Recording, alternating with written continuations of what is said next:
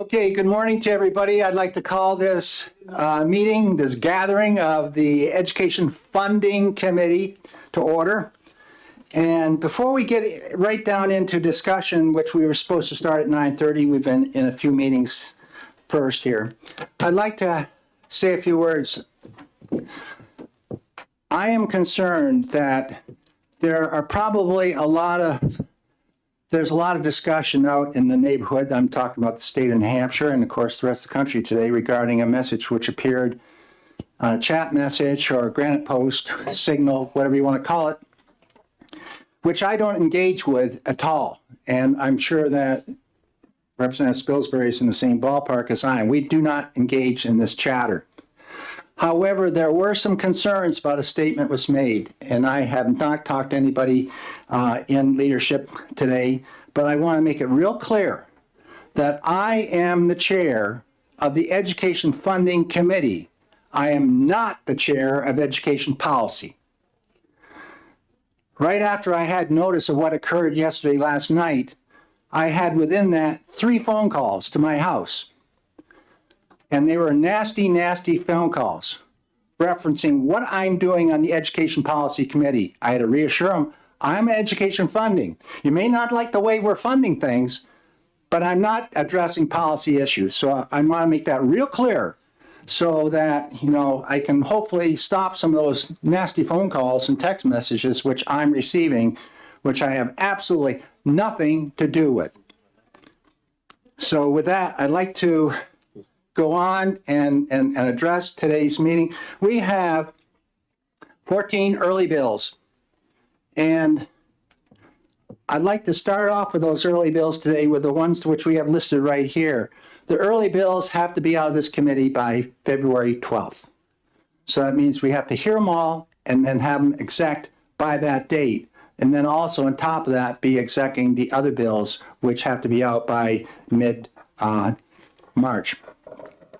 So with that, I'd like to open up the hearing for HB 1574. This is a bill where the prime sponsor is Representative Weinstein. And I'd like to remind folks here that the way we work in the House is that if you're a co-sponsor of the bill and want to speak, or sit at, you're welcome to do so. And you can ask questions if you're a co-sponsor. If you're a prime sponsor of the bill, you're at the table where Representative Weinstein is right now, and you remain at that table, or in a chair behind until we finish the hearing. The prime sponsor cannot come up and start asking questions to those that are testifying. That's just a procedure we've had for years around here, and I'd just like to reaffirm that. Just clarification. Yep. So I thought also, so I'm a prime sponsor also today. So when I get my understanding, when I come back to my seat, that I can't ask it. That's correct. Okay. That's correct. But when you come back to your seat, please come back when nobody else is testifying at that moment. We don't want to, it might be real crowded there. You could come back to your seat, but come back when somebody's getting up to go back and somebody else is coming in. But you cannot ask any questions or participate in any discussion whatsoever at the hearing. Exec session, go for it. Representative Weinstein, welcome. This bill is authorizing school districts to extend free and reduced lunch benefits for special education students. Good morning. Thank you, Mr. Chair. So, that's a heavy chair. So I'm here today to present House Bill 1574. In our state, students with an IEP who are over 18 years old can remain enrolled in school until age 22 to learn vital life and career skills. I believe the legislature increased the age students could remain in high school transitional programs about 2 years ago. However, federal funding for free and reduced price meals stops once a student turns 21. The problem came to my attention last year by an educator in Portsmouth. She wrote, "These students lose their ability to get free reduced breakfast lunch at the age of 21. The system does not support the student that is with us for that extra year. This lunch program is very important to some of the students. Is it possible to investigate and resolve these issues for students requiring extra years to transition to adulthood?" So I believe that this is an oversight that needs to be corrected. No young person, whether 6, 12, 21, or 22, should be expected to learn, work, and grow on an empty stomach. The legislature voted to ensure that young adults with disabilities can remain in public school to complete their education, and we, in turn, need to ensure that they have access to affordable, healthy meals while in the care of the public school system. The bill simply aims to fill that gap. We're not talking about changing guidelines or increasing eligibility, just ensuring that we are fair and that we treat all of our students equally. And I want to talk a minute about the fiscal note. First, I appreciate that the fiscal note includes a specific number of students. There are 118 this year. We don't often see that level of specificity, and I appreciated that number. But here are some things we should keep in mind. This is a really small number when we consider the overall population in the state. And obviously, this is going to vary year to year. We also shouldn't and can't assume that each of these students would apply for or qualify for free and reduced lunch. Nor should we assume that of those students who qualify, that they would be attending in-person classes 180 days a year. We've talked about the fact that it's exceptionally rare for any student to be present every school day and to receive meals on every day that they are there. I would argue it's even more rare for this age group. Many of these students have transitional programs. They might be out in the community or on a job site where they wouldn't be receiving school meals, and that's an important fact to consider. And lastly, while I appreciate that some oversight from the Department of Education is necessary, I can't imagine why it would require a full-time position to oversee these additional students. So I definitely think we need to take a harder look at the fiscal note. And one last thing that I want to say about this bill. This is a bill about hunger and making sure that people aren't hungry and that students have access to healthy meals at school. It's something that I'm passionate about. But more importantly, this bill is about dignity. And it's about ensuring that all students, whether they are 12 or 21, have the same access to the same services in our public schools. And with that, I'd be happy to take any questions. Thank you very much. Are there any questions from the committee? Representative McGuire? Thank you, Mr. Chairman. Thank you, Representative, for taking my question. I'm confused by the fiscal note, which said that there's one student age 22, but I don't see how that's affected by the bill, because the bill says once you're 22, you're out. Am I wrong, or? I can't speak to that. I'm not sure. My understanding is that students are only in school until 22, so I'm not really sure how that works. Thank you. Any further questions? Representative Damon? Thank you, Mr. Chair. In regards to Representative McGuire's question, I believe it's that the statute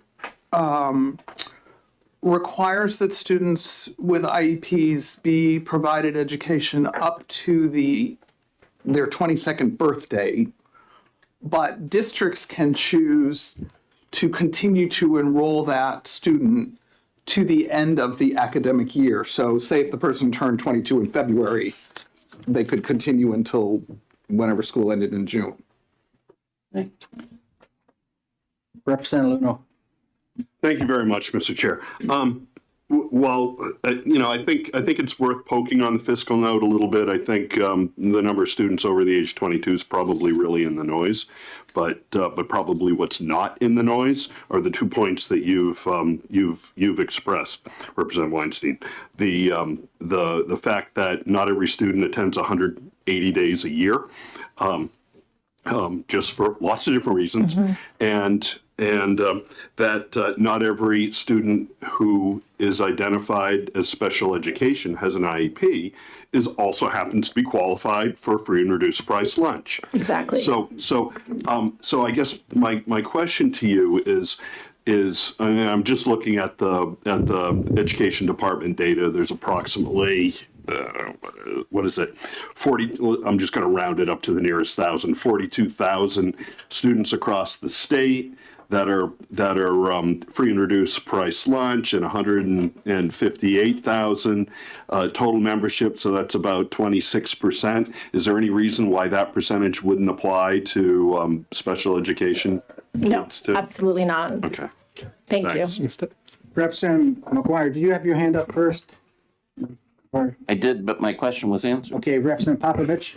Thank you, Mr. Chair. First, I want to thank my colleague for a very, very high-quality introduction of the bill.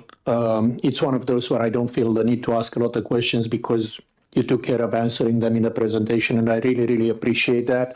I just have one question, and it may not be the question that you expected of me. When you are restricting the participation for free and reduced, right, until the completion of the IEP or a student is 22, whichever occurs first in time, wouldn't that go against the idea of your bill that if the young person is in school, they should get their food? Because you are stopping it. Technically, they could reach 22 in November and continue in school through June, but no longer be eligible for free lunch. Did you mean to make it first in time, or did you think about whichever occurs last? I'm trying to understand your intent. Thank you. So I honestly wasn't aware of that we had students past their 22nd birthday. And I would be more than happy to work on an amendment to change that for the one student. I think that's, we identified in the fiscal note that there's one student in the state of New Hampshire that applies to, and we don't know whether or not that person would be eligible for free and reduced lunch. Thank you. Thank you very much. I can't recall when we went through the discussion on this in policy when I had that committee, and we talked about a student that turns 21, let's say in February, and they're in that fiscal year right through to June 30.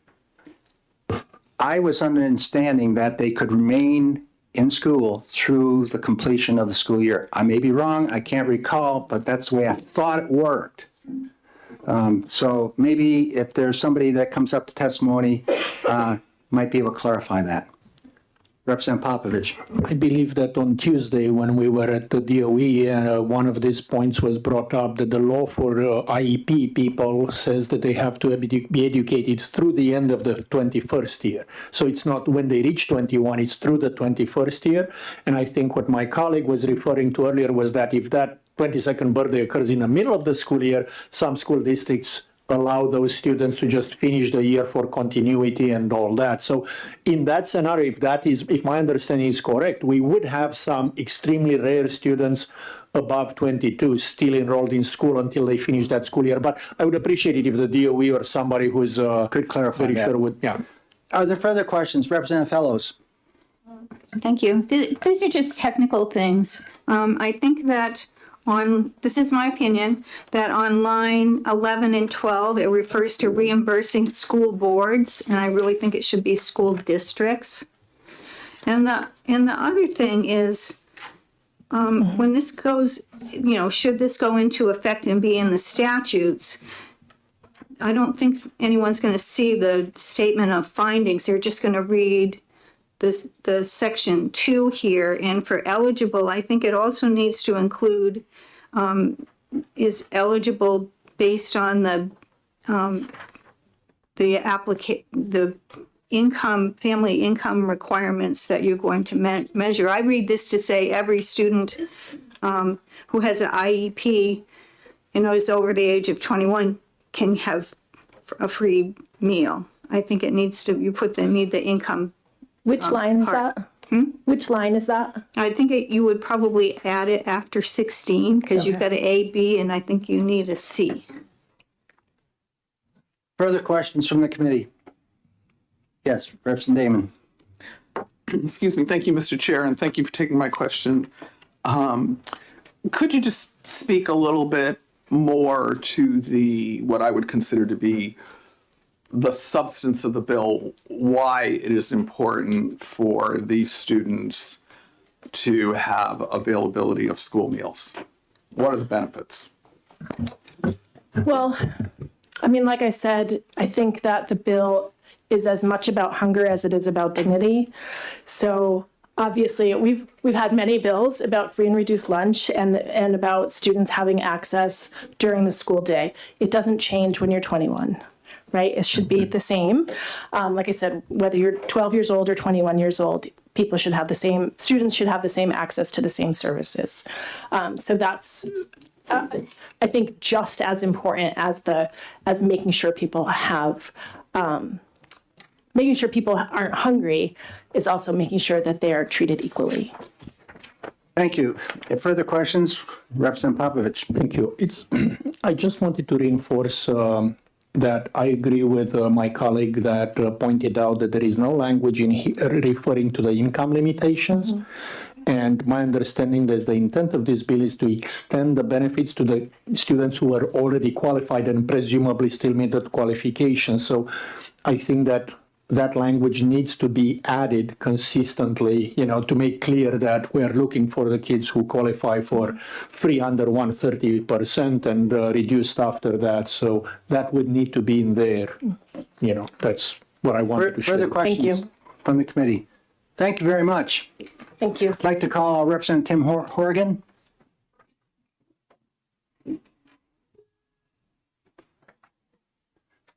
Did we get a card from Representative Weinstein? Representative Weinstein, don't forget the pink card.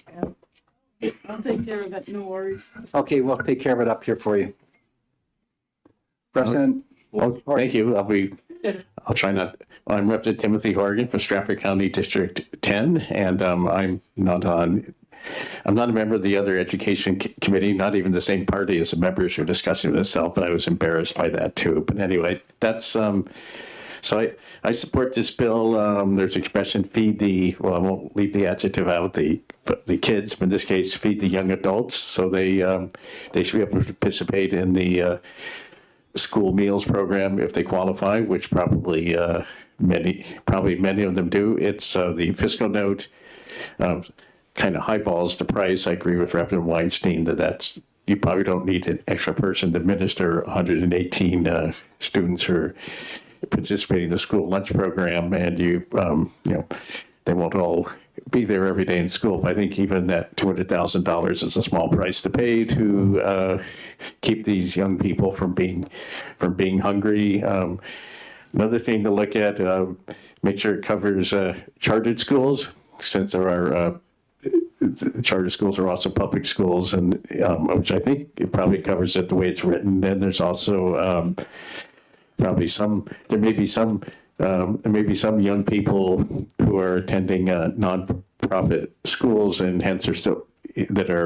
eligible to be in the school lunch program, who are being subsidized by the school voucher program or the education tax credit program. So we probably want to make sure that you may want to make sure that those people, if there are any, are covered by that too. But certainly, at a minimum, I think it already covers charter schools, but you would probably want to check and verify to make sure that those schools are included along with the school district schools. So that's about all I wanted to say. So it's a good bill, probably needs a few tweaks, but I'll look forward to voting for it when it gets to the floor in a few weeks. So thanks. Thank you very much, Representative Horgan. Are there any questions for the representative? Thank you. Oh, thank you. I'd like to call Riona Kaur from New Hampshire Hunger Solutions. Is that C-O-R-R or C-A-R-R? CORR. Okay, thank you. Thank you. I think I'm going to defer the majority of the questions to DOE, but I do want to just state that this bill came about due to the changes in 2023 with RSA 186C2 and the changing of the eligibility for transition programs. So the bill does not state that all of the young adults that are going through the transition programs are going to be eligible. And I do feel that the fiscal note is inflated. And it is an assumption of 100% participation of breakfast and lunch if the school is in National School Lunch Program. So I do want to mention that I think alignment of these two the RSA that changed in 2023 would align with the free and reduced meal applications. It doesn't, it's not assuming that they will get free or reduced meals. And a student cannot learn if they're hungry. So even if they are in a transition program, they are learning life skills. And I think that's very important to these young adults. And I do believe that a student eligible for a seat is eligible to eat. So that eligibility could come into play with the applications. And I will take questions if you have any. Thank you, Riona. Are there questions from the committee? Seeing no questions, thank you very much. David Trumbull? Pardon me? From where? A frequent flyer. Thank you. Good morning, Mr. Chairman, committee members. My name is David Trumbull from the town of Ware. I support this bill for 3 reasons. First, it is the duty of the state to educate children who have an IEP until they're 22. So they are in our care. And if they're in our care, we should be feeding them. It's just a question of basic dignity for this child to have lunch with their peers. Otherwise, where will they get their food at lunchtime? And I think we know the answer to that question is they will rely on their special ed classroom teacher. And so they may not go hungry, but we have a system, we have a government. We should be feeding them and not counting on the generosity of our teachers. Second, as has been stated, food is essential to good learning. I won't provide you any more data this year. You will all remember the long hearings on the school breakfast and school lunch bills last year when there was volumes of data about the increase in test scores, the decrease in behavior problems, how food leads to greater cognition, a well-fed brain learns. It still happens between ages 21 and 22. And lastly, just to point out that if a child is still in the local high school at the age of 21 to 22, they probably have strong needs. And this last year of education is important to them. This may be the year where they learn perhaps more language, they have better communication, which will lead to greater independence, or maybe it's the year where they develop some skills where they can move on to a job. They're there because it's important. And that last year for this child is very important. These are children who need our help, especially a lot. And so we should encourage them to go to school. And if they don't get a meal at school, they may not attend school. They might say, well, I can't sit through a whole day without eating. The parent might say, I can't send my child to school for a whole day if they don't have anything to eat. So by signing this bill, I think you would actually increase attendance, which would be a good thing. Thank you. Thank you very much. Are there any questions from the committee? You're off the hook. Thank you very much. Is there anybody from the department that can answer our question here, Melissa? No pressure. And the question being the age limit is that you turn 21 during the course, 22 during the course of the year, and you remain to the end of the school year, that fiscal year you're in. Good morning, Melissa White, Division Director for Learner Support. So a lot of you attended our information session on Tuesday, so I want to take a step back. National School Lunch Program is a U.S. Department of Agriculture program. So the rules around U.S. Department of Agriculture eligibility is inclusive up to age 21. So that's why you see the eligibility requirements change when you look at students that are qualifying for the Individuals with Disabilities Act and the IEP side of things in IDEA. Those students are inclusive of up to 22. Schools, what will often do is allow, as Representative Damon pointed out, continue to attend even if they hit 22 within that school year. They're not required to, but most, I don't think I've heard of any schools saying students need to leave once they hit 22. They will let them stay. They will walk with their class at graduation and kind of complete out their year. So there's those two pieces, two different laws, two different sets of regulations that are kind of coming into play here for the students that we're trying to support with this bill.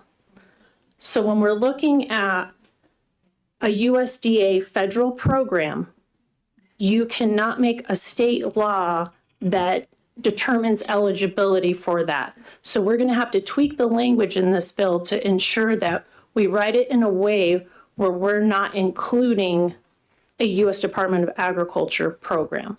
So we would write in some qualifiers or some eligibility requirements to target these students that the state is then going to cover the meals for these students.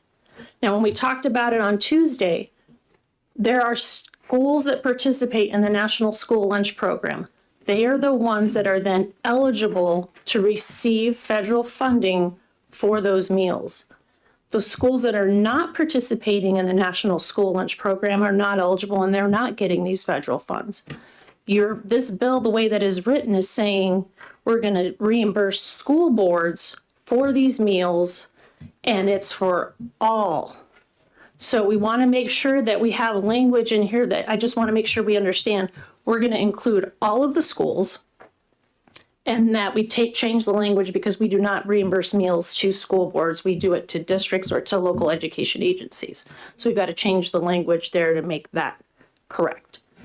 Then, because we are not allowed per federal regulation to use the free and reduced federal application to determine eligibility for free and reduced meals, we have to use an alternate income verification form.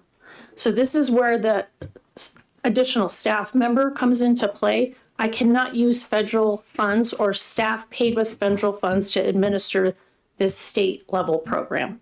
So we have to have a staff member that can help the schools with this particular application because it has to, we cannot use the free and reduced application for this. We'll have to use a state generated income verification form. Then we have to manually then separately determine payments for all of these schools and school districts for the meals. That is the need for the person. So when I explain, like, this isn't just a plug and play and then we're going to just move these kids in. No, we have to actually do this correctly and operationalize it. And so that is where the fiscal note comes in. When we write a fiscal note, we write it for the amount it could cost the state. Because if I give you a fiscal note that is below and it ends up being a lot more money, you're going to have me come back here and say, Melissa, why did you just give me a fiscal note that didn't include some of these other kids? So we have to include that. So Melissa, I'll just ask one question then, Representative Popovich. So when you're looking at this, the state's going to have to generate the revenue to pay for these students that turn 22 during the course of the year. Correct. They're all going to turn 22 at different times during the Correct. year. So you're going to have to compute, and I don't know how many students we're talking. You could find that out quite easily, the number that are going to change. Is that what the cost of that, is that where the additional cost for labor comes in place, where you're going to have to compute differently, or can that be done through a data-driven platform? So when we're calculating the meals, the schools submit for reimbursement for these, and then they're doing it through a grant system that's specific. So we have to set up the funds separately. We have to go in, train, of course, provide support, but it's calculating it all differently for these students. Representative It's not just we're pulling it from Mark's system. Mark's system is a completely separate system. This is reported by the schools to the food and nutrition program. But you know the birth dates of these students. Not in the food and nutrition system. We do not. No. Well, it's another one of your programs, so you have to They're cross separate. over to. They're separate. Nope. Okay. They're completely separate systems and separate programs because the food and nutrition program, we don't know who these individual students are. When we go out and do monitoring, that's when we'll do a monitoring check on the free and reduced application meals. We never see the meals. That's when Kelly was saying we see it in aggregate. We have no individual data on the students. That is a separate system. That is it used to be, they changed it to index now. So it's the student information system. That's the system that you're using to calculate things like your payments that go out for state aid and that type of thing. Food and nutrition system and how that's reimbursed at the local level is a different process. So the other part I just want to clarify again, you have schools that are not, and we've got about 40 schools that do not participate in the National School Lunch Program. So the bill is written to include everybody. So we want to make sure then we set this up in a way that we can ensure that we're reimbursing those schools that are not on the National School Lunch Program. So one more I'm going to follow. So when a student continues to be at school and is going to receive the state revenue. How's that impact now the differentiated aid special education component, which is based on F&R? Will the school continue to receive that funding for the differentiated aid special education throughout that time from age 22 to the end of that fiscal year? I don't think I understand the question. Do those students still qualify for adequacy and then the differentiated aid with adequacy? Yeah. Well, that's reported by so that's separate. That's a separate count that's being reported by the It's an district. F&R count. By the district with that different system, with the index system. So those students are identified in index and that's reported there. Food and nutrition is a separate system. Okay. Well, Representative Popovich. These systems don't talk to each other. Right. Yes, So we need that. my first question, if I may, I have two questions, but the first one is really the core one. I hear your difficulties in setting up a separate process to check the eligibility of students because you cannot use the federal funds and all that, right? But I also don't see this bill going anywhere. If I gotta spend $100,000 on food and then hire a person and pay another 100 to monitor that, it seems to be very tough to justify. So would it be possible for your department if the legislature, say, decides that students who were eligible when they turned 21 will no longer be required to certify for the remaining 1 or 2 years because it's highly unlikely their circumstances will change? Would that be something that you guys could implement if that's the policy that comes out of the legislature without a new person? I don't think I understand. So if we essentially say, because there are so few students involved in this program, and it's highly unlikely they will suddenly get way better off when they turn 21.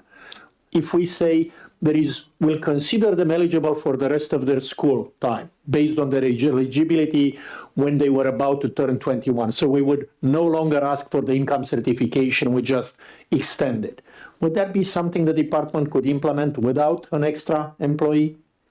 Basically, no longer requiring them to certify, just extending their certification to be valid for a couple more years, the income eligibility? I would have to check on that. That doesn't seem legal.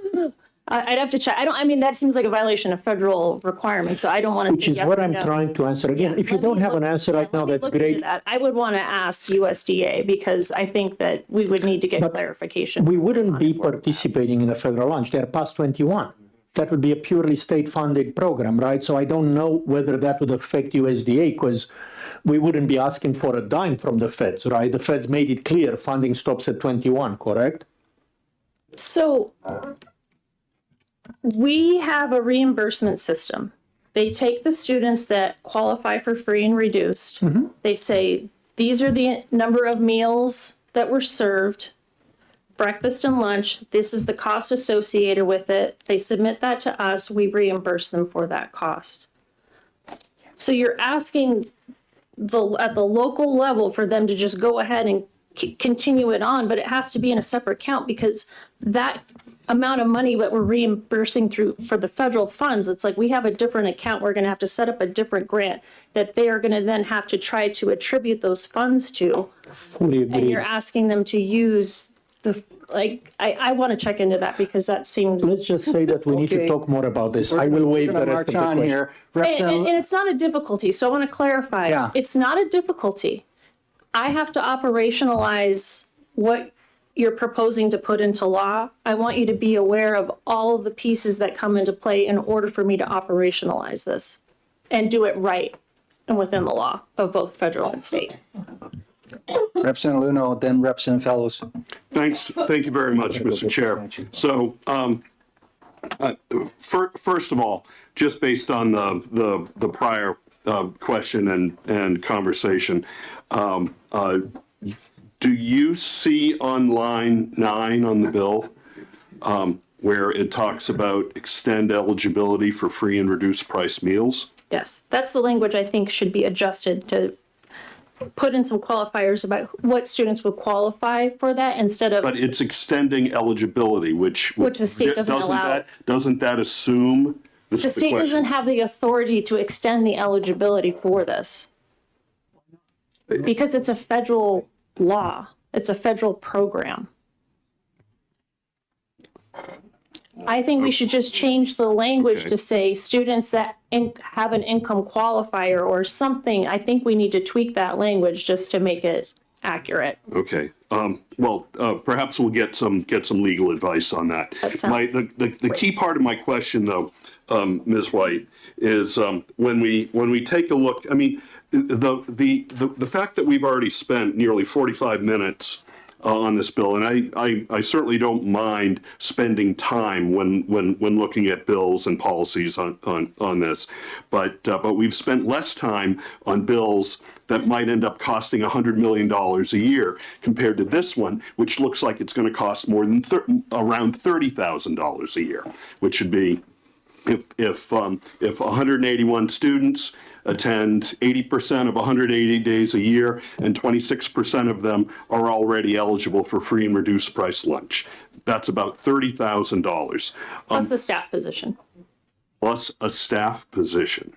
So you'd actually, so are you saying that the Department of Education would hire a staff position to manage a $30,000 program? Correct. All right, thank you. Representative Fellows. Yes. So I'd like to follow up on Representative Popovich's question about how to manage this information. And I think we're only talking about, there's only, what, 107, estimated 117 students with IEPs in this age range, and maybe half of them are eligible for this additional reimbursement for meals. So we're only talking about 50 or 60 individuals. I don't understand why you can't just have a spreadsheet that uses the SACID, so we don't have any names for each student. We don't collect SACIDs in the food and nutrition program. Well, for this program, you could. Are you funded totally with federal funds? Is that? For the food and nutrition programs, yes. Oh, that may be part of the problem.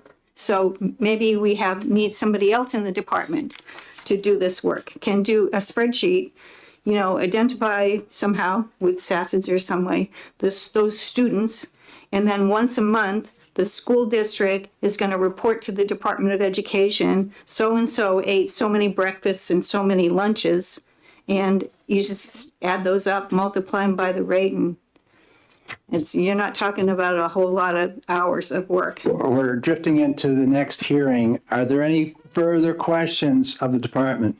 Yeah. Yes, Representative Ames. I'll waive.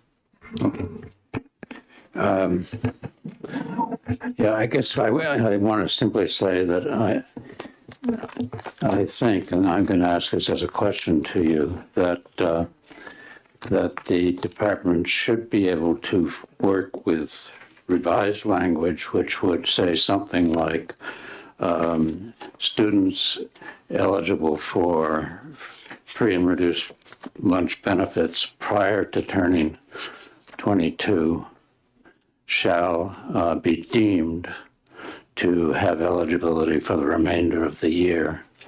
And my ask of you is that you take this back to council and Department of Education to see if something like that would work, because we often deem something to be true because it's too much of a nuisance or too expensive or too hard maybe to do calculations around each individual. And that's what we'd be doing here. We'd be deeming eligibility for the remainder of the year. I got it. You're good? Thank you very much. Thank you. With that, I have no more pink cards. We're going to close down the hearing for this bill, 1574. The next bill up on the docket is 1586, allowing the Commissioner of Department of Education to withhold funds from public schools if such schools are not providing special education services in compliance with state law. Representative Noble, welcome. Thank you, Chairman Ladd and members of the committee. I'm Kristen Noble and I represent Hillsborough District 2, the town of Bedford. So the intent behind this law, and it may not look that way as written, is I had a lot of conversations with Synergy Academy. Synergy Academy is a charter school here in Concord. They serve, I would say, high-risk students. A lot of their students have IEPs. Some have left their district schools because they were severely bullied. But the issue that they're having is that the district schools are not providing services as they are supposed to. So I was supposed to have somebody here from Synergy so that they could talk to you about this, but she was not able to make it this morning due to staffing issues. So she will send the committee testimony explaining all of the details that they have been going through. However, I do find it difficult to believe that they are the only charter school that is going through something like this. So I do what you will with this bill. I'm fine with that. I just would like for you to consider the testimony that you receive, hopefully soon, and maybe use the bill as a vehicle to make a change. And that is all. Thank you very much, Representative. Are there any questions from the committee to Representative Noble? Not seeing. Thank you very much. Thank you. This 1586. Becky Wilson?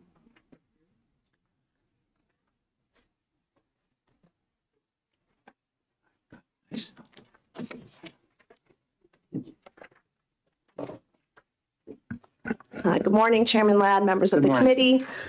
For the record, my name is Becky Wilson. I'm the Director of Governmental Relations for the New Hampshire School Boards Association.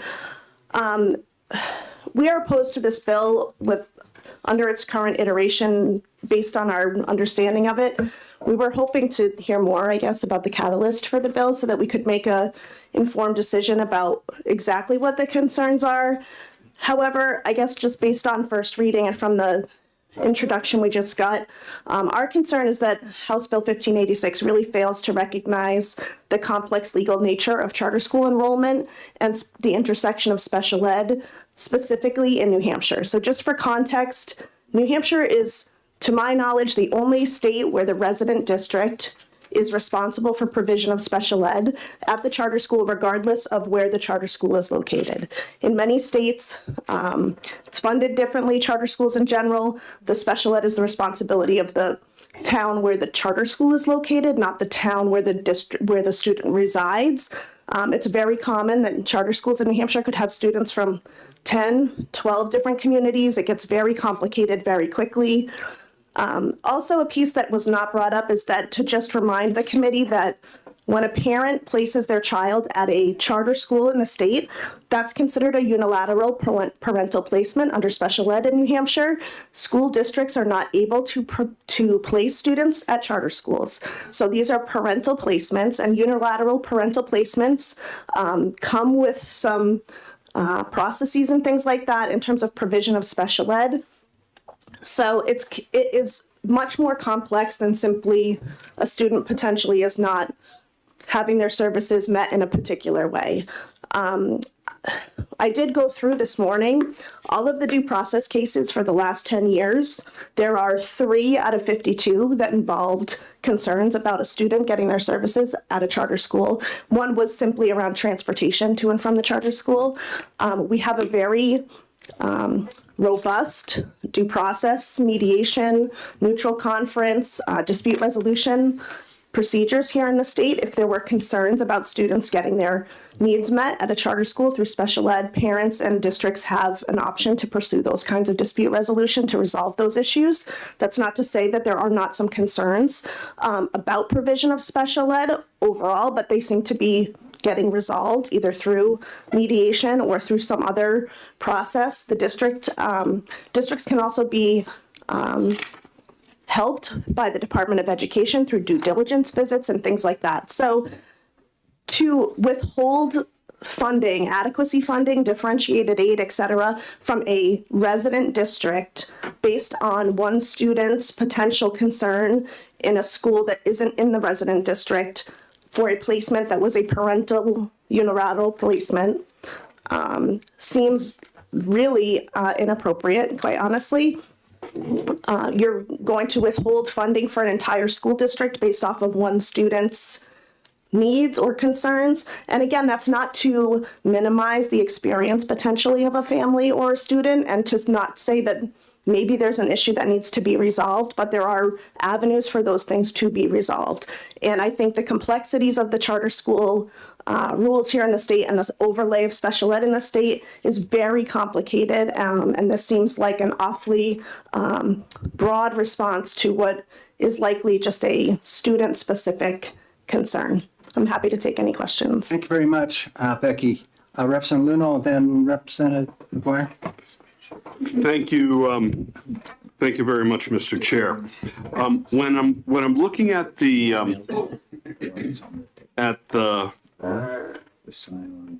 penalty on this on line 6, shall halt all sources of public funding.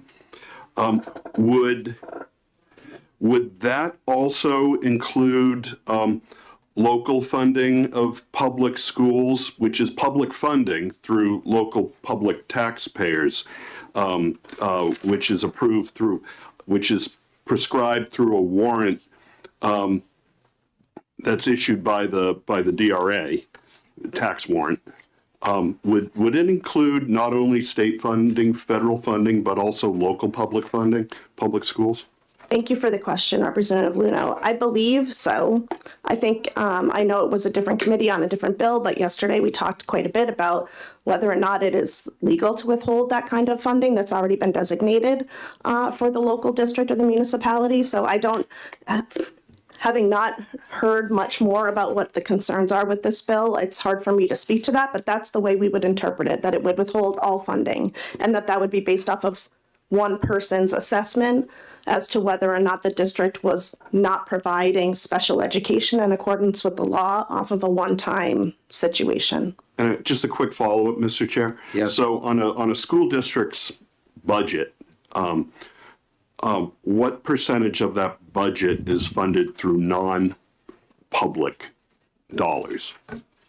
Thank you for the question, Representative Luno. I don't feel like I could answer that for every district across the state, but not, I mean, very low amount. I mean, zero, I don't know. 0%, 1%, something like that.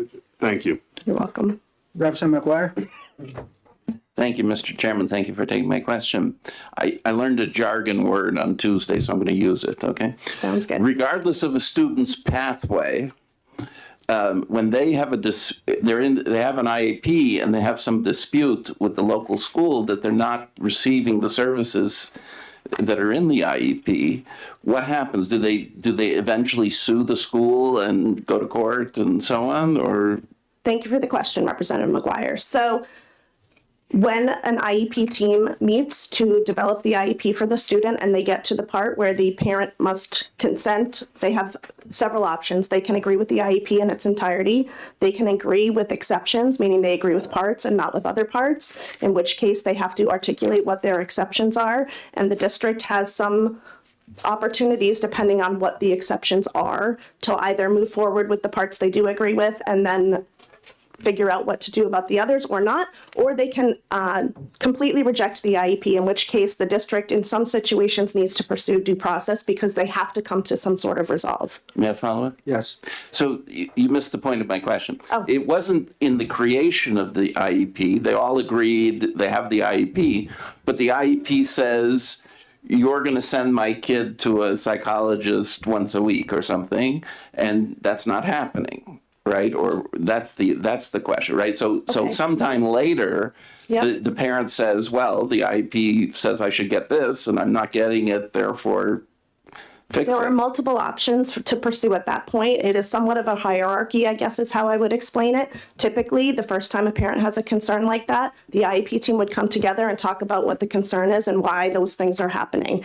If they can't resolve it at that level, there are the next level. Eventually, you would ask the parent most likely if they'd be willing to go to mediation. And if they are, then you would go to mediation. If they're not willing to go to mediation, then one or both parties could file for due process hearing, at which point a hearing officer would make a decision about what needs to happen. The burden of proof in most situations for due process is on the school district to prove that they are providing FAPE in accordance with special education law. However, there is a carve out for unilateral parental placement, of which case this gets more complex because technically public charter schools are unilateral placements by parents.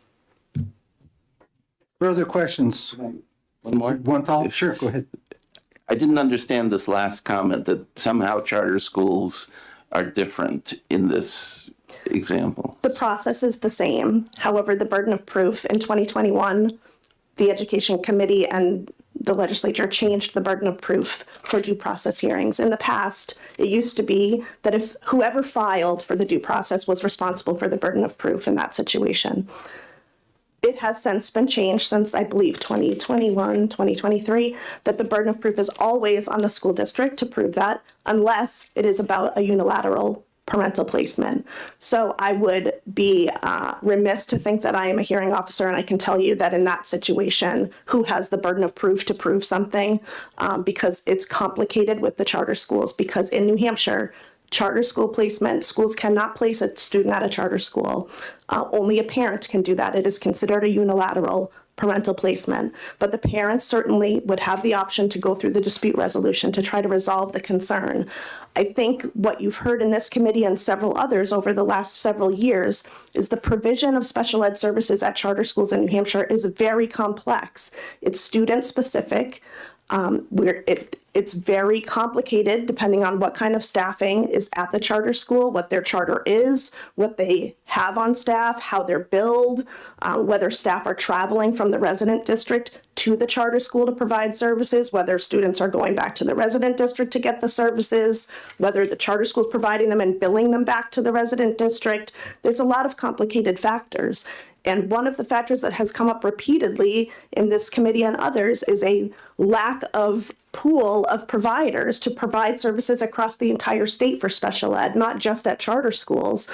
But if the reason a child's not getting their 2 services of speech per week at a charter school is because there's no speech pathologists available to do the service, I'm not sure what withholding federal and state funding from an entire district is going to do to correct that. It's not going to make more people available, and it's certainly not going to provide the district any way to secure those services if they have no funds to secure them with.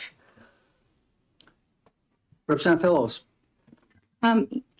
Had just been thinking pretty much along those same lines, so I just want to see if I've got some of these ideas correct. That one of the things that could happen is that the IEP calls for the charter school to have a staff person that helps the student, kind of like a one-on-one, and that if that employee leaves, then it's the charter school that's not fulfilling the requirement. But in whether it's the charter school or the regular school district, the district of residence, I don't understand how we could possibly stop the funding for either of those 2 entities just because an employee quits. And I know that happens all the time because I see ads of school districts looking for one-on-one aides all the time. Thank you for the question, Representative Fellows. The district would still be responsible for ensuring that service was somehow provided. If there's a lack of staffing or a lack of availability, the district could certainly negotiate with the parent some sort of compensatory ed once the position is able to be filled, or some way to sort of mitigate that process. But the issue that you're talking about who is responsible for hiring staff for students' IEPs, at the end of the day, the district of residence is responsible for ensuring that child is getting FAPE. The memorandum of understanding between the charter school and the district, which was in effect recently, I quite honestly cannot remember if it has now been rescinded. I feel like it was, but then that might have been a committee of conference that went somewhere else. I can't remember, to be honest. But that was supposed to outline some of those concerns, such as what happens if there's a lack of staffing, what happens about billing, who's supervising the staff. All of those pieces was part of that MOU, which I know has been sort of a, bane of some people's existence to make sure that was filed. Representative Popovich? Thank you, Mr. Chair, and thank you for testifying. I appreciate it. When you describe the process that the parent that has a disagreement with the school, has to go through in order to resolve that disagreement, was there any place in that in which the DOE was involved? Because I didn't hear that. I just heard going through the school, mediation, and then potentially courts. Was there a place in there where the DOE had an opportunity to participate in this or not? Thank you for the question, Representative Popovich-Mueller. The Department of Ed oversees the due process hearings. Those hearing officers are through the department. They're not necessarily, and also a parent could make a complaint to the Department of Ed at any point during that process that's outside of the special ed dispute resolution. Quick follow-up? Yes. And they oversee the hearings. That doesn't, I'm trying to understand. Generally, when you provide a hearing, you are trying to provide a independent, you'd be the, provide a neutral party. I'm asking whether the DOE itself can intervene in the process, and just providing the hearings does not seem to be an opportunity for the DOE, right? You can certainly ask the Department of Ed representative that's here to elaborate on what role they play in the due process hearings, Got it. but those are filed through the department. Any further questions? Representative McGuire?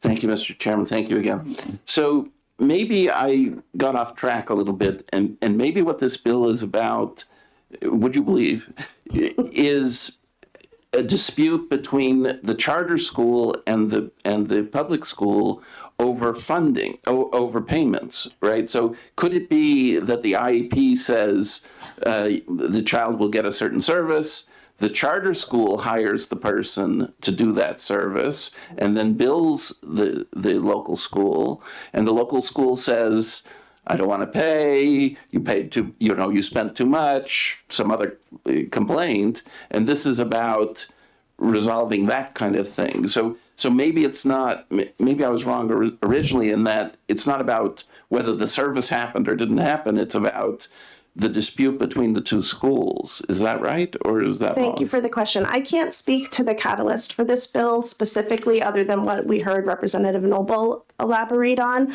Are there billing confusion between the district and charter schools? Yes. Does that have anything to do with whether or not a school district is appropriately implementing state and federal IDEA law? No, because billing doesn't technically, the financial aspects of special ed, as I'm sure many of you may know, are supposed to be sort of set aside when you're making special education decisions based on students' unique needs. So the billing is a different issue. I'm not sure, again, if there's a billing issue, what withholding funding from anybody is going to help to resolve a billing issue. Becky, I have a question. I've been looking and looking and looking in this book here for the statute I want to reference, and I found it. Good. It's under Program Approval, Monitoring, and Corrective Action in Special Education.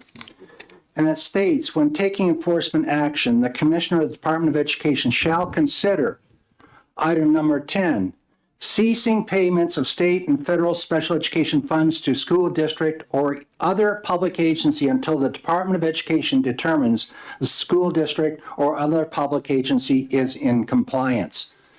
Have you ever heard of the commissioner doing that in the state where they already have this authority to stop funds?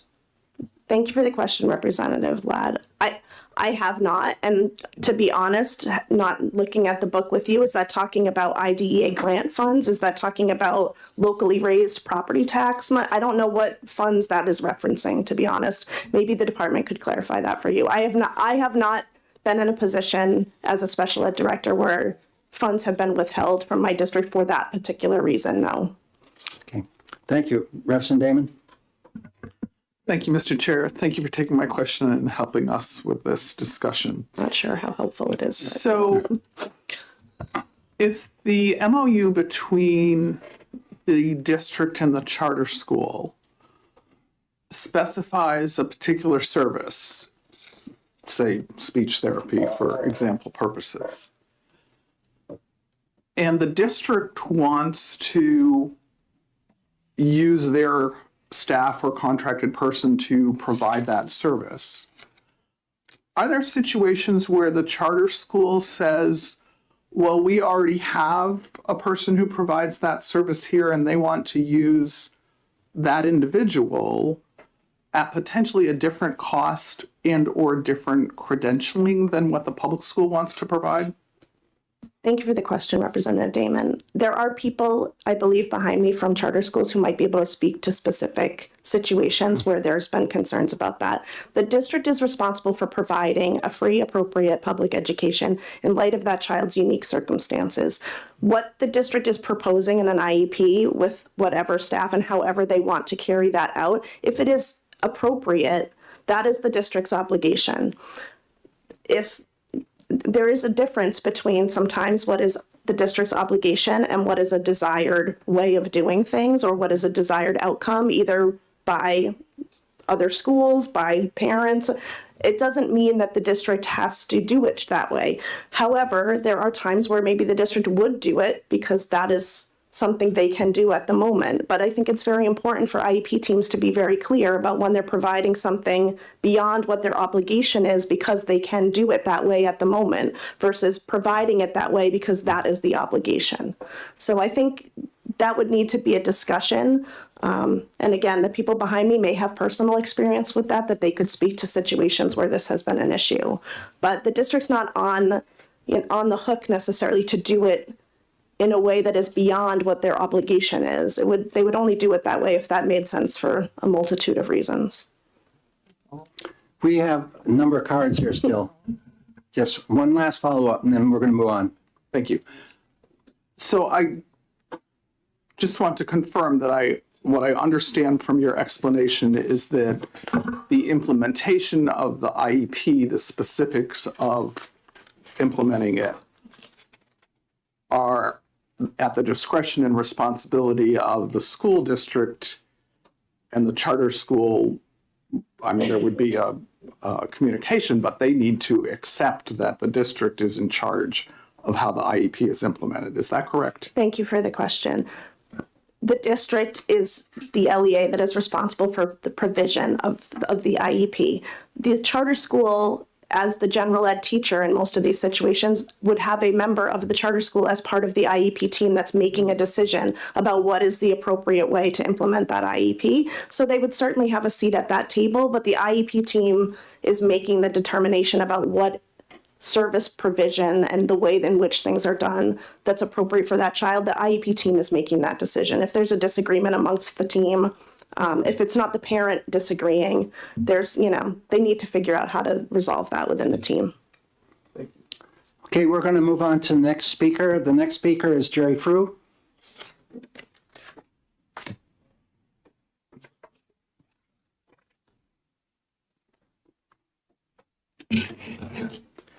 Board Chairman Ladd, members of the committee, Jerry Frew, Associate Executive Director of the New Hampshire School Administrators Association. I will be brief. I am nowhere as knowledgeable on the area of special education as Rebecca is. We would have several questions and would oppose this bill as it's currently written. In lines 5 and 9, talks about public school. Is it really the public school or the public school district? I know that seems like an ambiguity, but it might be one that, should legislation be enacted, could be addressed or should be addressed. Also, relative to what Representative Ladd mentioned in the RSA, it cites special education funds in the RSA could be withheld. As I read this bill, it would suggest that all forms of funding could be withheld from the school district. So if there was a dispute between a charter school and the school district, this would imply that the quarterly adequacy money could be withheld And in some districts, that would be tens of thousands. In others, it would be hundreds of thousands. And in others, it could be millions of dollars could be withheld. All sources of funding is what this bill says. That's very concerning in terms of operation of your local schools. It would also, it's unclear how it would be determined that a school district is not providing services as provided in the IEP. It is unclear. And so for those reasons, along with the fact that it's even unclear if the state can withhold all sources of funding from a local school district. I believe that's unclear. That could be a major legal issue for perhaps the state or for certainly local school districts. So for those reasons, we would oppose this bill. Thank you. Thank you. Any questions? Just for clarification, the statute does say that the commissioner can withhold special education funds to a district that's not providing the service, for example, to the charter school. They can hold all funds. He can do that as a corrective action until such change occurs, and then the funds then would start up again. Thank you for that clarification. Our question is, this implies all funds, not just special I understand that. Okay, thank you. Further questions? Thank you very much. The next person is Catherine Bernier.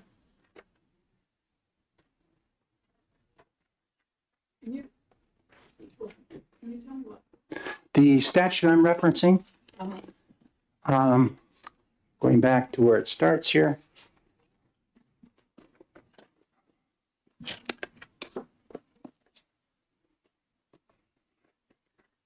It is RSA 186-C:5, and you've got to go down through it, and you come to a Roman 5, and within Roman 5, it's small d, and then under that, you go to number 10 in parentheses. Thank you. Good morning. Hi, good morning. Can you not go your full 10 minutes, please? You know, you may go longer. Is it the right person? It's Caitlin Bernier and only 3 minutes. Okay. Because so we may go that longer with questions, but. Yeah, do you have a different Thank you. person? I'm looking at the wrong card. Okay. Thank you. I'm like, wait. Hi, my name is Caitlin Bernier, and I live in Merrimack, New Hampshire, and I oppose HB 1586 FN as written. I have been a parent in the special ed world for almost 10 years, and I've used my knowledge and experiences to support fellow special education families, and not just in public school, but also in charter schools. I have a few families that I have experience working with, or not working with, but supporting as they work with charter schools, and have found that more of the difficulty is on the end of the charter schools' willingness to work with the family that has a child with special education. In that even getting them to that point, to the table, is a long drawn out process to get them to meet with the public school. So for those of you that haven't been to that kind of IEP meeting, the public school district works with the family to set up the meeting. They have multiple educators that are from their building at the table there, and depending on the charter school's willingness to work with the family, they'll have a couple people there. They might have like a dean of to kind of make sure that the educator doesn't maybe say things that they don't maybe want out there, kind of thing. So it has been more difficult for those families to get their children what they need, and the public school has been the ones that are bridging that gap for them and looking to get the supports. And this is just a few experiences. So I know that there are many, many students that are in charter schools, and lots of them have special education needs. And I'm sure that many of them have really great experiences, but I can speak to some that don't have the charter school as being the ones that are being supportive and willing to get those services for the students. This bill doesn't speak to the unique needs and differences that each student has, and that it kind of only sees like one side of things. The public school trying to getting the services to the charter school, maybe the charter school isn't wanting to set up the right same times. They're only willing to do it at this time of day, and this that isn't maybe when they have. So it isn't necessarily that the public school is unwilling to provide those services for the student. And the impact that this would have would not just be on that one student in the charter school. It would be on all the students in the public school, the one that I just told you had multiple people at that table and was willing and was setting up and working with the families. So I just wanted to give a different perspective. Thank you for listening. Thank you very much. And I'm open to questions. Are there any questions from the committee? Thank you. Next card is Beth McClure.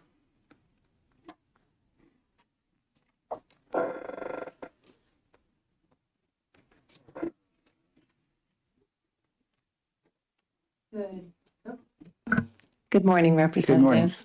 My name is Beth McClure. I'm the founder of Strong Foundations Chartered Public School in Pembroke, and this is our 18th year. I was principal for 17 years, and now I'm the director of curriculum and instruction. I'm a licensed special ed administrator and special educator, and I'm also the chair of the board for the New Hampshire Alliance for Public Charter Schools. So we've been doing this a long time. I did not actually intend to speak with you, but decided after hearing the testimony it might be helpful. So I'll keep it brief, Representative Ladd. I want to say that the reason in New Hampshire that district schools provide the special education services would have to be around the funding, because we're also unique in the amount of funding that charter schools receive. We receive a little over $9,000 per pupil. Our annual cost per pupil is a little over $12,000 last year. In our particular situation, we have provided special ed services for the district with certified people the entire time we've been open. And as in my work with a number of charter schools, I do find that they are very cooperative. We work with 15 different towns, and we have good relationships with all but one. And I can't say it's really our fault. They actually admitted that they were after us because we're a charter school. But I'm still speaking against opposing this bill. For one reason, because it refers to all public schools, and so there's a lack of clarity there. While I would like to have a way to get this district to pay for the services that they contracted for and signed for, I think there are other ways that we can approach it besides having a bill like this. So I can answer any questions that you have, but that is my Thank you. contribution. Are there any questions from the committee? Representative Luno.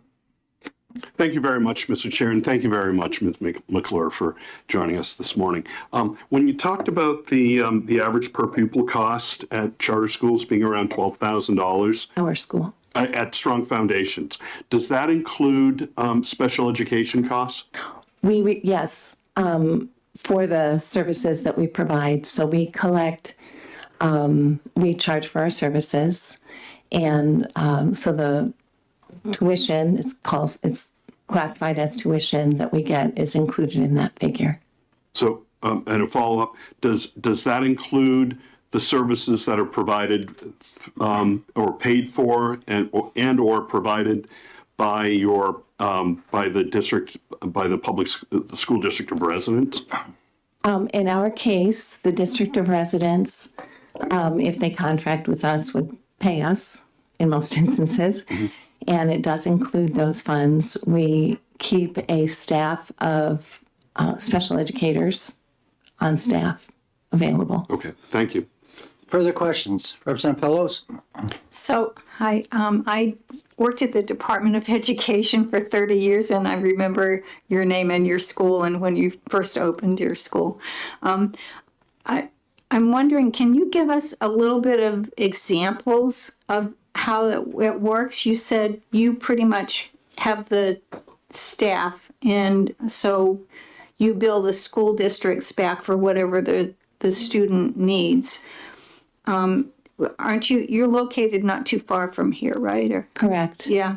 So that might work really. I just think that in some places, if the charter school is in a place that has a high population, they might have an easier time finding that speech therapist or whatever. And when you have a charter school that's in a rural location and they're a smaller school, that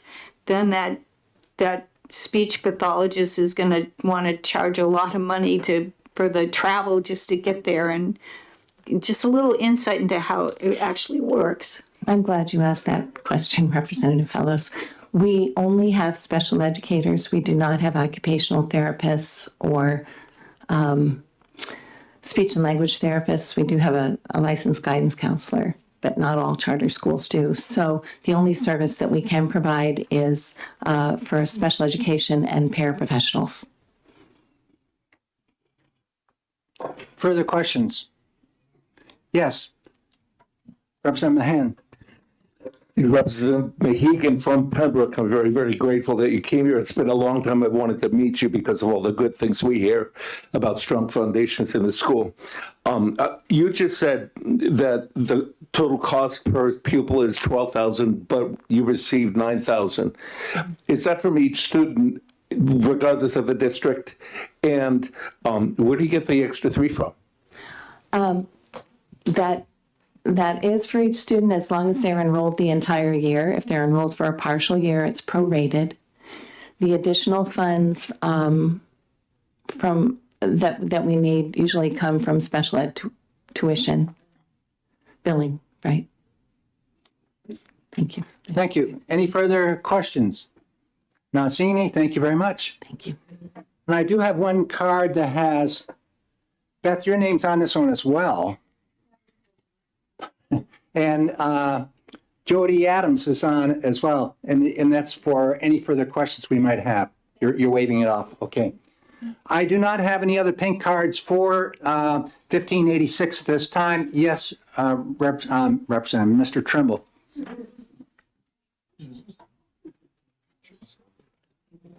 Thank you. So that gal there didn't, she did.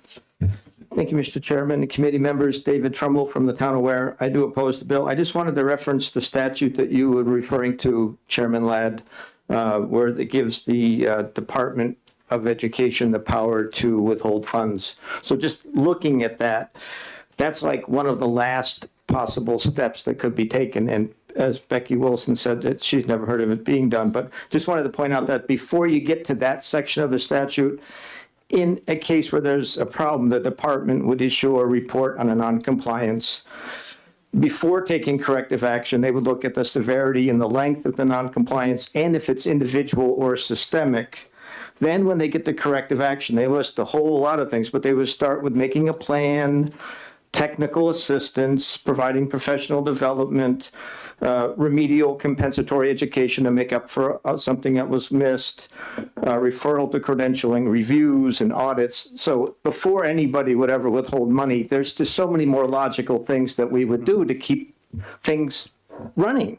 And I think that's the problem with this bill, is that it immediately goes to shall halt all funding rather than taking a more reasonable approach, which is we want to improve schools. We want it to work. If something isn't working, let's sit down like reasonable people and make it work. So I just wanted to point out that the reason why that has never been done is because there's so many other things that we would do before we would get to that point. Thank you. Thank you very much. And just to clarify, that's why I brought it up. There is a whole long corrective action plan that must be taken before you get to this drastic area of ceasing money until such time things are corrected. But there's a lot of steps, and we do that with adequacy as well. And holding funds is not an option there, but there is corrective and technical support that's given to the district. But on this particular case, we're not talking about the left-hand side of the formula. We're talking about special education funds, and whether it be in the adequacy area or wherever. So I think that the way it is in statute, it's the common sense way of handling it. Any further discussion on this bill right now? Thank you very much. Yeah. I have one question, and maybe the committee can answer it for me. The statement of all sources of all public funding, does that include that they could tell municipalities to not send over the property taxes that are collected for education and swept? Is that what I'm hearing and understanding? I think we've gone there, and I agree with you. We're talking about the whole 9 yards, and that's pretty significant. Thank you. For a situation. And the concern is this a situation occurring throughout the state, or is it might happen, or it's happened once or twice? When you see somebody not behaving on the play yard, you don't line the whole play yard up on the wall. You line the kid up that's misbehaving. And so that's maybe some words of advice we want to do in terms of this bill. Thank you. Further discussion. Okay, this bill is now concluded, and we're going to take about a 2 or 3 minute break for everybody to stand up, and we will come back and enter into a HB 1557.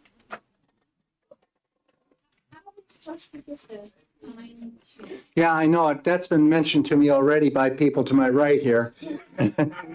Representative Irf. This pain in the ass over here. Maybe we should just lay it down.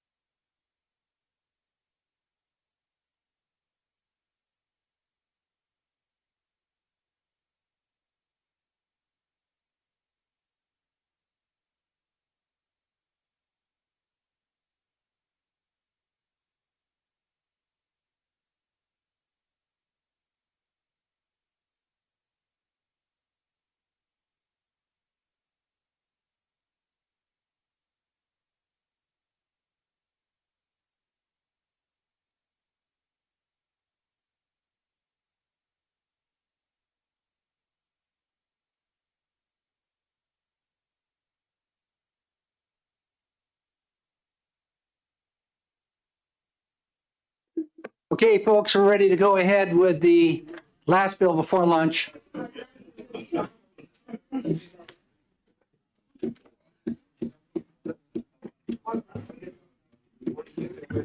just want to apologize for, Oh, that's fine. Yeah, you know, for hearings, we can go ahead even if there's just one person here. But when we take a break like this, it's hard to get all the squirrels back in the cage. Wait a minute, what are you calling us, rodents? Pardon me, Becky? Yes. Yeah, we got a hold of that. I've been notified that from the first of it, right from the beginning by the man to my right here. And I think we got it clarified now. Okay, the bill up right now is HB 557. This is modifying the state average expenditure per pupil relative to students in special education. And the prime sponsor of this is Representative Wallner. And welcome to education funding. Yeah. That's Thank you, Mr. Chair and members of the committee. Good morning. It's nice to be here. So 1557 is really pretty straightforward. It does basically two things. It is not a bill that will change any of the eligibility for special education. It won't expand any services, and it will not create any new mandates. It focuses solely on the state's help, how the state helps districts to pay for the most extreme and unpredictable costs. Special education services are legally required, critically important, but costs can vary dramatically from student to student, as you all know, and from year to year for school districts. When a student's services cost far more than the average, sometimes as much as $200,000 in a single year, that cost can overwhelm a district, especially if it was not anticipated. This also creates a situation where individuals and families are vilified for having a significant impact on a very small district's budget. No situation that anyone should be in. Special education aid exists to recognize that no local budget can reasonably plan for these outliers alone. Under current law, districts only qualify for special education cost once costs exceed 3.5 times the state average per pupil expenditure. That means districts sometimes absorb enormous expenses. HB 1557 lowers that threshold to 1.5 times the average cost, allowing the state to step in earlier. And I realized that over the summer, you had a study committee that looked at all of this, and this bill brings forth a 1.5 times average cost. In recent years, the Special Education Fund has been fully expended and prorated.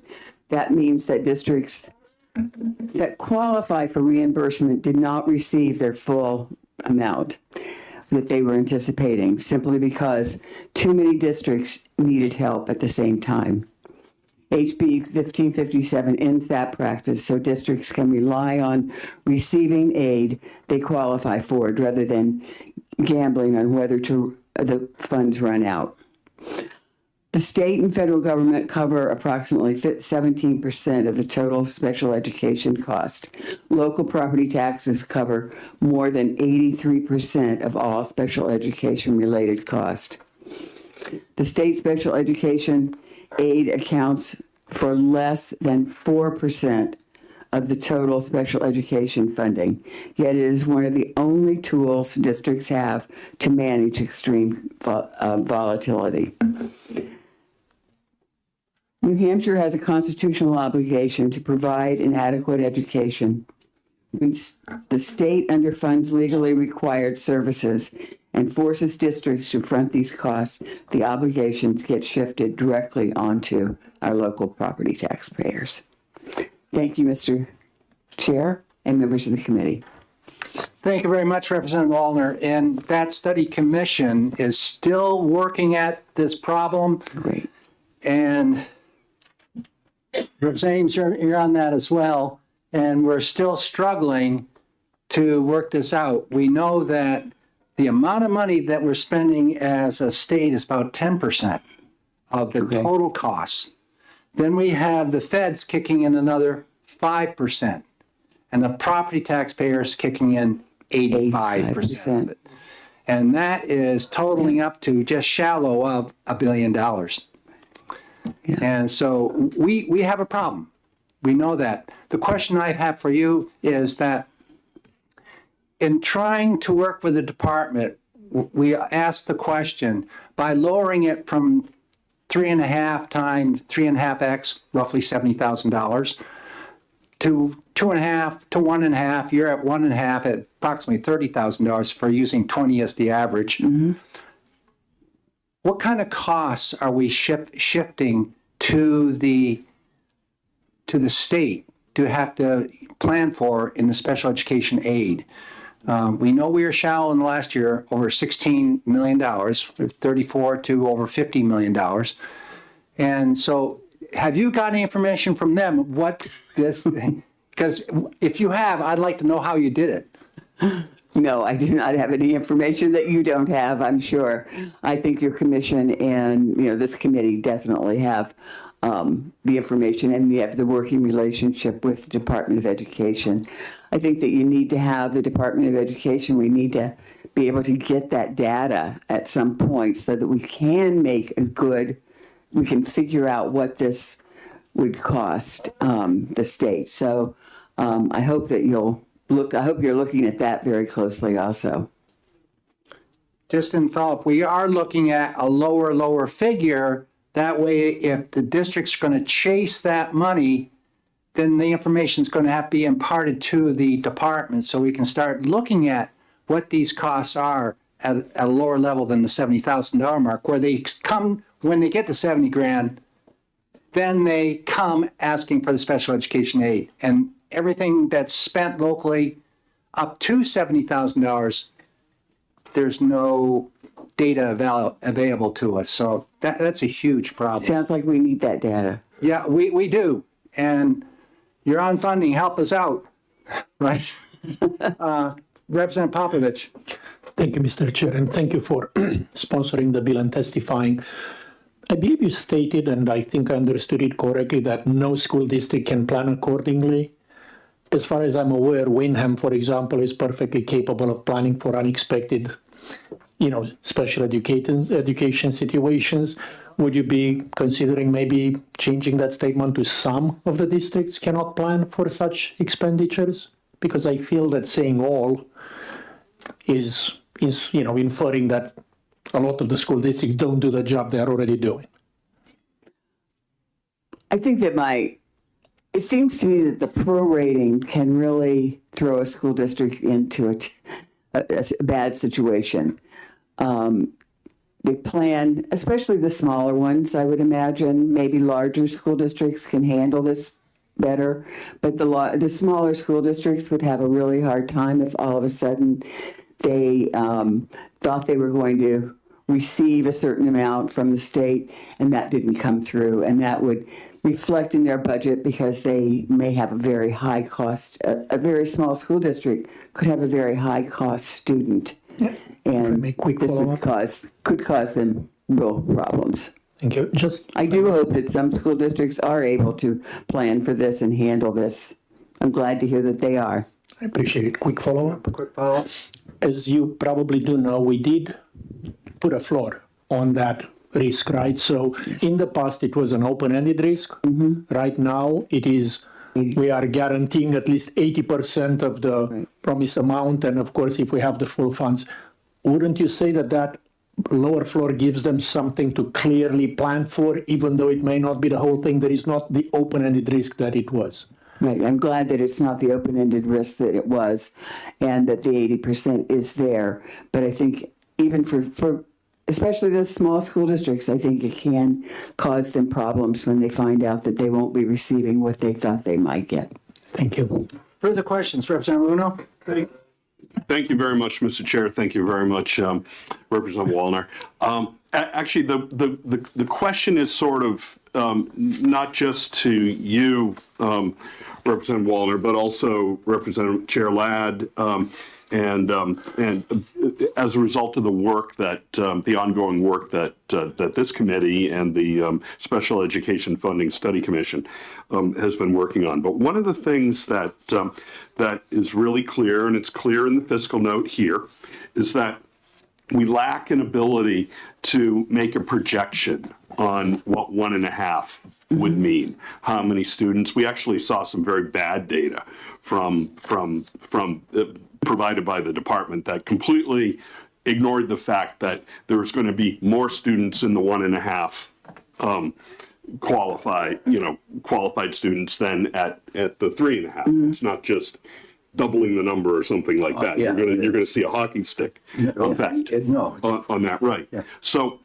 I was wondering if maybe it would make sense for this committee to and possibly the Special Education Funding Commission to make a request of the department to either seek information from other states on what their projections are, and maybe we can see if there's some similarity among other states and apply that here, or if there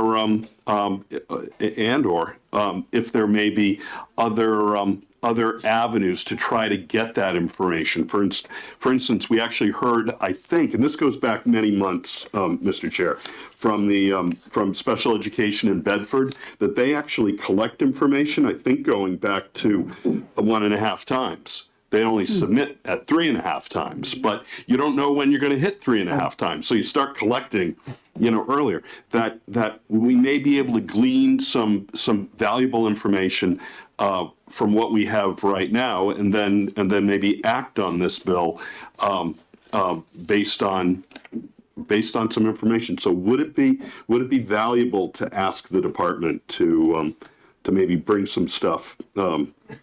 Bring some projections forward to help us with this.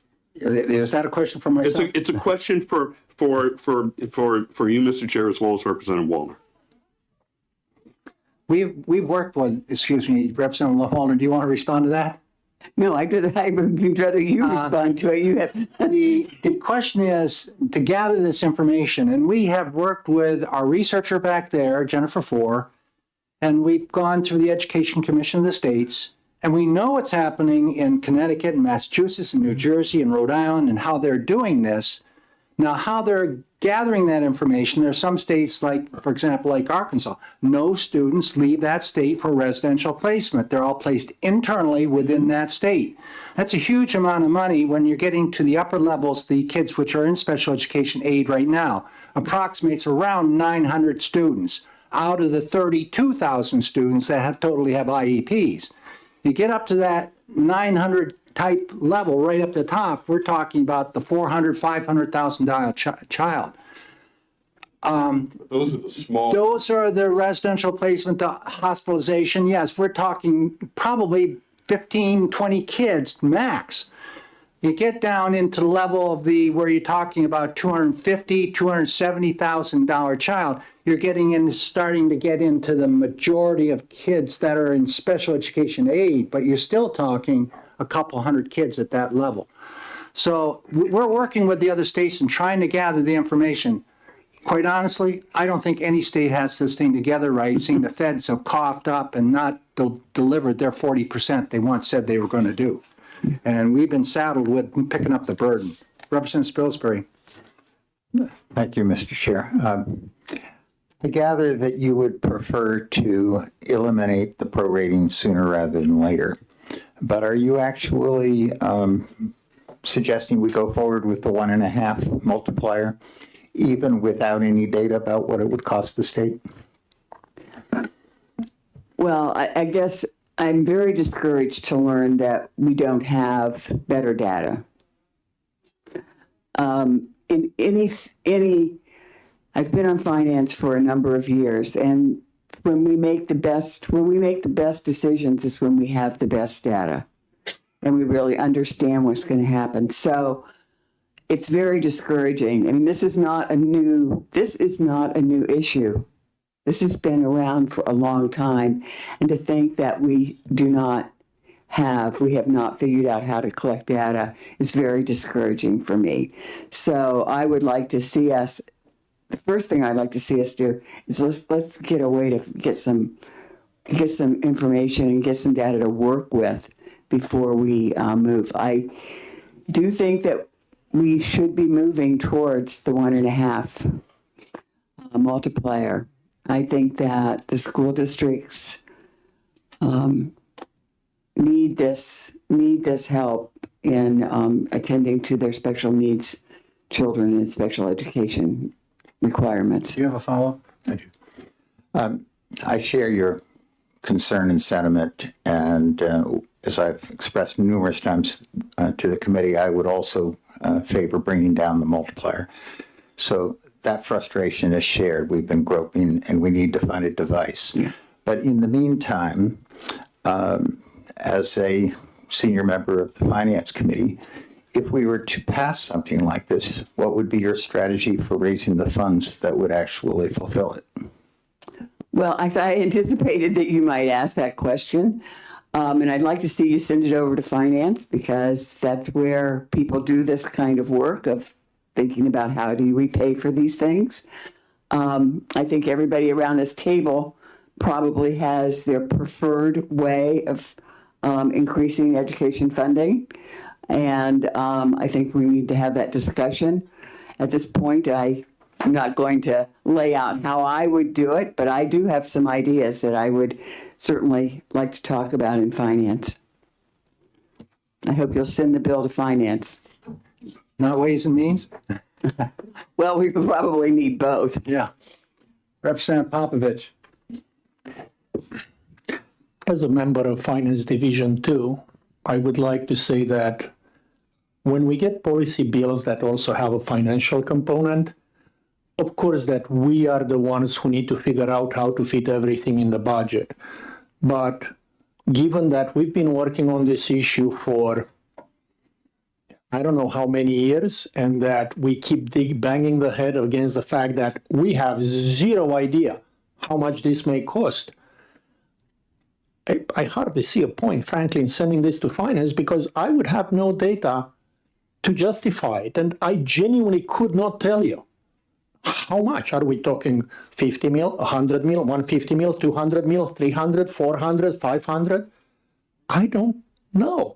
How could I ever even try to send a bill like this to the floor, telling the floor of the House, I cannot tell you how much it is, please sign this blank check? I mean, I respect whatever the committee does, but when I get a bill in Finance, I expect to have an idea of how much it would cost, right? Otherwise, how can I do my job? Representative Luno. Thank you, Mr. Chair, and how you just concluded your question, Representative Popovich-Mueller, is exactly how I wanted to start here with Bill Belichick's words to so many championship teams: do your job. And this is a policy committee here. And I think the question here is whether or not we've got something that's got good policy behind it. And I think that's what the prime sponsor is asking us to do. And for sure, cost is a concern. But let's start with the policy side, and then let's get this over to the committee that can take a look at the costs. Isn't that sort of what you're talking about? Yes, that's exactly what I'm talking about. And let's get going on that data. Let's start soon collecting that data so that we can, when we get a bill like this, we know what it would cost.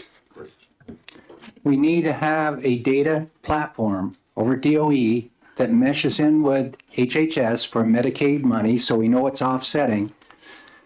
And we need that information, as Representative Luna spoke earlier, about what's going on in some of these districts down at the 1.5 level. How do they know that? I believe local districts do have this information. It's just not funneled through to the state level.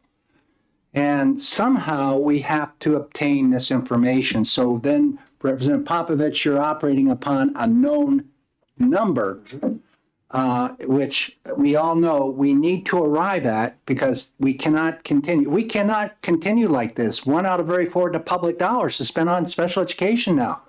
And that is, it's hard to bear. Yeah. So further questions of Representative Wallner. Representative Colcom. Thank you, Mr. Chair. Thank you for taking my question.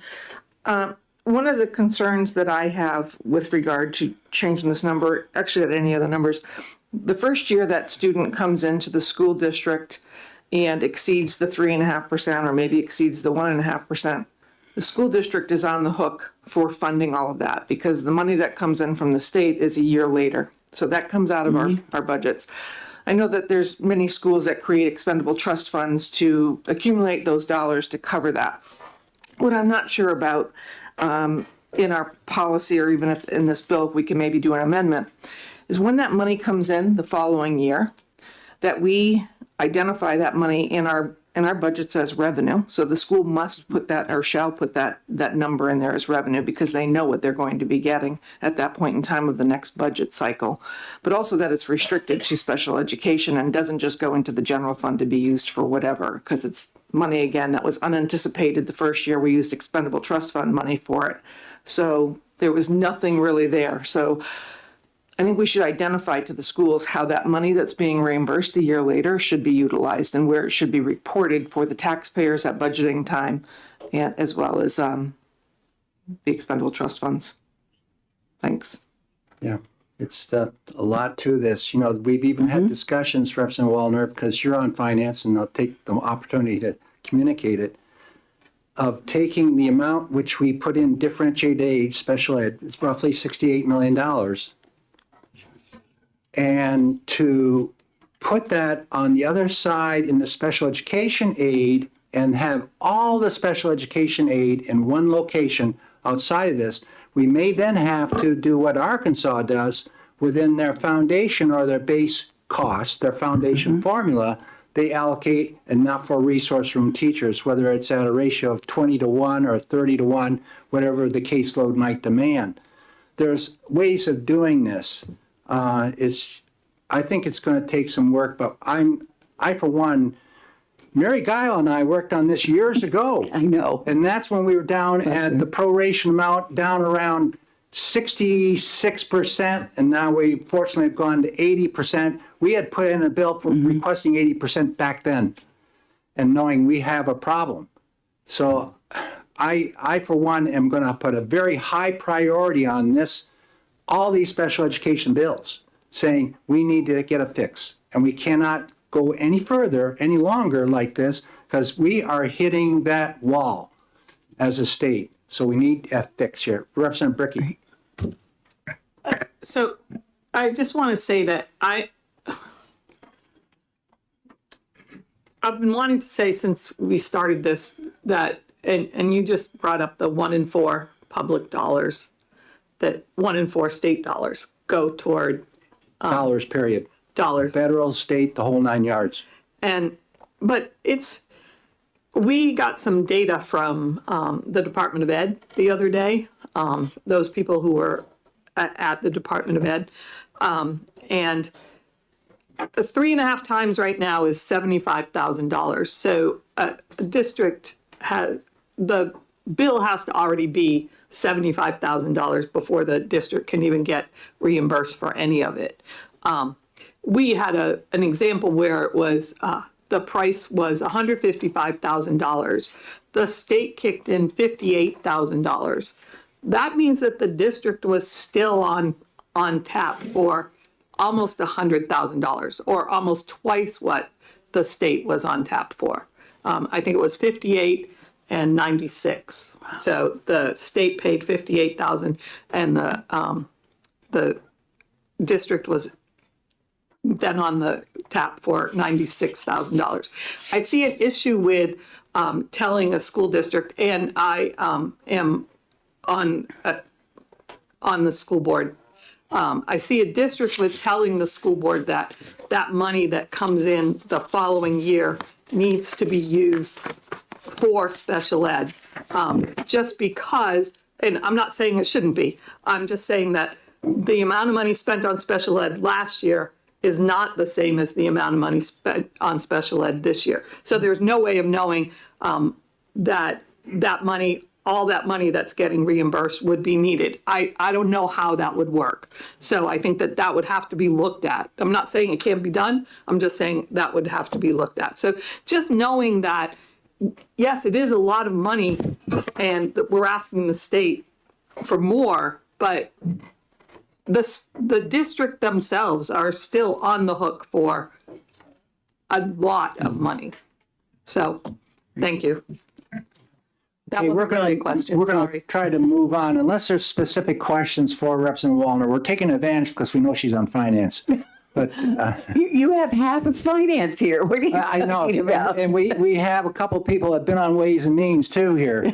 So it's a good committee to be addressing this right now. Representative Weinstein, you have a question? I do. And we've talked a lot about needing to get the data.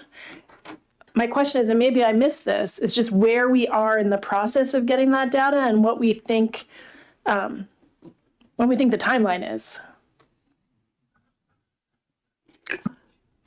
To me, that seems like a question I would want to talk to the Department of Education about. And HHS, because we've been told by Henry Lippman, we're leaving a whole lot of money on the table we're not going after. And for a lot of reasons, we're not going after it because of labor costs and all this other. So any other questions of, yes, Representative Colca? Thank you, Mr. Chairman. Not a question. I really just want to do one quick clarification to the statement that was made.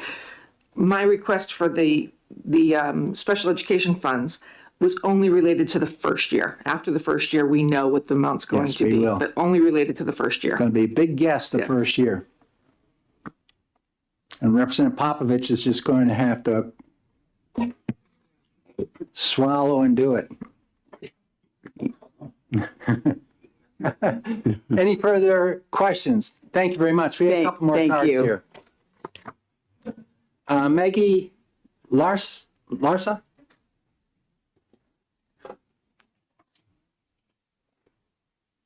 Good morning, almost afternoon, Chairman and members of the committee. Oh, sorry. Oh, is it off? Now I'm on. Good morning, still morning, everyone. Maggie Larson from Somersworth. I'm going to kind of speak from, I'm on the school board in our city. I'm entering my 5th term, but I came here today driving through this thick fog. I don't know if you've all driven this morning, but I navigated a thick fog driving from Somersworth to Concord this morning, and I couldn't help but think how this pertained to this bill and to our budgeting process, how we just don't have the vision and the clarity of knowing how to budget next year, especially as it pertains to special education.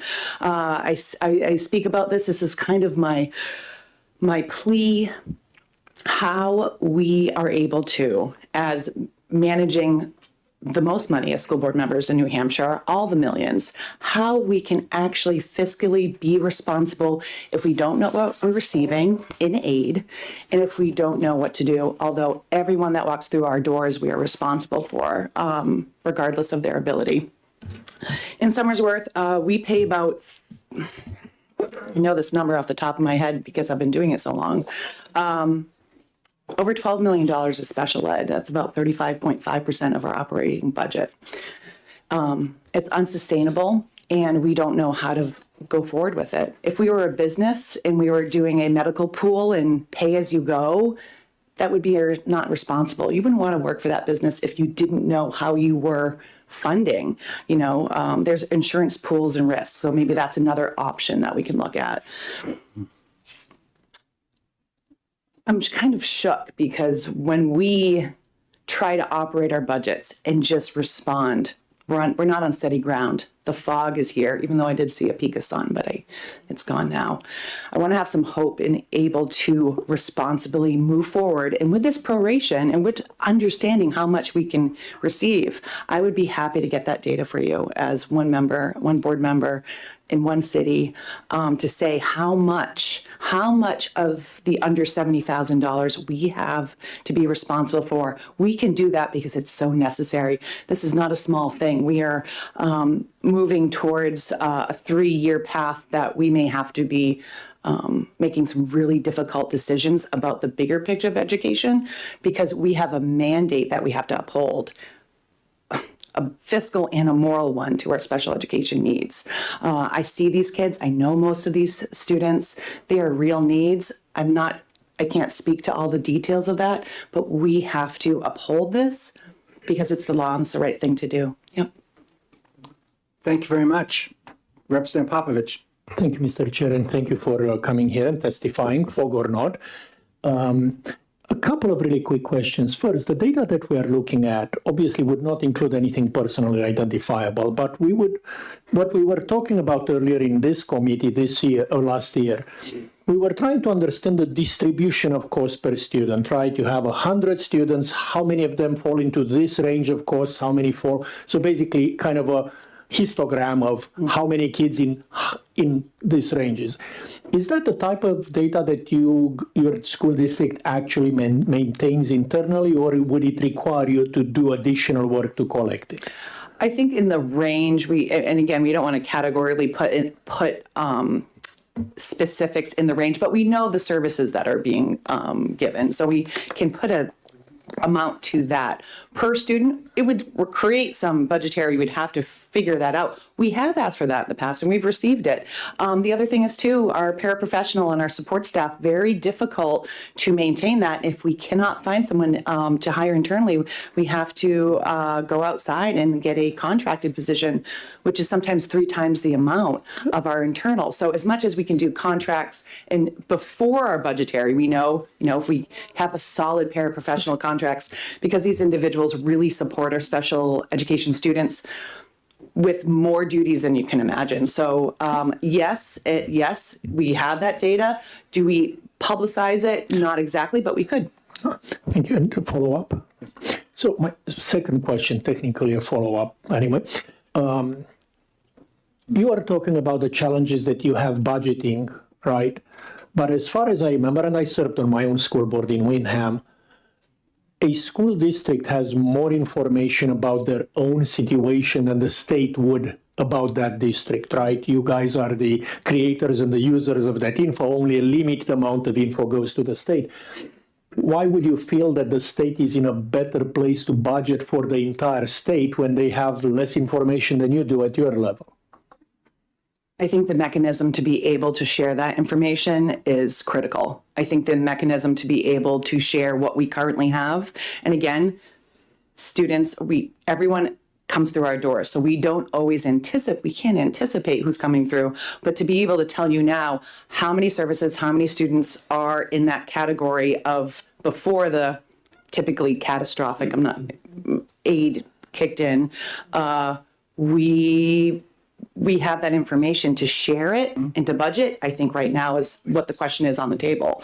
My feeling is that school boards and finance committees and budget committees would be happy to serve and push this forward because it would mean keeping our schools open. I mean, honestly, it's at that point. It would mean actually having essential services. It would mean following the law. It would mean that we wouldn't have to be in this incredibly stressful budgetary with no vision, no clarity. Thank you. Yeah. Representative Fellows. Thank you. Did you say you were on the Somersworth School Board? Yes. A long time ago, I was the business administrator for the Somersworth School District. But my question is, do you think that your business administrator or your special ed director could give us some information about how that data is stored in your system? Because the problem that we keep hearing from other people is that they can't tie expenditures back to a particular student. So I'm thinking that, you know, when a bill comes in for speech and language pathology, it's all paid for out of one account and it's not specifically tied to that student. So although when you know that they get close to qualifying for catastrophic aid, then what used to be called catastrophic aid, then somebody goes through and does the work. But I'm just wondering about the technical aspect of how the data is stored. Thank you for being in Somersworth. I think you were there before I was there. I've been there for almost 20 years. And our business administrator has been there for over 20 years. This is a math equation with some education and law built in. So how do we fulfill the adequacy form, like the calculation that is what we're speaking about, to one student, although we know the total amounts of speech, PT, we don't see that as a board, nor shall we. We see the bigger numbers. So per student with the larger ones, we have that data. I think it's possible. I can't speak to, I don't go and see like the formulation myself. I think it's possible to do, especially at this point when it means that it's either going, you sink or swim, you know, in order to know per student what we're going to be reimbursed for, the mechanism to know what that amount is important because that's what we're calculating here, right? Yeah. Just for a follow-up, do you think that your special ed director and the business administrator could, if we could speak to them, would be able to tell us how that works? Or how I have full faith. I will say that in our last budget cycle, we had to remove our special ed director because we did not have the funds to support a special ed director. And with, I welcome anyone to look at our budget and fine tooth comb, and welcome our community to sit at the table actually at budget committees to speak with us, because it's so important to not be, to remove the barrier of seeing what's in our budget, of course, responsibility and without personal identifying any information. I think so. It's a lot to ask. Our folks are stretched, but I think this level of asking to calculate, get numbers and get data is something that I would advocate for. Yeah. Gotta be careful of the allowable uses for the use of special education monies. When you start talking about a principal, they're not part of that. They don't receive it. Management, you have issues as well. And so there are a lot of issues which we've been talking about on the commission where we have business manager, we have directors on there, we have the director of the state program there. We have very knowledgeable people here, and we're looking at all these questions, but it's loaded with questions and it's hard to get that information. Representative Burton, you had your hand up. Yes, thank you. Thank you, Ms. Thank you for taking my question. In fact, not so long ago, Somersworth, Rollinsford were in the same district with Durham, Lee, and Madbury. 1985, 86, the legislature had a sunset office, and the sunset office recommended deauthorizing special education. And it would just disappear. You only needed to do it if you wanted the money. Governor John Sununu and Speaker John Tucker were appalled.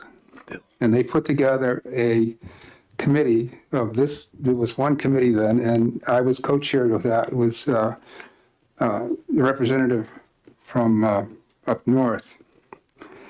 And I spent a year listening, and we put this together. And after a while, I started, only lawyers were in the room and not parents. And we finally got the parents in the room. It's a long way to get to my question that we need to keep bringing up in these discussions. Does it work? Do students become better educated than they otherwise would, therefore become productive citizens in our society, and so forth in the long run. I spent some time up at the Laconia School because at the same time, the court case had come down saying you can no longer warehouse these students. And I met with some families and students that would ultimately benefit significantly from special education. Is it working? The question. Oh, is it working? Oh, special education as a whole. Well, can I speak? I'll speak to that personally, which I don't always typically do in my role as chair. I have 3 boys, all teenagers. Send food. Sorry. Thank you. I have twin boys in there, and my twin boys did have an IEP since preschool, and they, because of, it's personal, so it's one of those things that there's an element here to that, of course. They were able to graduate out of their IEP because of the services they received, because of the care, attention, and our ability to collaborate with the schools.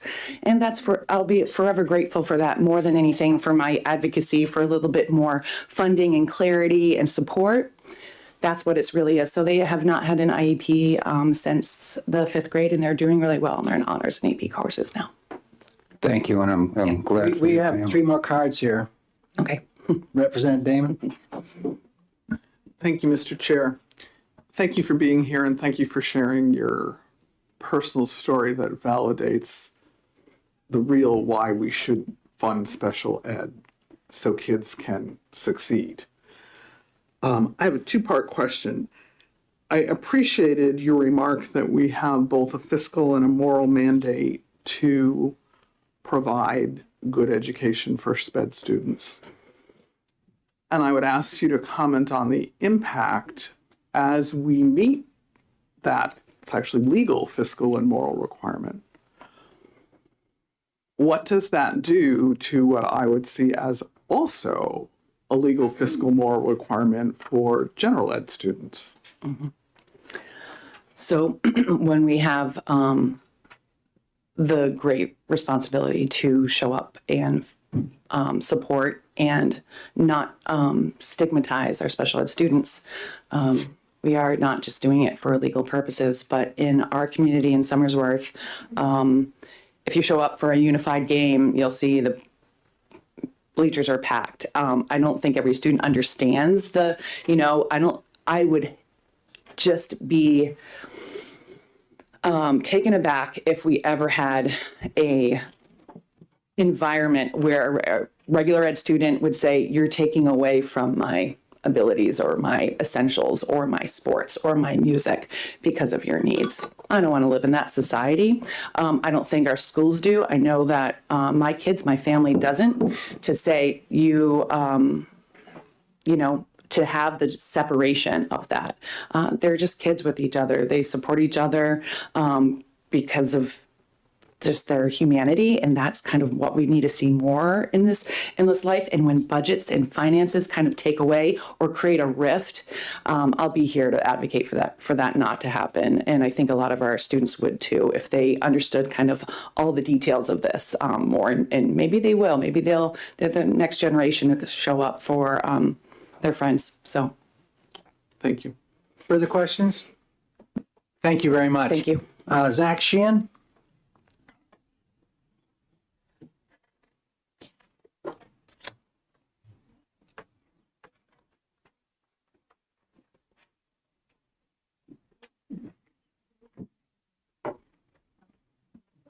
Good morning, members of the committee. For the record, my name is Zach Sheehan. I'm the executive director of the New Hampshire School Funding Fairness Project.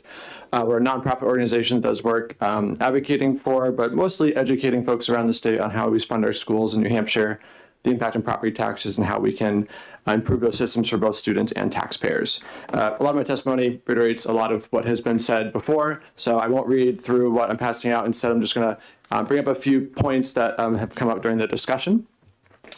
Relative to the data that is needed to make some of these decisions, going down specifically looking at the bill, special education aid, reducing that limit from 3.5 times to 1.5 times. I know it's something the committee has grappled with for a number of years.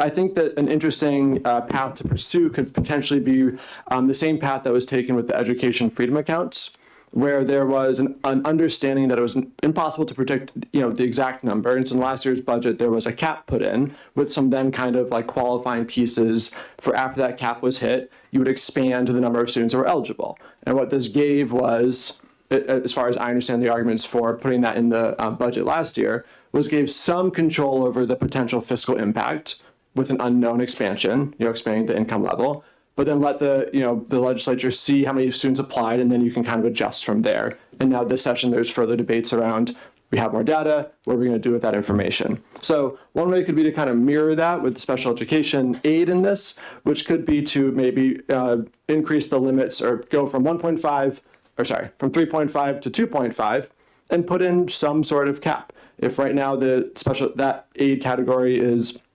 funding, X number of dollars, maybe the committee feels comfortable putting in a cap that would double that. And then you can capture how many districts actually apply. You know that it would be capped. You have to figure out how to kind of do some priority distribution, just as was done with the expansion of the EFA program. But then you have more data about how many kids are in that 2.5 to 3.5. And you could then make future decisions based more on how many districts actually applied. They'd be incentivized to apply because now they would qualify for that funding, which we've heard is really critical for a lot of school budgets. So I just wanted to flag that that's a kind of a mechanism and a thought process that's been used as recently as 7 months ago with a similar question, open-ended, about how much a program would cost. That would then give some expansion with a nod towards if this is something that the committee feels is an important investment of funds, but also have some caps and some ability to get some data real time and then make future decisions based on that. And then the last piece I'll kind of bring up relative to underscoring the fact that there are a lot of communities and districts in the state that do not have unassigned fund balances or unrestricted fund balances that can absorb these costs year to year. And I would, that could be another level of data that the committee might be interested in looking at. If the base assumption is that communities that would need special education aid are only needing that because they have done they've not planned properly for unexpected expenses. My understanding, and I don't have the numbers, which is why I think this would be helpful data to collect, is that a lot of communities would like to have funds available to pay for unexpected expenses, but the fact is that they don't, largely due to the fact that the state provides very little support for education funding, and most of it relies on local property taxes, which then gets back to a lot of the work we do, where right now you have, Newcastle has a local education tax rate of, I think, about 27 cents per thousand, and Brookline's over $15 per thousand. So even if Brookline wanted to have a fund, very different worlds we're playing in. So I just wanted to throw that out as a understanding it's not a lack of wanting to have available fund balances for unexpected costs like special education and others, that there are other factors that play into that. And that could be another data set that might help the committee make decisions. But with that, I won't repeat anything that's been said to date. Thank you. Further questions for Zach? Yes, President Spilsbury. Thank you, Mr. Chair. Several years ago, we enacted a law that allows districts to voluntarily enter into risk pools with each other. Do you have a sense of why no district has gone forward with that authority? I do not. That's a great question. I do not off the top of my head. That actuarial data is now defunct. We had it 4 or 5 years ago, and nobody took advantage of it, and it was a firm out in the Midwest that did it for us. But no school district took advantage of it to join into this risk pool, which sometimes we do for other insurances. So it's a consideration. Further questions? Thank you very much. Thank you for the time. David Trumbull?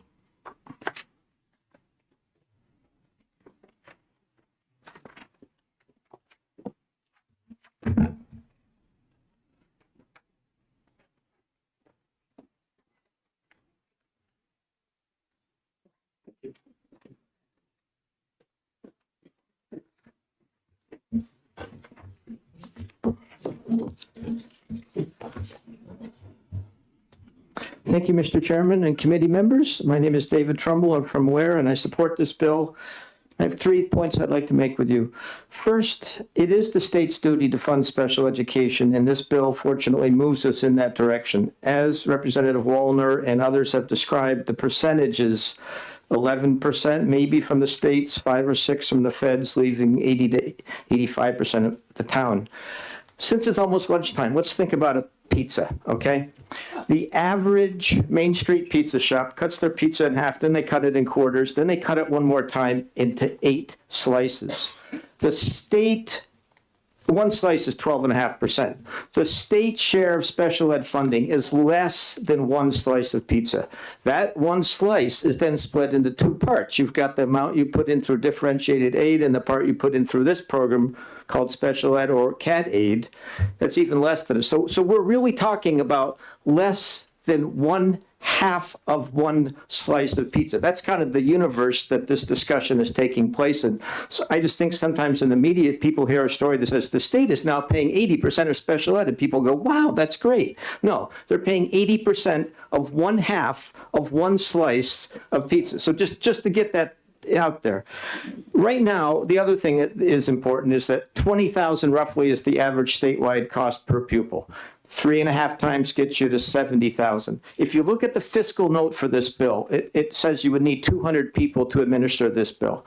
Right now, they have 6 workers at the state running the funding for about 900 students out of 30,000 in special ed. That's less than 3%. So in other words, the state only kicks in on this little half of 1 slice for the extraordinary case, less than 3% of the cases. This bill is a philosophical shift because the average additional amount of spending for a special ed student is $30,000, $31,000, right?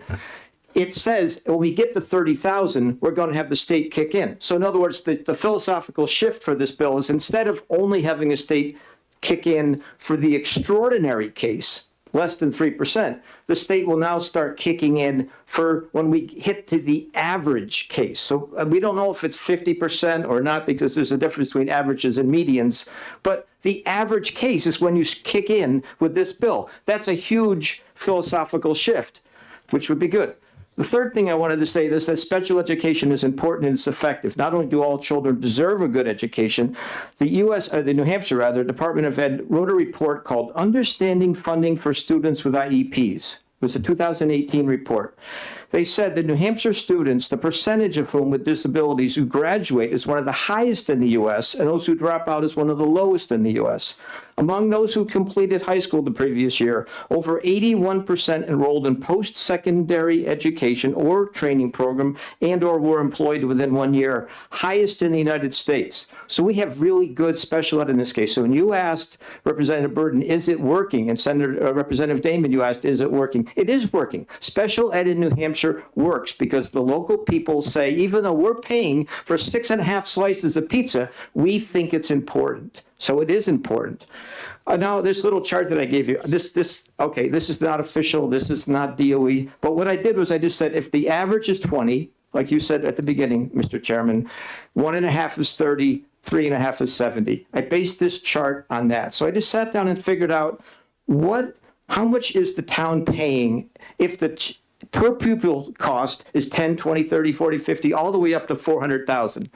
And what would it be under House Bill 1557? And right now we're supposed to pay 80%, right? That's the rule.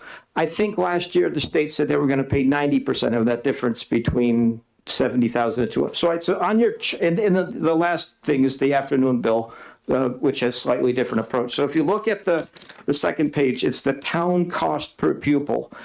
You'll see that very darkest column on the bottom shows you that at about 40,000, the town part on this line graph is a lot less. There's a big difference between that and the other 3. The other 3, again, are status quo at 80%, status quo at 90% in the afternoon bill. Those 3, there isn't much difference between them. There's not much daylight between what we're doing now at 80, what we're doing at 90, and what's going to happen in the afternoon bill. But there's a big gap in those lower,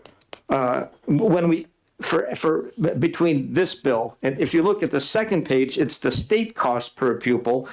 The one on the top is this bill. And you can see, again, the other three, there's hardly any daylight between them. Sometimes they crisscross each other. But this bill makes a huge difference. So you said, how much is it going to cost? We're spending $1 billion. The state's only paying one slice of pizza. Obviously, if we're going to move this to the average cost where the state starts kicking in 80%, this could cost hundreds of millions of dollars. It's obvious it's going to have to, unless almost all of the children are under 30,000. It might be less than half, but it's going to be at least a third of that cost. So I agree with what Zach Shaheen said, which is you don't have the data. You have no mechanism to get the data. You've been waiting 30 years for the data. It could take another decade before you get the data. If you're running a small business and you're up against that kind of situation, you go, you know what? We'll adjust what we're doing and gather data as we go. So just like you did with the stabilization fund, you said we're going to get rid of it over 10 years. Every biennium, you got rid of another 20%. What you could do with this is do what Zach said, go from 3.5 to 2.5 to 1.5. Or you could say, here's what we'll do. Every biennium, we go down by a half. So in the next biennium, 3x is the formula. And then you'll get a lot of data. In the biennium after that, 2.5x is the formula. In the biennium after that, 2x is the formula, and then 1.5x is the formula. And if you get a few years into it and you go, wow, this is more expensive than we thought, we haven't come up with a new funding source, then you have to deal with it. But it wouldn't bankrupt the state to just move it by a half of an X. So you could do that. And finally, to go to Representative Popovich, just Chris said, I'm on finance. I can't do a blank check. We did a blank check with the EFAs, and we passed that through. So we know here, though, that there's an amount of money. It's not going to be the whole $1 billion. It might be $100 million to make that first step. But we could afford that as a state. We have to afford that as a state. We're constitutionally required to do it. This would at least show that we're making reasonable progress towards that goal. Thank you. Thank you very much. Questions? Yes, Representative Popovich.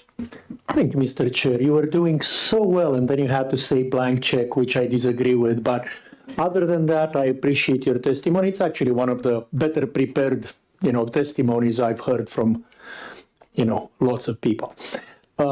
Do I hear you correctly that you agree that there is a problem, but you are really arguing that the bill as written is not quite ready, and you are suggesting it could be amended and take a more gradual approach? I just want to make sure I don't misunderstand the overall gist of your comments. I believe the state of New Hampshire is not ready to go from 3.5 to 1.5. We don't have the funding source in place. The goal of the bill is to get us to 1.5. I'm not speaking for anybody else here. My opinion is if we put this out there as an all or nothing proposition, it will fail. It won't get through the House. It won't get through the Senate. And therefore, we'll have another wasted 2 years before we do anything. If instead we say, let's take this gradually. We're going to move a little bit. I think it would have a chance to get through the House, and then we're on the road to progress. Sometimes incremental change is the way to go. So that's what I would advocate. So yes, to answer your question. Thank you. Further questions? Representative Burton. This might be a bit of a rhetorical question. When we built the Augenblick formula, bipartisan, it was blessed by the Supreme Court.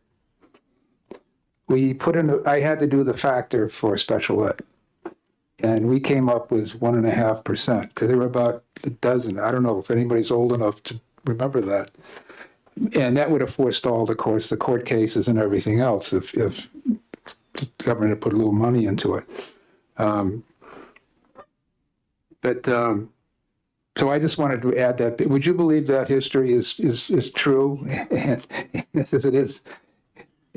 I don't know much about it. I did read Andy Valinsky's book, The Last Bake Sale. He had a whole section on that formula, but I'm not really good enough to answer that. Further question. Are there any questions pertinent to this bill?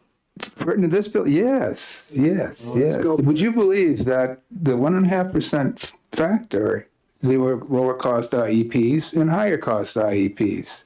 But by putting it at 1.5, we covered all of that in that factor that the Supreme Court had blessed for distributing state funds to public schools. So I guess if I hear you right, you're saying that if we eventually get to 1.5, that would satisfy the Claremont decision. I mean, 1.5 times X. It satisfied the Claremont decision in 1985 because we asked for an informal presentation. Governor Sununu would not put in 10% of the money to go in the top of the funnel that was Okay, required. that's all conjecture right now, so we have one more No, big it's a- card here. It's just little histories of. We've had lots of history going on around here. Caitlin Bernier, thank you, David.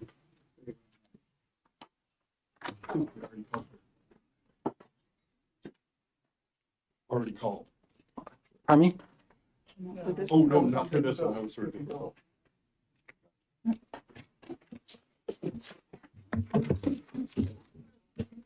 Hi, my name is Caitlin Bernier, and I live in Merrimack, where I am an active member of my community. I am on the District Planning and Building Committee, and I'm on the District Budget, School Budget Committee, which we are in the throes of, and I got my great big binder here now.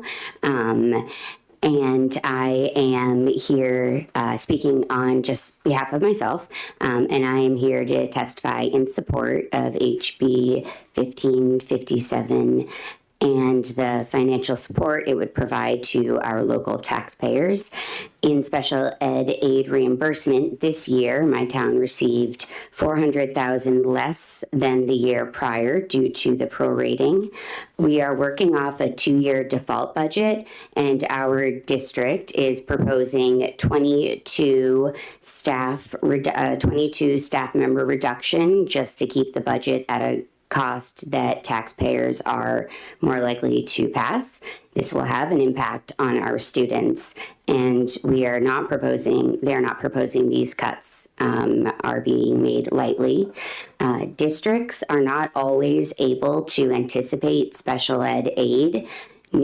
As new students may enroll, and life-changing injuries or illnesses can happen that require large costs that our districts are willing to pay, and then kind of cross our fingers that we get a percentage back the following year. Chairman Ladd, you had mentioned you're considering doing a similar high-cost model to Arkansas for special ed reimbursement aid, but I just wanted to note that Arkansas provides $13,466 per pupil in kindergarten through 12th versus New Hampshire, which provides $4,800 per pupil. If our public school districts received $13,000 per pupil, I don't believe that we would be in this kind of predicament. Representative Burton, you asked if IEPs are working, and I wanted to speak to that a little bit. First, I think that sometimes that can be a hard question to qualify because some students' success may look different than others. It's not as easy as calculating how many students might have gotten removed off their or graduated off of their IEPs, as you might think, because some students might be on an IEP forever, but it is still progress for them. That is something that we have talked and asked about at our district because we have 21% of students on IEPs, so we kind of wanted to see, are these IEPs working? It was a question that was asked at a meeting, and that was kind of the response that we got, was that it's not as easy. We had 24 students graduate off of their IEPs this past year, but some of those students it is success, but they'll still be on an IEP. From a personal experience, my daughter is on an IEP still, but she is a completely different person now that she can read, and I don't mean just in her capabilities, but in her self-worth. And I wanted to agree with the previous speaker that I can see how amending, I know I said I'm in support of this, but I can see how amending this to have a less drastic change from our current bill would be something that would be more palpable to the general public. I did want to write it, but say that when we get our budget books, which is the same information that you can also find online, it doesn't have all these super tabs and highlighting like mine does, but you can see the cost of a student, or not necessarily a student in specifics. You can see the cost of when somebody goes from the elementary school, if they're out of district, that cost. then you will know that that cost the following year, like, is going to go to the middle school, depending on like their grade. So these are things that the special ed director does do in anticipation when she does her budget. So to answer the question before about maybe talking to the special ed director and the business administrators, they have a lot of this kind of information. And I think that that would be a great avenue to take. Getting with people that are willing to provide that information would be value added. Thank you for listening to my testimony. Thank you very much. Are there any questions? Not seeing hands. Thank you very much. That concludes testimony on this bill, HB 1557. We will break right now, conclude this hearing, and come back at 1 o'clock to move forward with 1563. Yes. Is that enough time for everybody? I know some people have to drive to get their meal. Is 1 or 1:15? 1 o'clock. 1 o'clock's good. Okay, thank you. Yeah, okay. I'm gonna need to leave about 2:45. Yeah, you mentioned that. Yeah.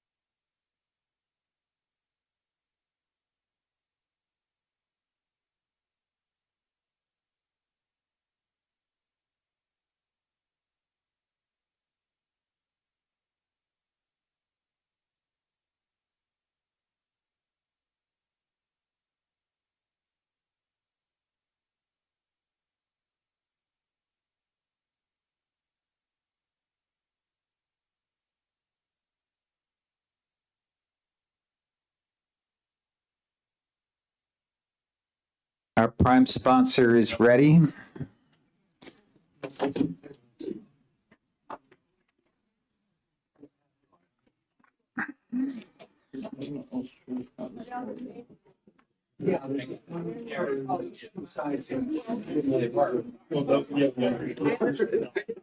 Oh, okay. I wasn't sure what they. I'll tell you who you are. I know you're right. As long as we can still be friends at the end. Always. Okay, we're going to get started. First bill we're taking up here is HB 1563, relative to special education aid formula, and same provisions we were discussing prior to lunch. And so I'm going to recognize the prime sponsor, Representative Ladd. Well, thank you very much, Mr. Chairman and members of the Education Funding Committee. Yes, this will be a continuation of our discussion, which we had prior to lunch today, and I'm sure which will continue in days in front of us. The issue that we have in front of us is how to support special education aid in this state is huge, and we know that. We just finished discussing that. I'll walk through this bill. If you have a copy of the bill in front of you, I'm on page 1. And looking at the first change, this bill does a little bit of what we have discussed earlier this morning, or which was presented to us by a individual who testified. On line 5, 4, 5, 6, it deletes 3.5 times and replaces that with exceeds 60,000. So what this is doing, if we use the rough figure of $20,000 is where you start getting special education aid, it reduces the bar to 60,000. It drops it down 10%. In other words, if you take it in terms of what we have today, it would take it down to 3.0 from 3.5 times the average per pupil cost. That's the primary concern there. And I'll tell you right now, I think it's worthy of us continuing this and saying, can we start ratcheting it down a little bit more each year? Seeing that we do not know, by dropping it from $70,000 where CAD aid, special education aid starts, to $10,000, we don't know how many students and what type of costs we're picking up. We discussed that earlier today. We just don't have that data from the locals to the state. On lines 25 through 29 explains how this whole formula would work. In other words, once we exceed 60,000, from 60,000 up to 200,000, it would basically be the same formula that you have between 3.5x and 10x right now. It's 80-20. 80% costs borne by the state, 20% costs borne by the local. That's basically not changed. The primary change in this is dropping it down to 60 for the bottom part. Going to line 31 there, and going on to the next page, on page 2, it expresses just what I've expressed to you. Once you get above $200,000 on line 4 on page 2, then the ratio doesn't go 100% as it is right now in state law, 10 times X and above. It would be 100% in state law right now for the state to pay it all. This bill goes 90% for the state and 10% for the local. I also have there on lines 5 and 6, which when I bring forward an amendment, I'm going to probably delete this part, where it says, however, no special education aid shall be eligible for reimbursement by the Department of Education for more than a total of $160,000 per pupil. Now, that brings a lot of costs back onto the local. Looking at, if you have a copy of this form, which I just passed out, everybody should have it. This one's in color. Yours is not. We don't have color capabilities across the way here. I tried to write down in this table how this works and compared to how it would work in comparison to how the current formula is. For example, on the left-hand side of this table, you'll see 4 columns. The first column says per pupil in thousands, in K. The first $70,000 there you see in the second column, underneath LEA, that is an LEA responsibility. That's current law. The state has 0 up to that point. When you get beyond that 70,000, you go up to the $100,000 level, 100K. The local education agency would have to pay out 76,000 of that, and the state 24,000. 150,000. The local education agency's cost would be 86,000, and the state 64,000. And going down to up to 200,000, the state's cost would be 96,000. Excuse me, the LEA's cost would be 96,000 and 104,000 K. That's the current formula. That's the current formula. When you get above that to 250,000, it's all on the state right now. So the local cost remains at that 96,000, and you can see how it increases for the state as you get up in the cost up to a $500,000 child. The backside, before I go to the other side of this table, the backside of this shows you where, and I think you've been handed this in prior year or prior months when we've looked at it. You can see on this table or chart here where the costs or where the students all stacked up back in 2016 walking across to 2014. You can see the 2 bottom categories on 2024, from 0 to 100K, there's 275 students eligible. The next going up there, 100K to 200K, 495 kids are eligible. From 200K to 300K, it drops down to 62 children. 300 to 400, 24. And you can see by the time you get to 400, 500, there's 10 students. And between 500K and 600K, we have 4 students. This has changed as you move across this chart from 2016 to 2024. But it's been relatively pretty constant, as is the total, the formula for all our the data for all our kids which have IEPs. You can go back years and years ago, and we had 32,000 kids then, and we have 32,000 IEP kids now. But our population significantly dropped. So that means we proportionally are identifying more kids. That is an issue which we have to address. Going back to this table on the front side of that sheet, if we take that formula, proposed special education aid formula, without the 160,000 state threshold, here's how it would work. Up to 60,000, the first 60,000 is paid by the local. 0 would be paid by the state. You get up to that 100,000 level, 68K would be paid by the local and 32K by the state. Notice that the state is paying more when you compare the same line to the left-hand side. For the local on 150,000, it's 78K, and the state, it's 72K.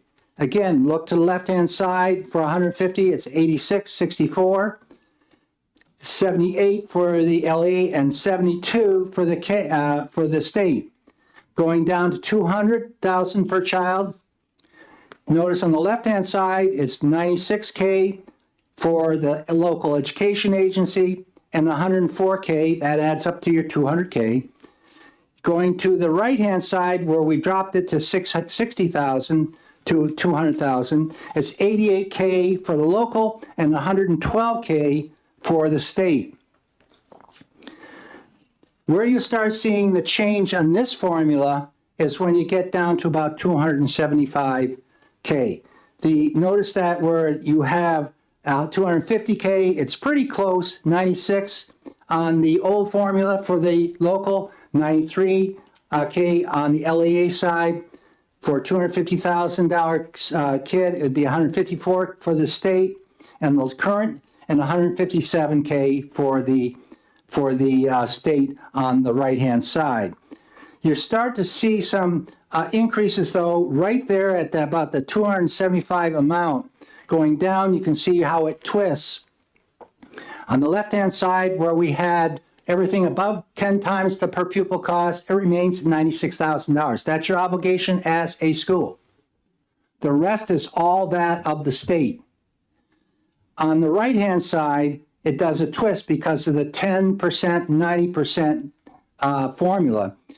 And you can see going down through there, there's not, as mentioned before, it's not a lot of, in terms of what all the money we're looking at, it's not significant, but it puts some of the burden back on the local, because the special education aid, even if you look at high occurrence special education law, it is a responsibility of the share to have part of that burden.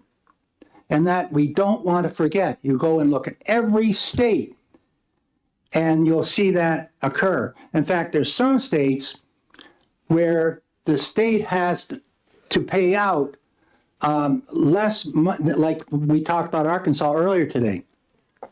They had the formula just totally different, where the lower you go, the state pays more, but then they cap it at about $110,000.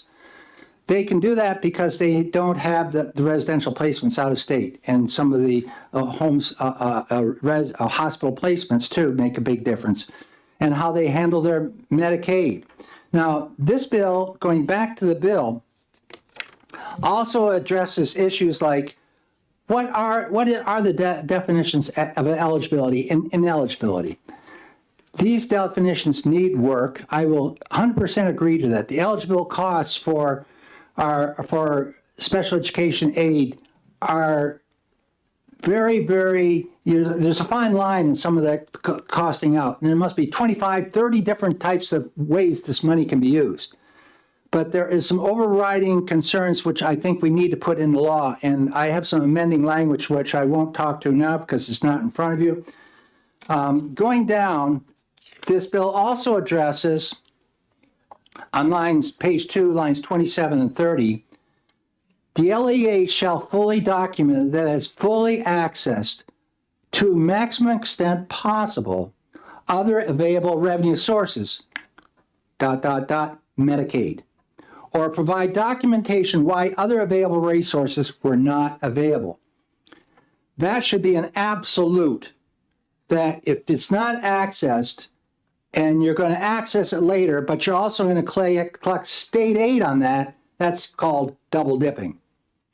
And we want to eliminate that from happening. On lines 31 and 33, it says other available resources, including Medicaid, shall be applied as offsets to reimbursable costs from special education aid program. This bill was initially put in before we started written way before we started the commission on the study of costing for special education. And we've learned through that study, there's many, many issues which are associated with this issue of costing out special education. There are issues which are associated with not just the costing dollar, but are we over-identifying? Are we applying for Medicaid? We've talked about that with Henry Littman a great deal, and we know that we're leaving some of that money on the table. So I'm not going to discuss this any further. I recognize as it's written, many changes have to occur. It was submitted initially as a placeholder to take a hard, stiff look at where we are. I've looked at this thing all summer long. I've looked at this thing with the Commission on Special Education, and believe me, according to my doctor, I'm getting worn out on it. And so, but I see this as our absolute top funding issue in education today. We've talked before about how we're looking at differentiated aid, that's $68 million. IDEA, $50 million. and catastrophic aid, special education, over $50 million. You total that all up, and that's a lot of money, but there again, too, all the other dollars which are being coughed up by the locals.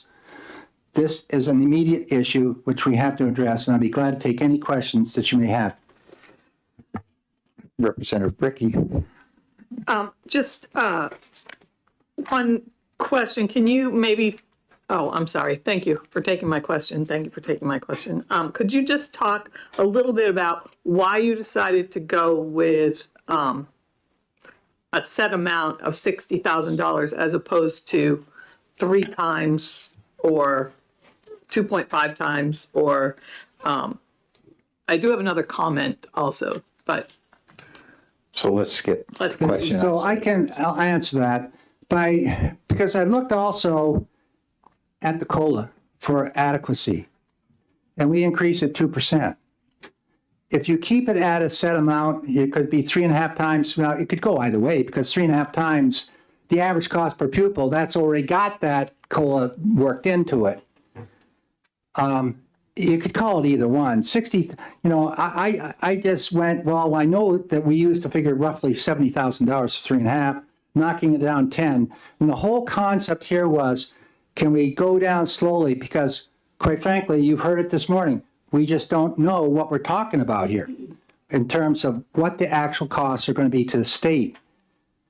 And if you do it so quickly, I've been around this stuff for many times, and I've seen bills come in at 1.5 times, 2.5 times, 3.0 times, and then with proration all over the board. I think we need to address this, and I think caution so that if we move slower and add something into where there's continuance of this in a certain period of time and adjust down where we're going. Also, though, to make sure that we're talking a lot of students with IEPs now. And we also have some situations where IEP delivery is being done online.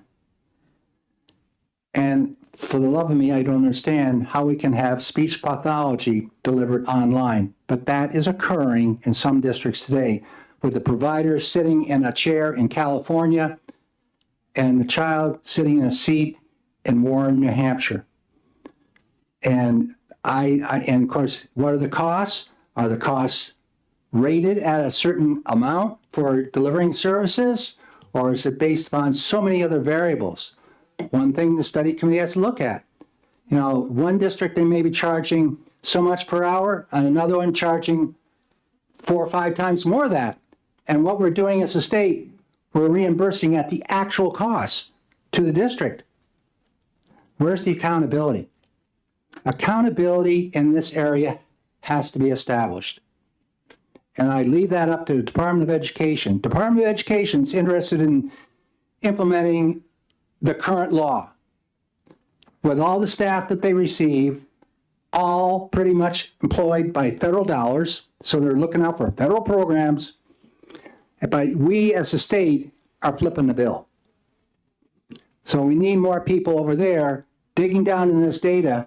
And it's unacceptable to me, unacceptable that the department can't get this information. Somehow it has to be achieved. So we have a backup, but do you have a follow-up question? Hold comments till we have a work session. okay. Okay. We'll move, Representative McGuire. Thank you, Mr. Chairman. Thank you, Chairman Land, for taking my question. The fiscal note says that the actual current cutoff is $75,320. Yeah. Would you rework your handout with that number? Well, it could be reworked with the actual figures which we have. This figure is one we've blown around for a long time. 70, it's for quick responses to folks. Yeah, it could be reworked around that number, but it have to go down in a proportional amount. Right. Thank you. Yeah. Representative Weinstein at the end. Thank you for taking my question. Just a clarifying question on this chart. Yeah. So, because maybe I misunderstood, but I thought I heard you say that the local schools need to have some more responsibility and some more cost sharing in the, is that what I heard you say? Because it looks, when I look at even just the base numbers, it looks like local schools have a considerable amount of cost that they're paying now. And that would only increase. And so is that your intention? High cost occurrences are those special education aid costs. And if you look at all the states that I've looked at through the Education Commission of States and gone into they all agree that these costs have to be shared costs between the local and the state. Ours are shared not fairly. So I believe we have to look at this. And by starting to ratchet it down, we will start transferring the burden to the state.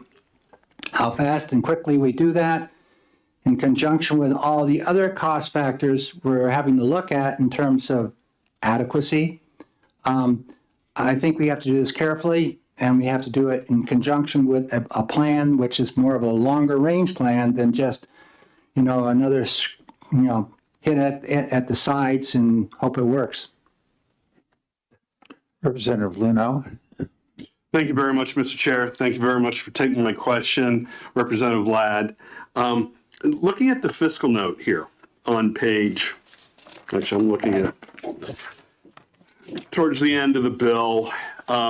It's a table that has the cost of districts and the cost to the state for the 54 students that are sort of above the 200 or above that cutoff line, and the ones that are below the cutoff line, and it looks to me from this that it would increase state appropriations by about $4 million. Am I getting this right? Yeah. So, and a follow-up on that. So, I mean, are you saying that we're $4 million away? Like it's $4 million that districts are having a hard time with when it comes to special education? No. Okay. No, there's a lot more to this. A lot more to this. Okay. What's written here? I don't put a lot of credence in it. I don't, because I don't think everybody's conjecturing. Here's where it's going to be. You and I have done the graph, or tried to, and we've seen when we be lower than those 860, 840, 900 kids, whatever the special education costs, the graph is going to go just like that, straight up. Right. In that short distance, how many kids is that involving, and what are the costs? I don't have a hot clue. And that's what we've been told. Right. So would you be willing to, I mean, this needs a lot of work. I think you've admitted that. And I think 1557, the bill that we heard before lunch, needs a lot of work as well. And there were some changes that were suggested. Would you be willing to work together? I think what we need to do, quite something? frankly, because I was going to do it at the end of this meeting, is set up a quick subcommittee of a few people, especially on the first bill, on Representative Weinstein's bill. Popovich wants to work with you on that. But on this one right here, we need to just put our heads together and look at this in terms of where we are now and where we need to be in 5 years from now. And I can't wait for the commission, seeing that is going to go right through to the end of June, I believe. And we need this by 2/12, by February the 12th. This is an early bill. And so we got to send something over that has a little bit of policy in it, so it's going to take some work. This is going to have to be a joint effort. By that I mean Republican and Democrat working together. Because it's a Democrat and Republican out in the locals that's having a hard time with paying these costs right now. So if we can get something out of here by February 12th and get it over to wherever its next stop is, finance, and use that time to maybe provide, because we may be getting more information, get it tightened up further in finance. We could have something that goes to the floor towards the end of the session. I think what we're going to have to do in response to that, we're going to have to put a conceptual model together. Yeah. I don't think we're going to get any hard data But we can get a concept of where we want to move, collect this data as we go. And in the meantime, we should be working with our researcher to contact those states. Education Commission of the States has a lot of data on this, and asking them, when they moved their formula, how did they transition? Where did they get the information? Where did they get the data? And maybe we can echo some of that. Okay, great. Okay, Representative Papapichi Miller and then Ames. Thank you, Mr. Chair. I'm in the same vein with my colleague who just spoke. I do believe that this is a work in progress and we need to work on it.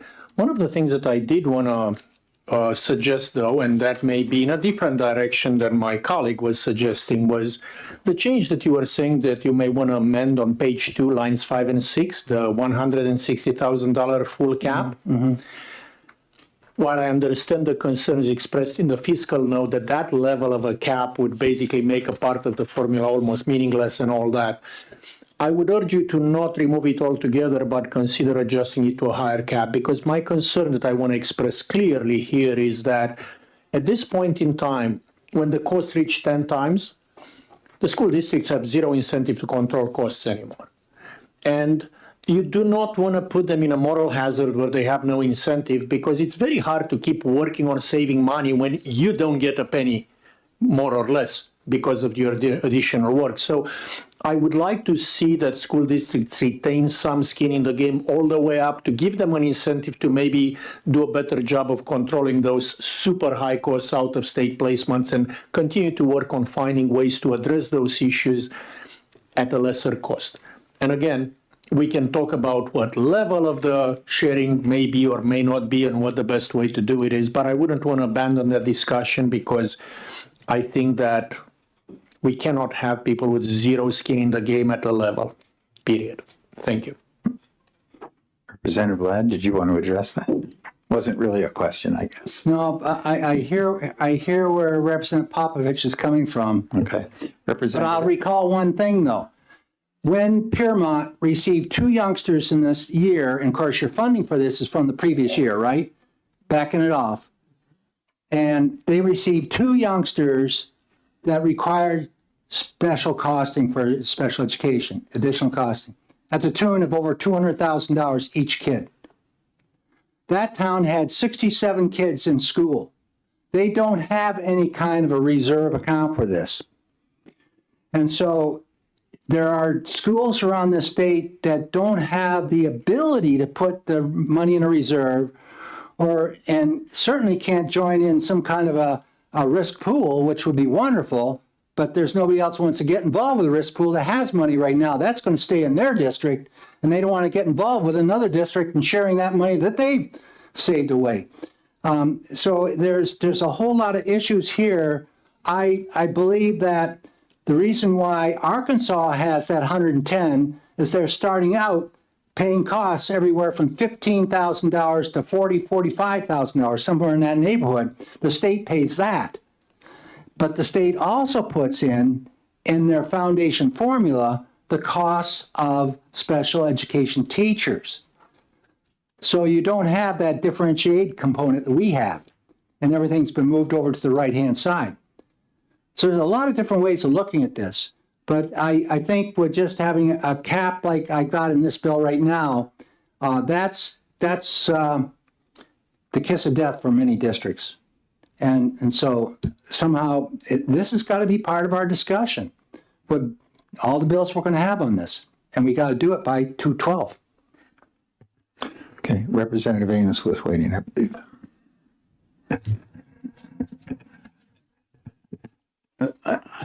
Much of what I had as a question has been dealt with, and I think that relates to your flexibility in seeking to improve this, given a very tight timeline.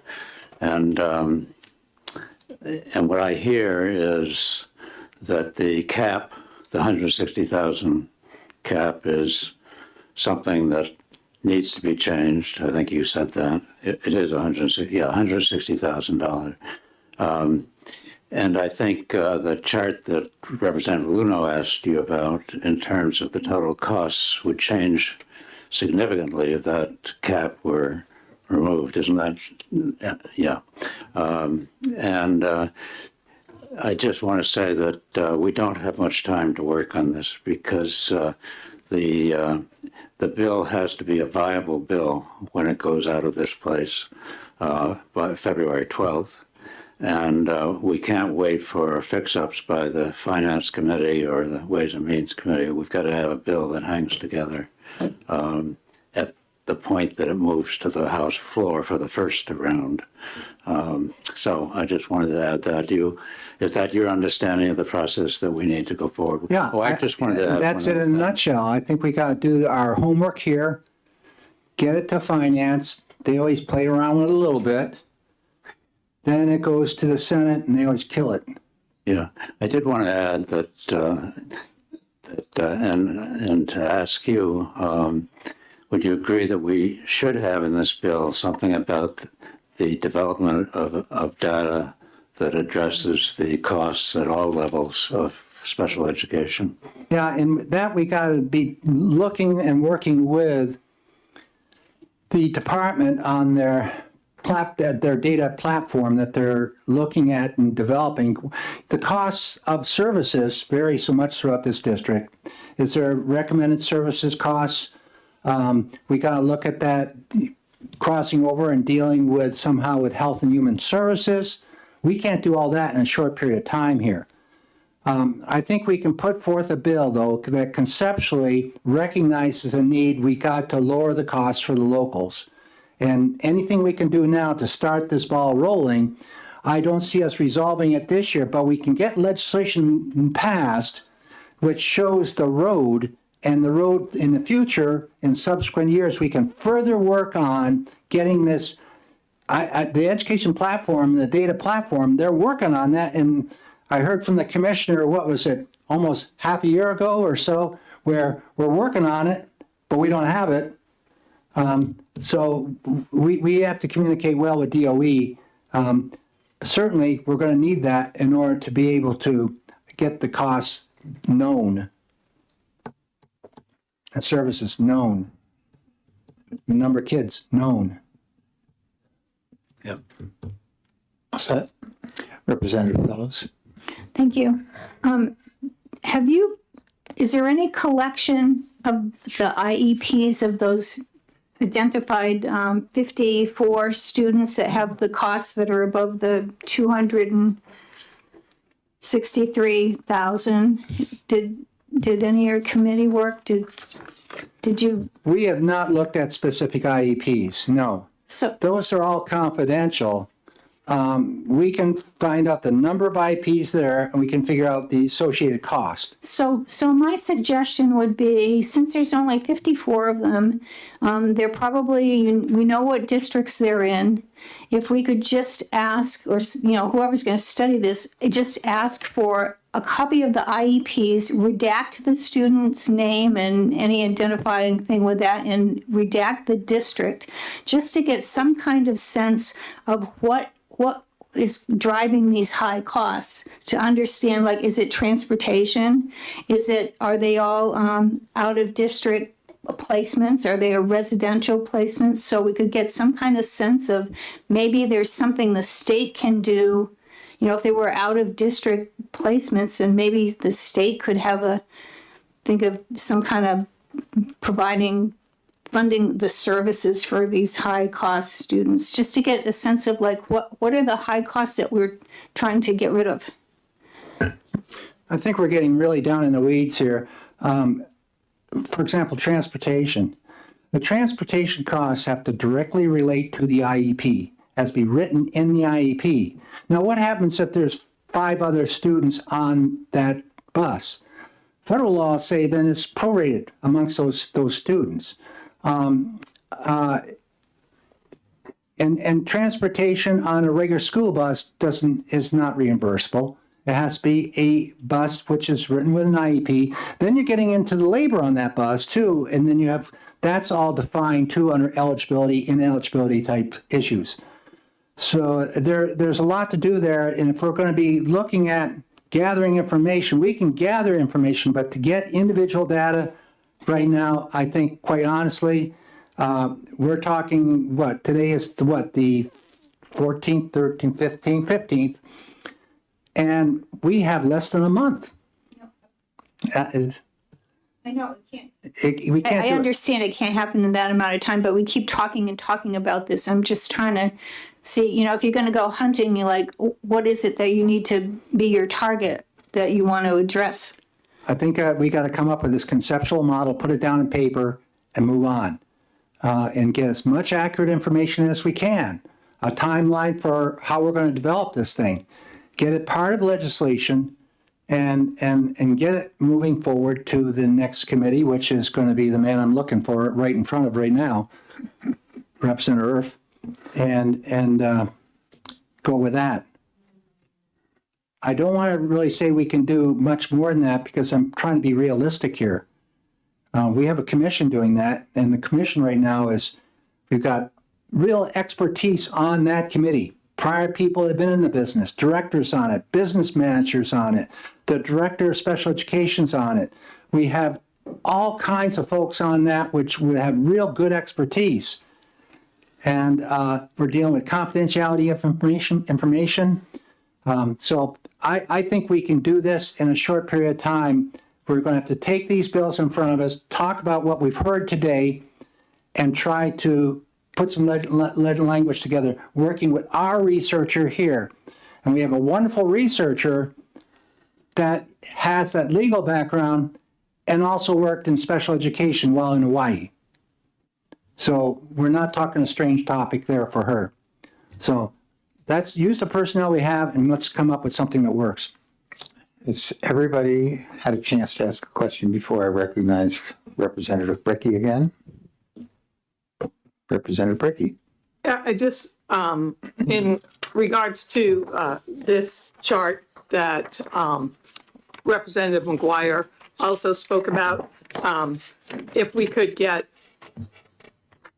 the correct data. I only say that because this morning when I spoke about our information from the Department of Ed on Tuesday, when we met with the Department of Ed on Tuesday, we had a $155,000 student, and the split was 96,000 for the LEA and 58,000 for the state, that the state was responsible for. So I just to back up what Representative McGuire said, I think that some of these numbers may not be correct. So these numbers were quickly put together for one. Yeah. But they're trying to give you a general understanding impression of what we're looking at. And as we heard in testimony earlier today, you could take all 2-3 bills and the difference between any of them is not a significant amount. So what we got to do is figure out, okay, where are we going next? And that's where we are.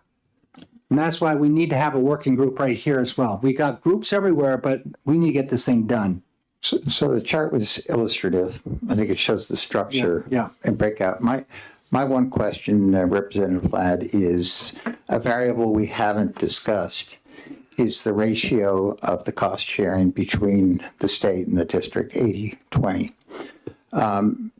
Would you be open to the idea that maybe we can be more ambitious in lowering the threshold if we introduce an intermediate sharing ratio? So it might tier up where instead of 80-20, it could be 60-40 or 50-50 or 40-60, et cetera.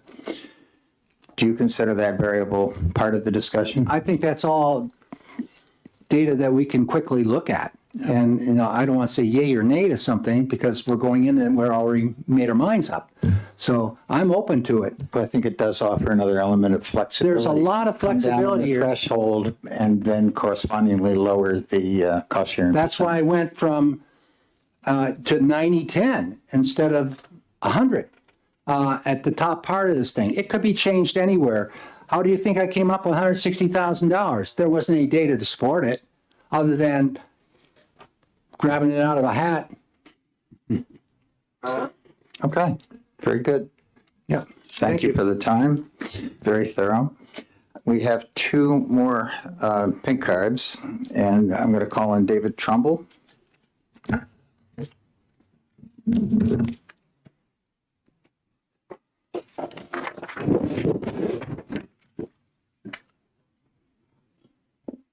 Thank you, Mr. Chairman and committee members. I'm back here to just want to comment on a couple things that have been discussed. First is with this bill, 1563, the difference between it and the status quo makes a big difference if the present system is doing 80% or 90% between 60 or 70,000 and 200,000. If it's compared to 80%, which is what's required by law, the towns do win a little bit in this bill. Not by much, but the towns would win all the way across the board.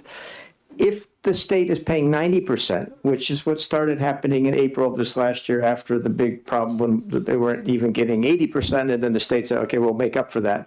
At 90%, the towns win up until about 140,000-ish or somewhere in that range, and then the towns lose under this bill. So this bill would giveth, and then it would taketh away. And so I don't know that it, in the net, is going to make a big difference in terms of millions of dollars. It probably would not be a huge sum. The one big thing it does do, and this just if you still have that chart I gave you this morning, if you look at the orange line graph, you'll see that the three bills, the status quo at 80, the status quo at 90, and the 1563, there's not much difference. But look at that orange line. That's this bill right here. The town share for any expensive child goes way up, and the state share stops. That's the thing, this bill, as it's currently written, I realize Representative Ladd wants to amend it, but as it's currently written, the thing that stands out is the cap. That's really the only majorly significant financial feature of this bill. And again, you can still see, looking at those line graphs I gave you, that the earlier bill, the 1577, does make a big difference because it really would give a lot more money to the towns. So just to say that. The next thing is the point Representative Ladd made about there's 30,000 special ed students in the state, which that number has remained the same over the last 20 years. But the total enrollment in the public schools has gone from 200,000 to 160,000. So the percentage of special ed has gone up. Representative Ladd asked the rhetorical question, are we over-identifying? And I would say, no, we are not over-identifying, because you don't just get an IEP. You can't just walk into a school and say, I want an IEP. If they don't think your child deserves that, they will give you either nothing, or they might give you a 504 plan. There are a lot of children who get the 504 plans that has a lot less rights, due process rights. It's not there. To get an IEP, you have to go through rigorous testing, and then you have to be reaffirmed every 3 years, again, through rigorous testing. So we're not over-identifying. We've just caught up with a lot of these issues that we're actually now properly identifying what we weren't looking for before. Simple example is we never thought that girls could have ADHD. Now all of a sudden we realize, sure, why can't they? So that's one example of why percentage has gone up. There's a line in this bill that talks about the towns should have to cover to the maximum extent possible. And it references Medicaid. And I just want you to be careful with that and make sure you take care with that language in the enforcement, because Medicaid can only cover for medical services, whereas IEPs, the state special ed funding, covers education services. And you can't make an education service into a medical service. You can try and squeeze that square peg into the round hole, but if it doesn't fit, it doesn't fit. And if a town's going to then end up having major punishments under this bill, not getting any money from the state, for instance, because they weren't willing to make all of their education service providers, special ed service providers, call themselves medical providers when they know they're not. So just be careful about that wording. It's like Medicaid only fits certain situations if there's a medical provider.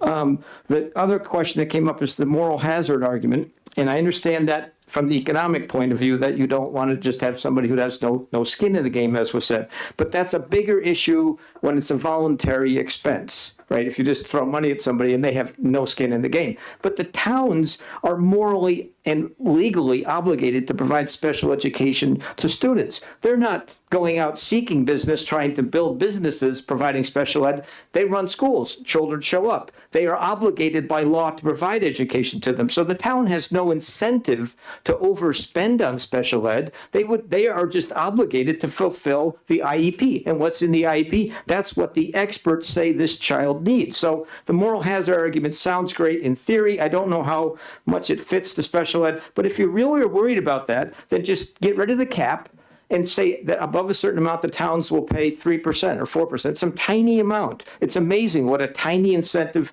will do. That would solve your problem with the moral hazard. It would keep the towns from having too much to do. And this, the last thing to say is that inaction is not acceptable. The Constitution of the state requires that the state pay for the cost of education. It doesn't say for the cost of education, excluding special ed students. They're part of the original Claremont lawsuit. We have to do something. It may be painful. We don't have enough revenue sources, but we're obligated to do this. These children deserve the state financing their education. So some sort of action, significant action has to happen. If you're looking for something to do, then move towards 1577, where you're actually making a significant difference, and towns would feel it instantly and then say, we'll do more next time, and keep the change coming. That's what the towns need. That's what the Constitution requires. That's more important than a lot of the specific concerns. We're obligated to do something. Thank you for your testimony. Questions? Representative Ames. Thank you for your testimony. And thank you also for pointing out that embedded in this bill and therefore impacting on the formula that's in this bill is the proration of costs at the high end. And that's very much a part of this. Would you reckon, in other words, that 80% becomes what happens? It's easy to gravitate to something that's in a statute like this and then appropriate just 80% of the 100% that otherwise would be obligated. But would you recommend that we take that out? The cap out? No, the 80%.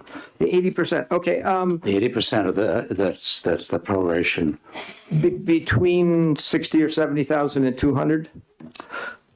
Well, no, the question relates to the 80% floor. That's right. That you'll find in line 9. Line 9. Okay. Sorry. There's a couple 280%. So. Okay. Not less than 80% of the right. Okay, I'm sorry. So the law is 80%. Right now we're doing 90. Why not make it? If we're doing 90, why not just make that 90? That would be an improvement. If nothing else, if you're looking for incremental improvements, right into law 90. And I remember this morning, Representative Ladd said that when he started in this, it was 50 or 60, and it took a while to get to 80. So if we can afford 90 now, let's make 90 the. Again, we're talking small incremental changes. The big difference is going to be at what point does the state start kicking in? If the state waits till 70,000, you're only talking about 900 students. If the state, and as they describe it as a hockey curve, hockey stick, if it's at 60 or 50 or 40, it's going to start markedly going up. But we have to take a serious step in that direction. Oh, the other thing is too, if you're using a dollar amount, will you write into the law a annual cost of living number? Because otherwise, in a couple of years, it ends up being worse. You would be better off with what you have now, which is using a multiplier effect. So I understand the appeal of a number. People can put their head around it. They understand what a number means. Percentages are tricky to understand, but unless you want to rewrite this law every year, you have to at least write in some sort of cost of living. Okay, very good. Seeing no further questions, thank you, Mr. Trumbull. Next witness is Caitlin Bernier.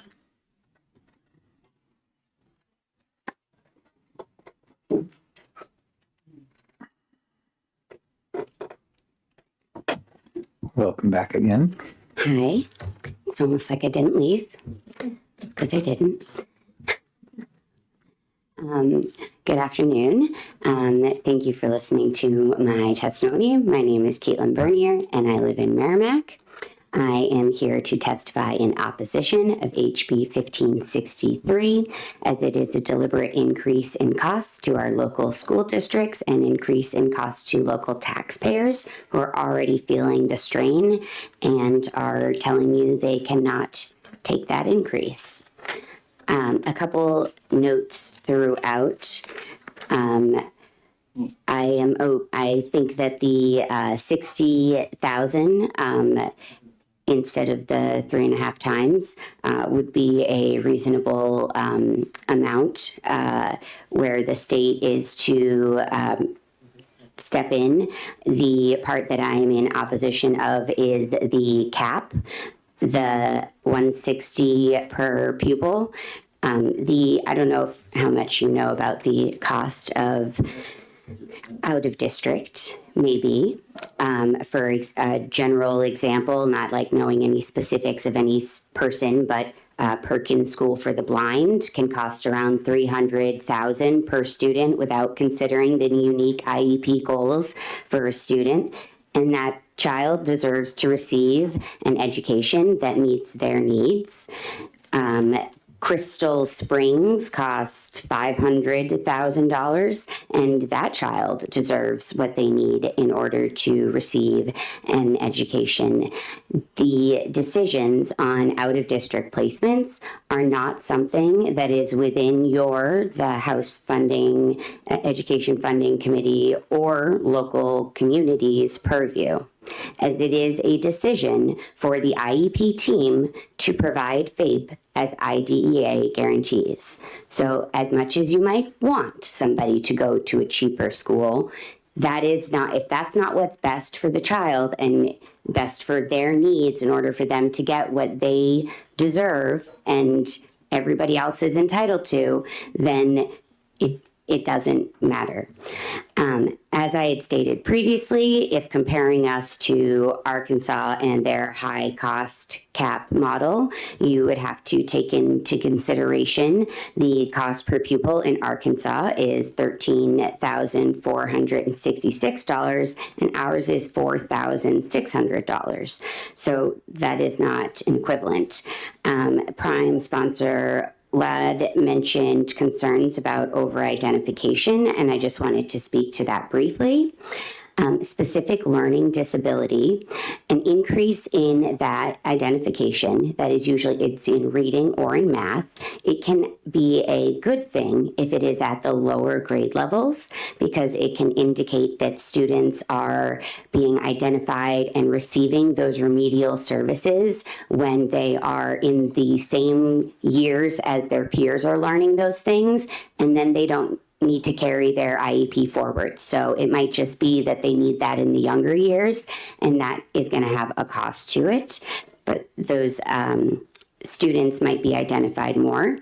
There's also a difference in, I know that the autism and OHI, which tends to have the ADHD identification in it, autism there's a difference between medical and educational autism needs. So you can have autism and not have any need and educational needs at that time, and that is the decision of you and your team. You could also have multiple needs. So there is a difference, and it's not something that because you have a medical diagnosis, like with EFAs, you can have a medical diagnosis from any doctor saying you have ADHD and you get that extra $2,000. But I have a child that has ADHD and he has a 504. I don't get anything. You don't get anything extra for him. So those are kind of different things to consider. And I also wanted to say that in the lines where it talks about Medicaid, I wanted to remind everybody that parents don't have to let you do Medicaid. They could choose not to do that. That's not something also within your purview. So I just wanted to let people know, people, it's their own personal decision, but when you say things like you're requiring Medicaid, including Medicaid, they just need to say we're not, the parents chose not to. Those are things to consider as this is worked through. And I thank you for your time, and I'm open to questions. Thank you. Representative Creason. I just wanted to ask you, could you reiterate that children are not identified as having a disability willy-nilly, that it is a long process. The IEP process is sometimes takes up to 6 months because Pardon me. I don't think we need to reiterate once something's been said. Okay, just wanted to ask if you would agree with that, if that the IEP in most this whole state is the same, and that it is very much in depth and could take up to 6 months for a student to be identified. Yes, absolutely. At least 6 months to you have the district has 60 days. Once you get that meeting, they have 60 days to do any testing, and then they can ask for an extension for 30 days. You're usually looking at a school year when you're trying to get your child identified, and then even getting them the correct services. My daughter didn't get them until 5th grade, and that is past when her peers were learning to read. So that has its impacts and cost to the district. If we had taught her the way she needed to learn, then it wouldn't have cost extra money for her to go somewhere different so they could teach her how to read. That was an out-of-district cost. But yes, it takes a very long time. Sorry. Thank you for asking my question. Representative Popovich-Miller. Thank you, Mr. Chair, and thank you for staying around for the afternoon to testify again. And seriously, I really appreciated our conversation during lunch break too. Would you say that if the school does not offer, reimbursement through Medicaid at all, then the parent has no choice to use Medicaid, right? But if the school would at least give the parent a choice to, hey, we can process this through Medicaid, are you okay with it? Would that not be a step forward and a better situation than what we have now? I believe, and this is at least in my district, if a child is eligible at the IEP meeting, they are presented with a paper and given that information, and they make a decision on how they would like to proceed at that initial IEP meeting. Quick follow-up. Thank you. Obviously, I understand your district does it, but you are aware that many districts in the state don't. Requiring those districts to at least provide that choice, wouldn't that be a good thing? Yes, it would be absolutely. I believe it is best practice, so districts should be offering that Medicaid information and letting them know how it would benefit the district. At least we do. Thank you. Really appreciate it. Thanks. Okay, any further questions? Okay, thank you very much. I have no more pink cards unless there's somebody else wishing to speak. I'm going to close the hearing on HB 1563. And we're right on time to move on to our last bill when Representative Ladd rejoins us.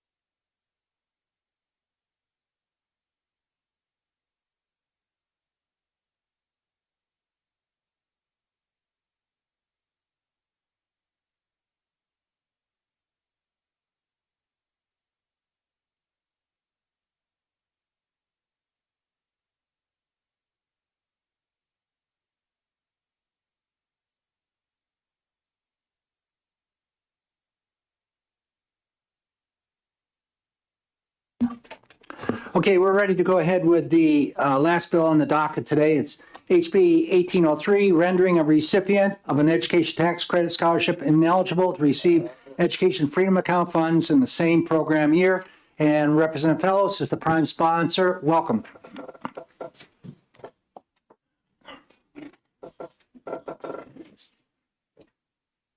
Thank you, Mr. Chair. I'm Sally Fellows. I represent Ashland, Holderness, and Plymouth, and I'm the sponsor of this bill. And we could start with the title. You know, you can read this whole title for just the opportunity to not take up quite so much time. We could just call it the No Double Dipping Bill. And I wanted to make sure that everybody is looking at the correct fiscal note.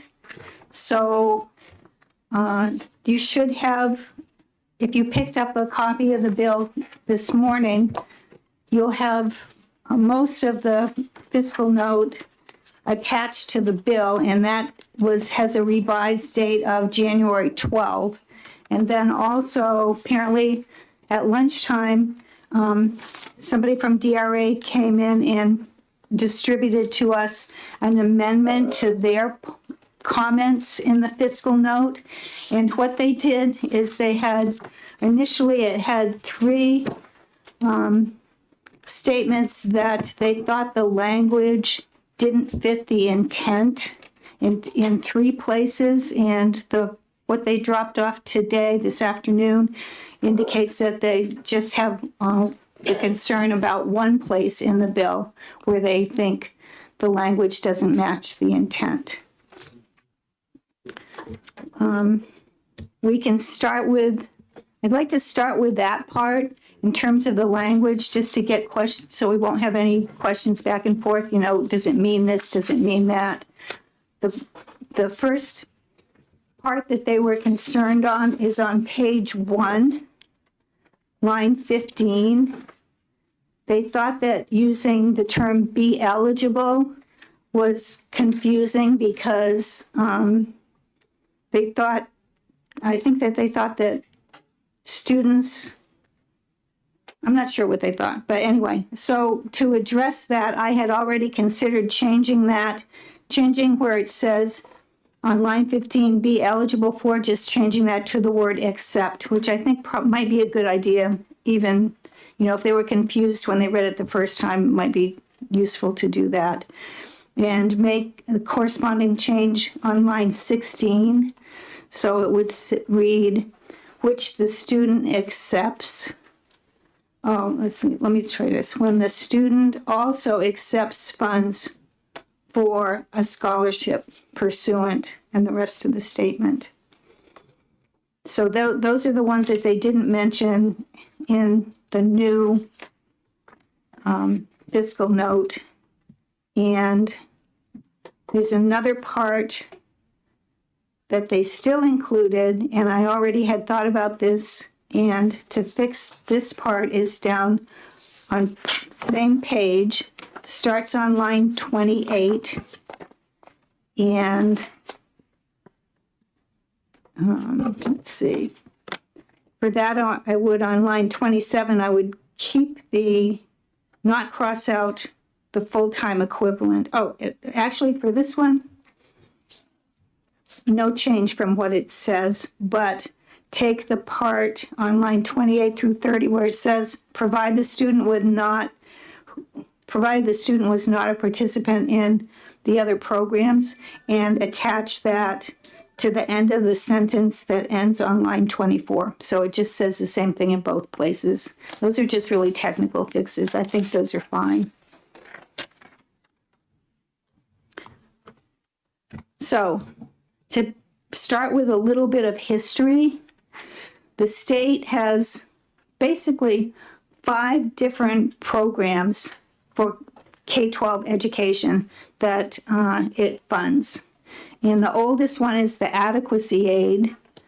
The base per pupil for the adequacy aid is $4,266. Plus, we know, I think everybody knows about the additional money for free and reduced and SPED.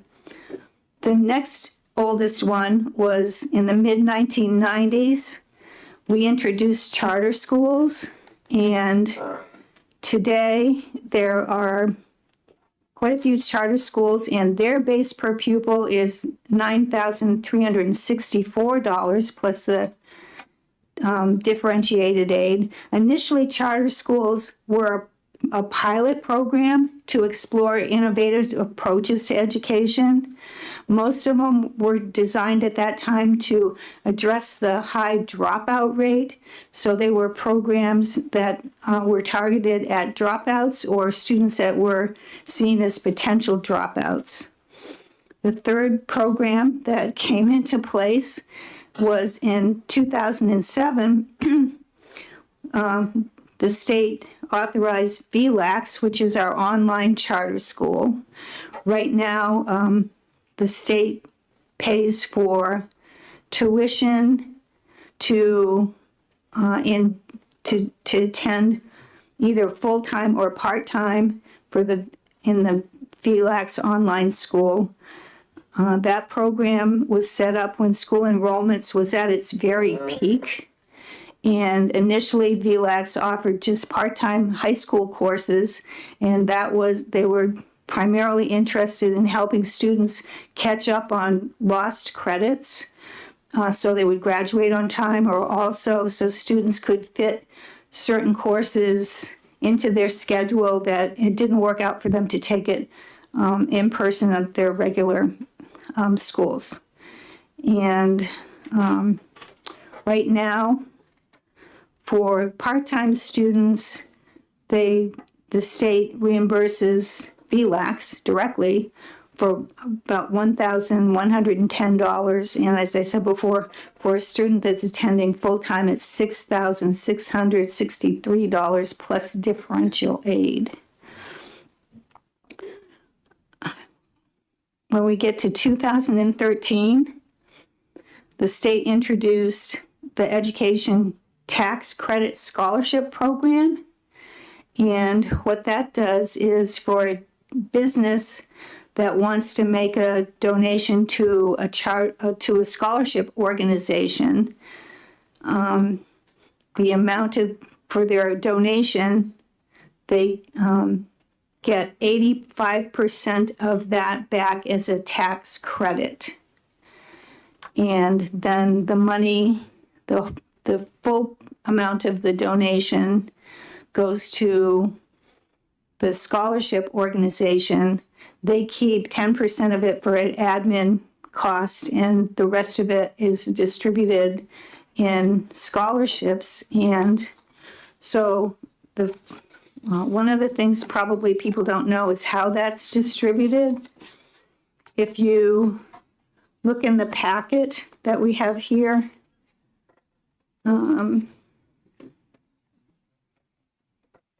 you can see on the last two pages, the last 3 pages have the amount of money that they have distributed, how many students it went to, how much was distributed. The number of students served is in the middle section of the page. So in 2004, 2005, they had 824 students. Sally, what page are you on? What are you talking about? When you say. Yeah, we're having a hard time finding where you said a packet. Oh, did it get handed around? No. I think it's this first fiscal edition. No, it looks like this. Here. Okay. It didn't get started. Right, stop.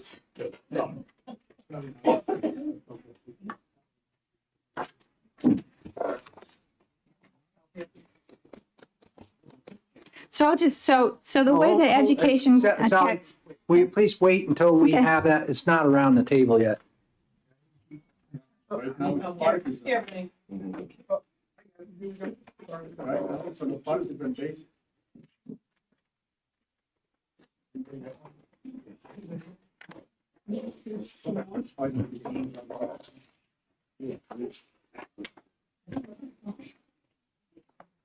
That's another copy of it?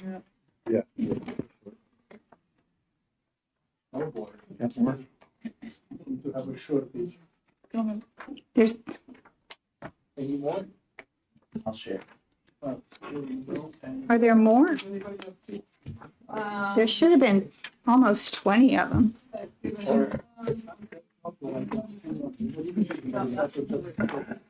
Here's some.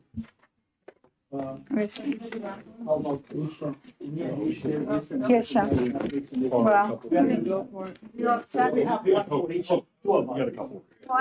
Are you? Oh, we need one more down this way too. There we go. There you go, coming down, Dan. What, we need one there. We're all set. We need to know we're fine. We're fine.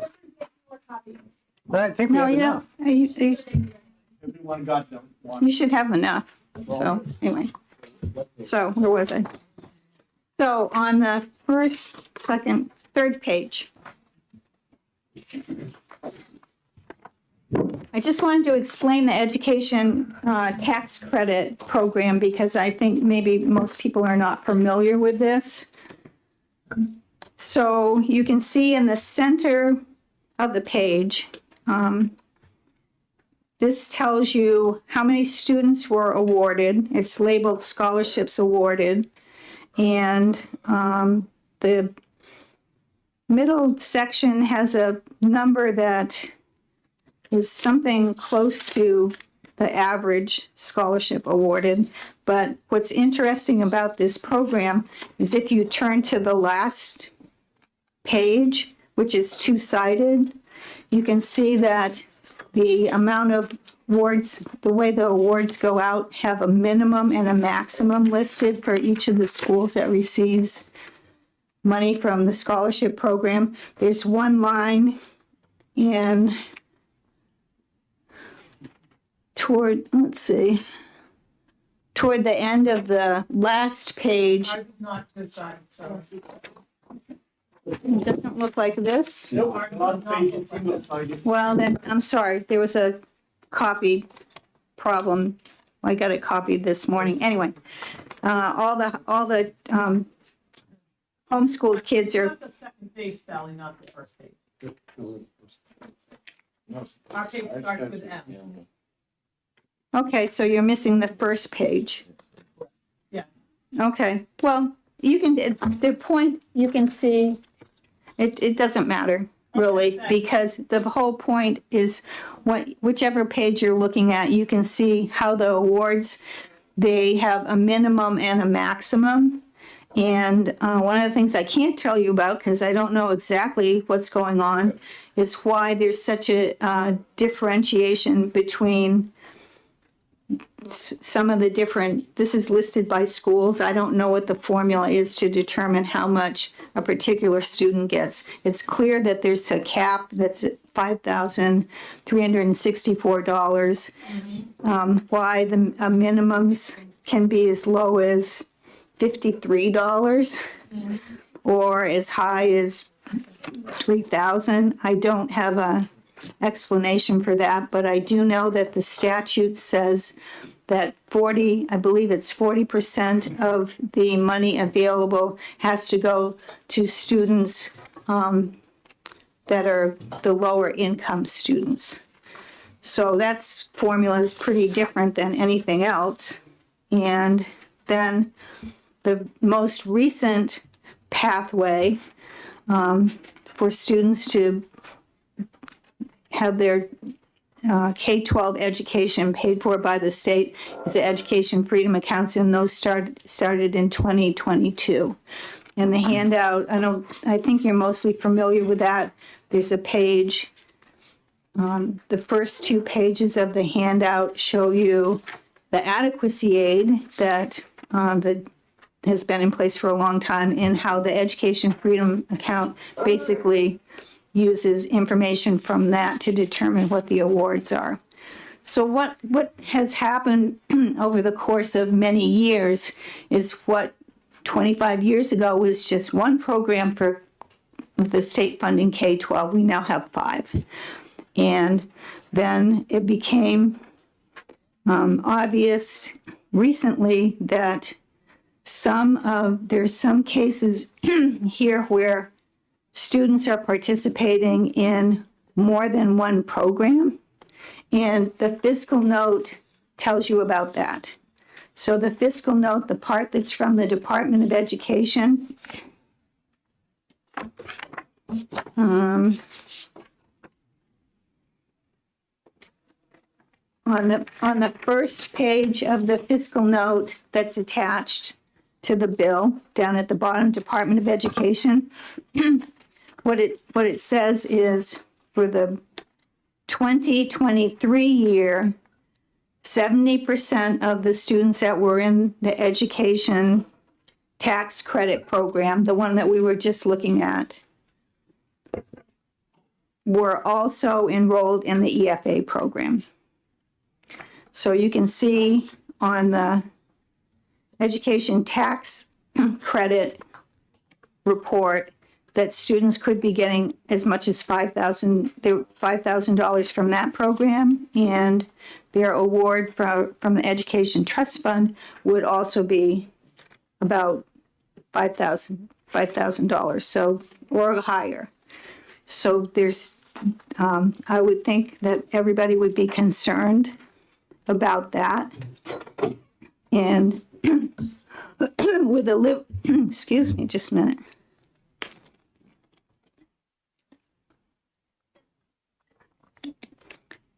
With all the limitations we have in terms of money available to fund education, I would think that we don't want to see some students getting over $10,000 and keeping other students from being able to access some of that money. So, let's see. I don't think it was ever the intent that all of these programs, these multiple programs would build up, and then we should be distributing the money, allowing the students to benefit from two programs at the same time. So what this bill does is it just says, if you're, let's see, it says if you,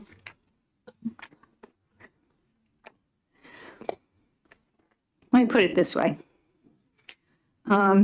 If a district and charter school students can continue to take the VLAX courses, part-time, at no cost. That's the way it is now, and that's how it would continue under this bill. If somebody is a full-time VLAX student at no cost, that can continue provided they are not accepting either the EFA or the education tax credit money. If they can't do they can't combine full-time VLAX with those other two programs. If they're private school students, they can continue to take the supplemental VLAX classes at no cost, provided that they're not accepting the Education Freedom Account or the education tax credit. So this bill will prevent students from receiving the EFA and the education tax credit at the same time, which we know for sure they are doing because that's in the fiscal note. EFA and education tax credit students can take VLAX classes, but they will need to use part of their EFA or their ET, education tax credit award, to pay for the VLAX courses. So that's what this bill says. And I'm just hoping that you are as concerned as I am about being fair in the distribution of the limited amount of money that we have to fund education, and that you will want to eliminate this double dipping. And it's nobody, the students that have been doing this haven't been breaking any laws because it's perfectly legal right now But I don't think that we want this to continue. Are you willing to take questions, Representative Popovich? Thank you, Mr. Chair. If you consider students taking money from two completely separate programs, both of which they are eligible for as double dipping, are you going to be leading on a fight to also stop people who are on Medicaid from getting SNAP? Because they are also taking money from two different programs that they are separately eligible for, and both are based on their poverty. So I think this is about the money the state of New Hampshire has available to fund K-12 education. And, you know, we hear from all sides that there's not enough money to do that. The bill that we just finished, you know, there's special education. It costs is very high, but we don't seem to have the money to give more money to the school districts to pay for that. I just think in that situation, you don't need to fund when school districts are getting just a few $1,000s per student. Do you really want other students who are not in the public schools, who are making their own decisions about education? Do you want to give them over $10,000 each? Quick follow-up, very quick. So in regards to the language of your bill, this anti-double dipping bill, would you agree that as written right now, if a student has a 1 penny balance from the previous year, they could lose up to $5,364 in education money? Are you talking about my bill? Your bill as written, 1803 as Current written. situation. I'm talking about the 1803 bill as written, your current language that's in front of the committee. Would you agree that if I have a 1 penny balance in my EFA account from a prior year, I would lose up to $5,300.64 in education benefits? Yes? No? I don't think so. You can't, if you have money in your education freedom account and you enroll in the education, tax credit program, then correct. Thank you. Representative Phillips, I have a simple question for you. It's just a yes or no. Is the education tax credit state money? Yes. It's because from the perspective of if we didn't have the education tax credit program, then that money that's funding the scholarships would be going into the general fund. Well, that's not how it was initially put together. I was there when we did it. Further questions? Representative Leno? So I'm just, Sure. do you not agree with that statement? I absolutely disagree with you. So I want to poke on that from a little bit different direction, Representative Fellows and Mr. Chair. So it looks like from I'm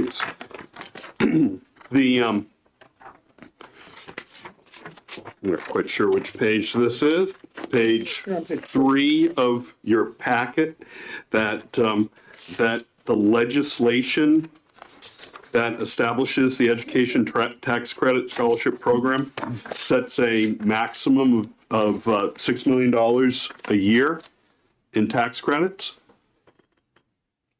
And in the most current year on this report, the 2024-2025 year, there were 1,998,000 that in tax credits that were availed. So are you suggesting that the difference between the 6 million and that 1.998 that is state money or not state money?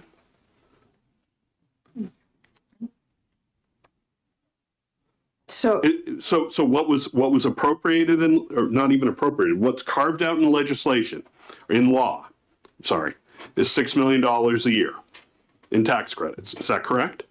6 million is the cap. Is the cap. So the Department of Education will accept from the businesses their receipts that say, I made a donation to the scholarship fund. Okay. So the first business comes in and says, I I made a donation of $100,000, and that adds up to I get $6,000. that, Representative Fellows. What So happened- in the 2024-2025 year, you've got 1.998. That was, in tax credits that were issued, according to your chart. Correct, because they donated $2,350,000 What and a tax credit of almost $2 million. Okay, so what happened to what happens to the difference between that and the $6 million that's authorized? Where does that money go? There never was $6 million. That was a cap. No, I get that. Okay, Okay. Can I just clarify this for you? Yeah. Representative Irv. So forget about the 6 million. It's whatever amount was actually credited, the 1.9 million. That money would have been, that's business profits taxes, that would have gone the way the business profits taxes go. Some of it goes to the education trust fund, some of it goes to the general That's fund. what I was trying to get at. But that's just that 1.9 million, nothing to do with the 6 million. It's just what actually was used of the credits. Right, and you can't get more than 6 million because that's what's authorized in legislation. Correct. You can't get more than that in credits.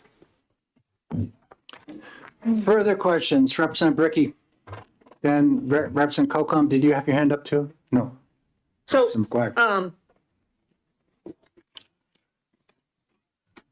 so the amount of donations was $2,350,837. Correct.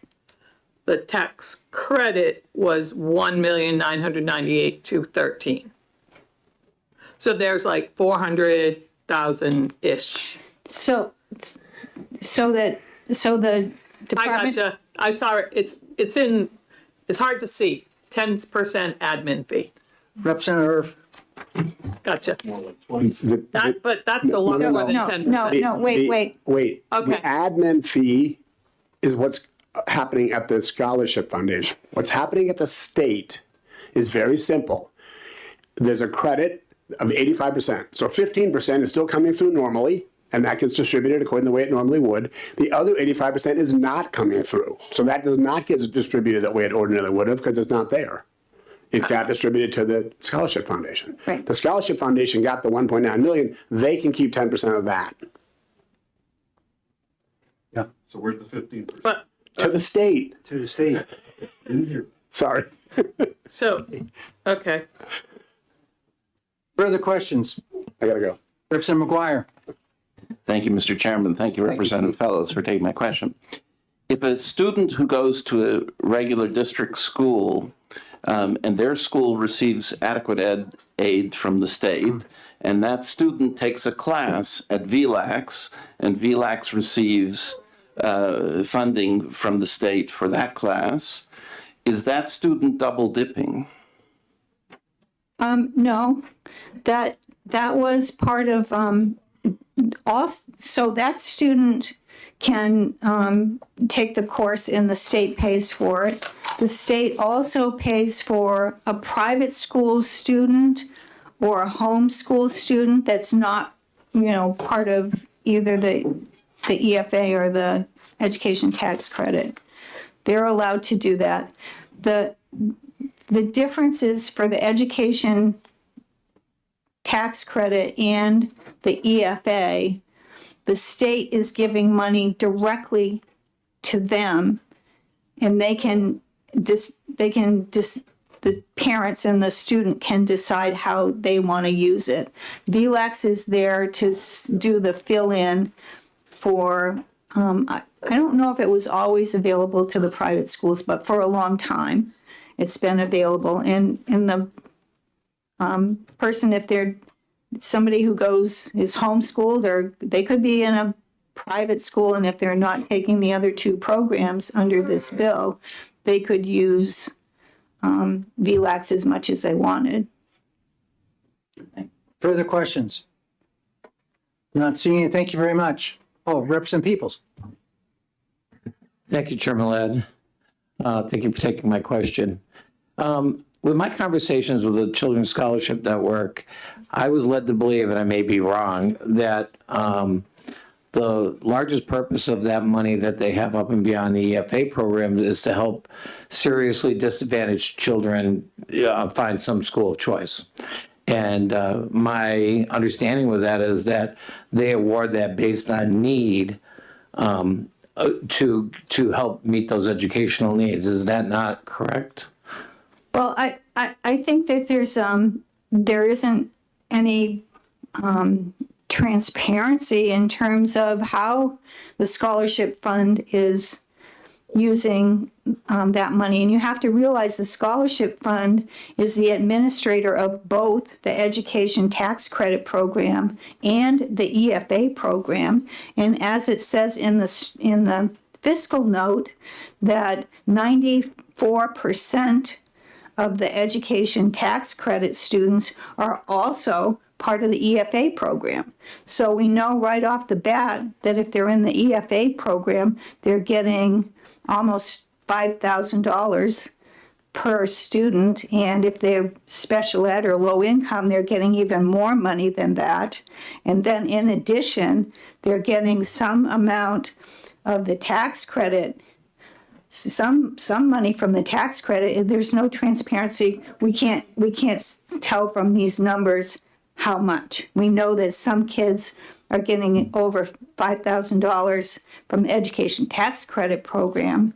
We don't know who those students are, but we know that I think it's probably fair to assume that if 94% of the students in the education tax credit program are also in the EFA, that some of them must be getting $5,000 from both each, $5,000 each program. Go ahead, Ray. Follow on. That wasn't my takeaway from meeting with the director over there. I actually went and did some research because I wanted to know how this whole thing worked. I wanted firsthand knowledge and not secondhand. And one of the things I can say, I was extremely impressed with how well they're managing the money over there. I mean, the director uses an old dining room table as a desk. They're not wasting money on anything. And I queried about that particular item, and I certainly didn't walk away with any feeling that 94% of the students were getting both. It sounded like a smaller subset and children that were definitely in financial need. So that's part of the fiscal note that we received from the Department of Education that we received just a couple of days ago. Did you ask them if there was any? Did I what? Oh, did you ask them if there was any overlap between the program? No, I understood there was some overlap on children that needed greater financial help. Both numbers are less than what we're spending in an average school, and the job is to get education done. So we do know. I don't want to have a conversation going back and forth here. Thank you. Questions will come from the committee. Fine. Thank you. Representative Bricky? I'm confused as to the question. Well, I'm just confused, period. Wow. Yeah, I know. So EFAs are no longer targeted to those students who are needy, have a financial need, because we don't have a threshold anymore of financial need. Is that correct? No. Well, next There are various exceptions if you go past that level right now and a student has an IEP or has that need is income-wise below that 350% is eligible. So is everybody else though, right? Pardon me? So is everybody else though, right? Up to the cap. Up to the cap. Up to the cap, yes. Up to, well, sort of up to the cap because we have 10,600. Yeah. But, so I'm confused. The education tax credit is just for those students who have financial need. No? education tax credit program, I believe has, the cap, income cap is 300,000. Yes. I could be. 300,000? No. No, not three. What am I thinking? 300 times the poverty. Okay, Yeah, that, okay.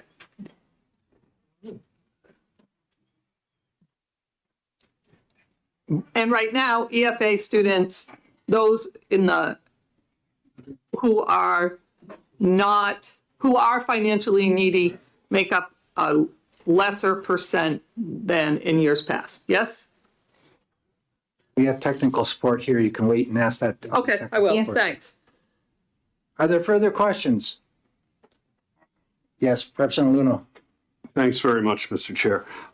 Representative Fellows, you did come to this with a lot of information, so I just want to ask you, and of the number of students that are receiving in the Education Tax Credit Scholarship Program that are receiving the max, I guess the question is, how many students in the ETC program are receiving the max and also receiving I don't know what the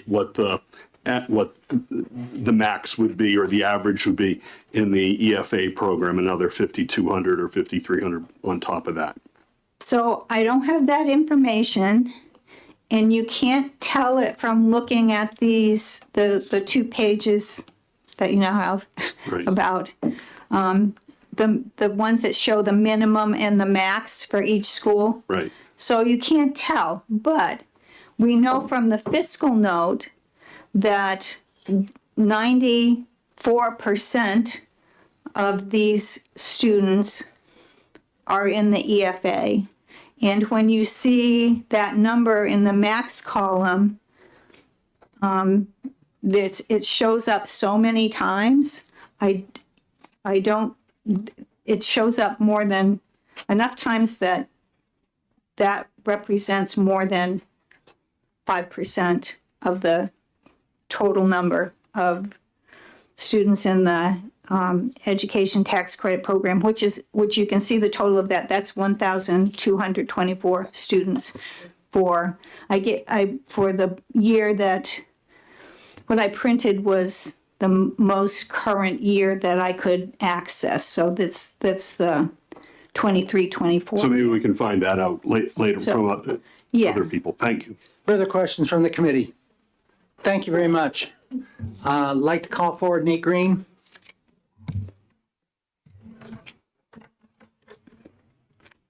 From the Department of Education.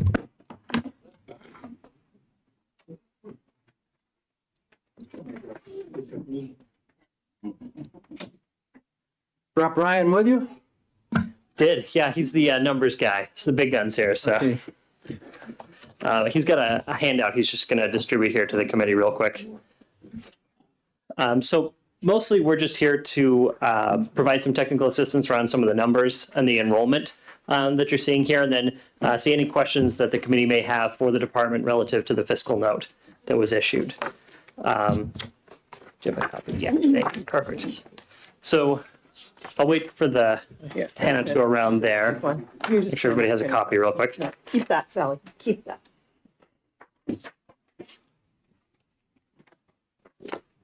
We thought it might be helpful to provide a little bit of a baseline understanding relative to full-time and part-time VLAX enrollment, because that's a component of the bill that's being presented here.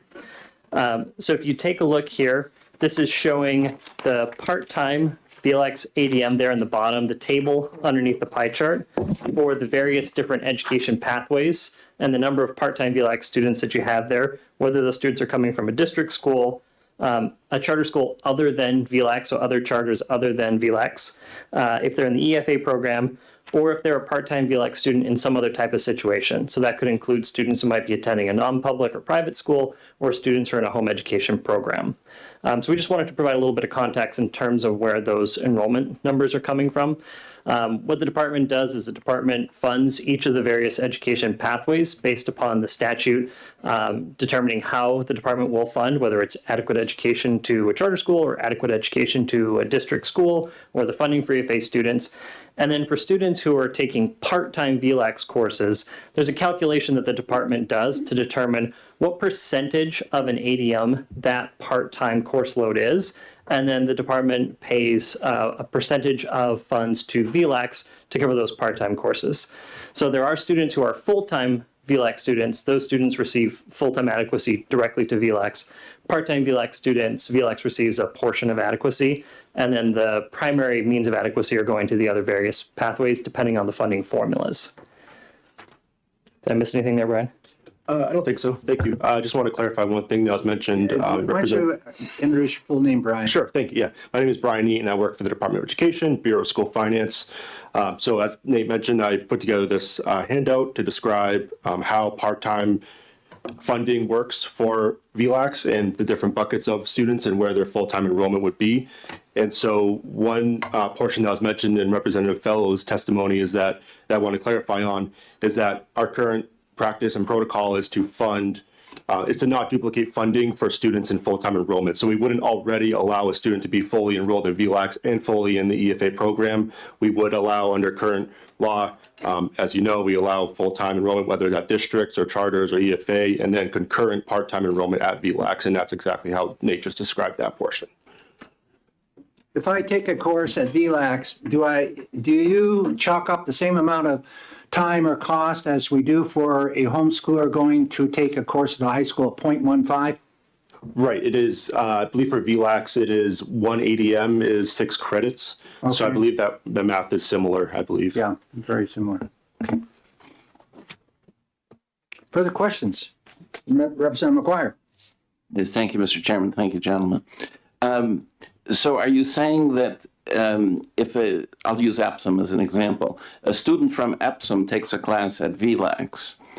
VLAX gets paid directly from the state, but Epsom gets a little less simply because the ADM calculation, the student's not in Epsom quite as much. Is that right or no? No, so in that case, if it's just a single VLAX course, Epsom's adequacy would not change in any way. The student is considered enrolled full-time in Epsom. Case, the state's paying out more than if the student did not take the VLAX course. Correct. I see. Thank you.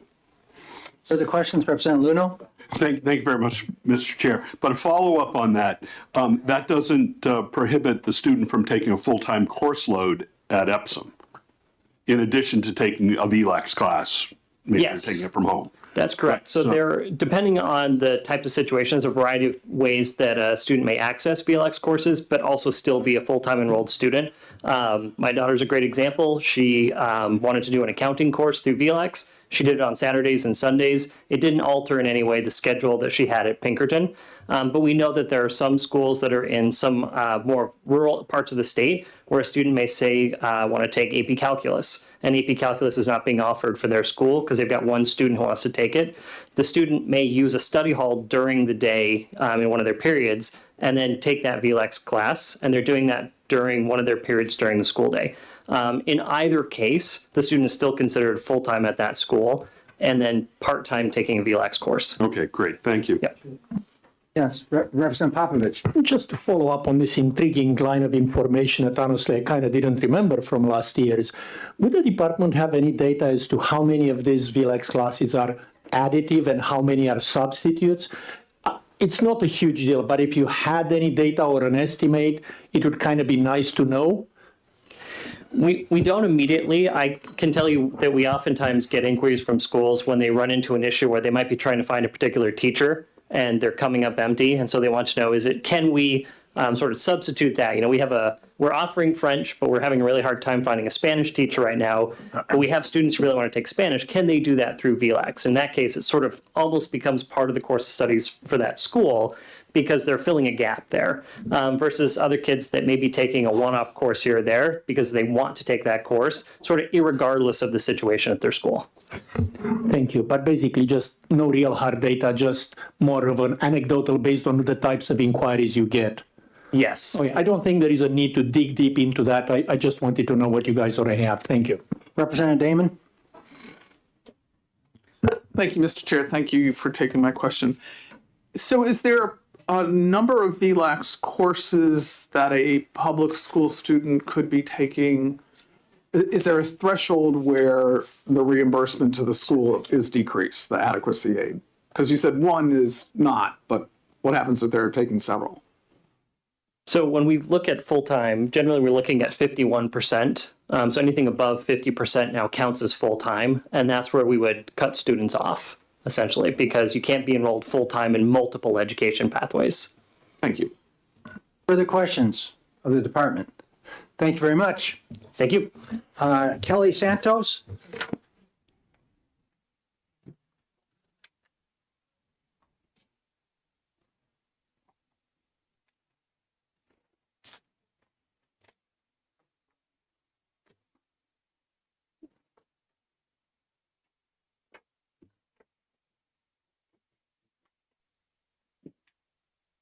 Good afternoon.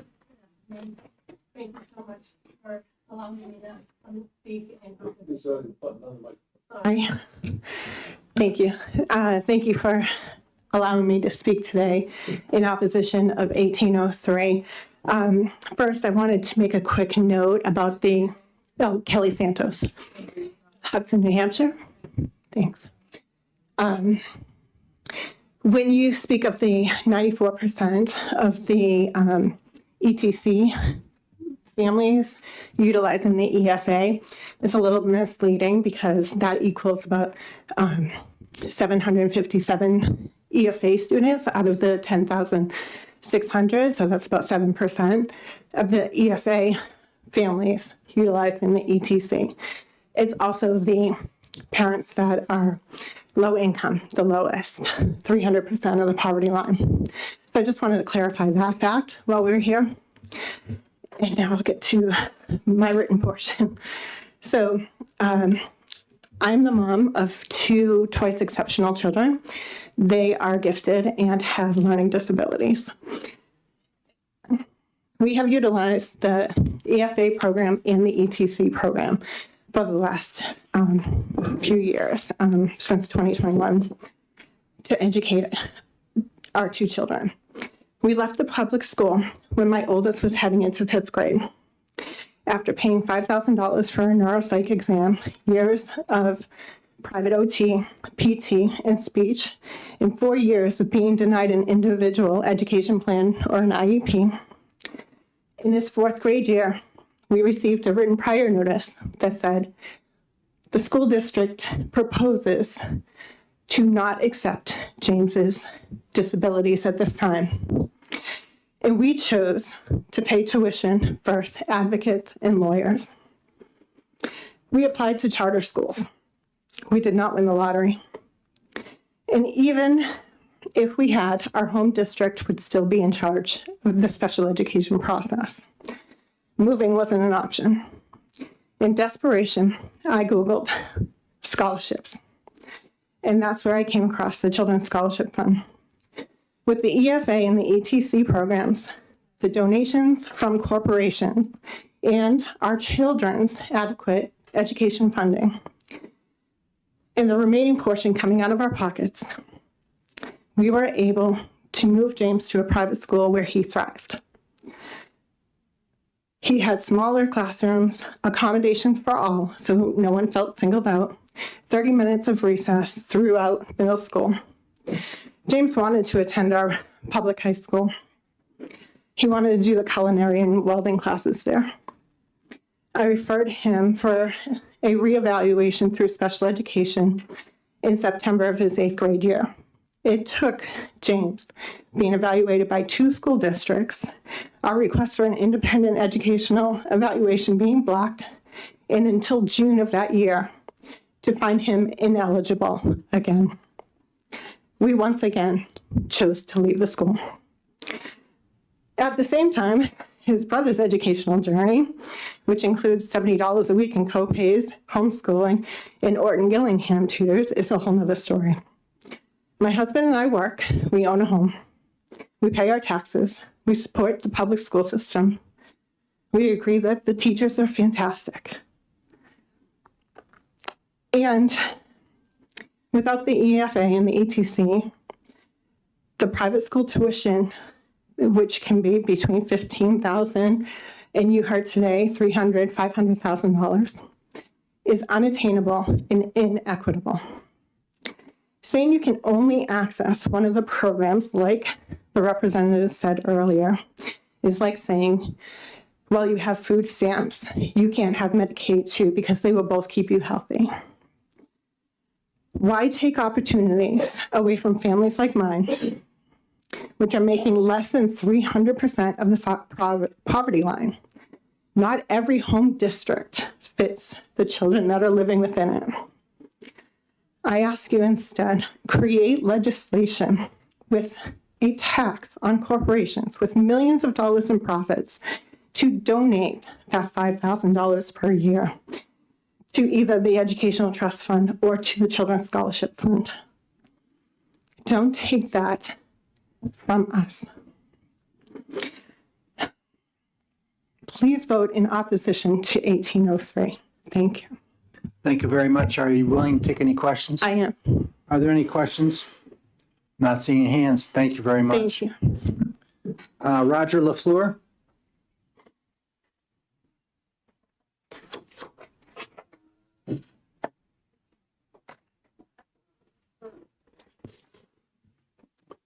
Thank you. Good afternoon, Mr. Chairman and esteemed members of the committee. My name is Roger LaFleur, and I am here today as a single parent who relies deeply on the Education Freedom Account Program and the Education Tax Scholarship Program to provide my children with an education that truly fits their needs. Sorry, Mr. Chairman, I'm still choked up about the previous person's situation. New Hampshire has spent years moving toward greater education freedom. Programs like EFA and ETC reflect our choice identity as a state that believes in parental responsibility and personal liberty. But HB 1803 would undo that progress. The bill is very clear. It would prohibit any student from receiving both the EFA funds and ETC scholarship in the same program year, and even makes children ineligible if they simply have remaining balances from the previous years of EFA funds. This might look like a small administrative change, but for families like mine, it is life-changing. Not in a good way. Let me be very direct. If this bill passes, my child loses her ability to attend school where she is thriving. At Bishop Brady High School, my daughter is known, where my sons are still known today. To give some perspective, when my oldest son struggled in math, his principal saw it and took the necessary steps to help with additional tutoring. When my daughter became overwhelmed with the social aspects of her type 1 diabetes in the classroom, her dean of students intervened and helped her regain her social footing in the classroom. That kind of individualized attention is simply not possible in large public schools settings like Pembroke Academy or Concord High. Not because they don't care, because no teacher can meaningfully support 30 students at a time. Now, some have said families should just pick one program, but the research shows the problem isn't families accessing both programs. It is the strain on the private ETC donation pool, where scholarships have around $800 per child, and in some cases drop to $300, compared to the $4,900 that the average EFA provides. House Bill 1803 does nothing to solve the funding issue. Instead, it takes away parental choice, especially for lower income families, without addressing the actual cause. And the bill goes even further by limiting access to programs like VLAX for students who use ETC scholarships, despite the fact that ETC is privately funded and does not draw from taxpayer dollars. So the question becomes, Why are we restricting educational opportunity for families who need it most? New Hampshire's motto, live free or die, is not just a slogan. It is a promise, one that says government should not stand between parents and the decision they make for their children's future. House Bill 1803 breaks that promise. It reduces flexibility, it shrinks opportunity, and it pushes families back into a one-size-fits-all environment that we already know does not work for every child. As a single parent with no outside financial support, EFA and ETC are not luxuries. They are what made it possible for my sons and will continue to make it possible for my daughter to be in a school where she can grow, succeed, and be truly seen, just like her brothers did and still do. I urge you to reject House Bill 1803 and let New Hampshire continue leading the way in educational freedom. And let parents, all parents, choose what is best for their children. I would like to add a couple facts that are not part of my written portion. Proficiency for Pembroke Academy is 22% for math and 47% for reading. Concord High is 26% for math and 52% for reading. These are what public school systems are providing for our children as education. Yes, my children go to Bishop Brady High School, where the graduation rate is 100%, not 87% like Pembroke Academy, which is where my daughter would end up being forced to go if you take away my opportunities to exercise my rights as a Granite Stater to apply for EFA funds and ETC funds simultaneously. I pay my taxes, do diligently through my town taxes. Those funds go to help support public school education, while I also have to come up with my own personal funds for private education so that my child and my children can receive the education that I feel and believe that they deserve. Thank you, and have a good afternoon. Thank you very much, Roger. And before we get into questions, can you leave a copy or just a copy that you have there so our clerk can get that into the record? I sent one electronically to the committee. Okay, that's fine then. We'll get that. If you'd like, I can provide you this copy right here that I just read. Yeah, a written copy would be fine.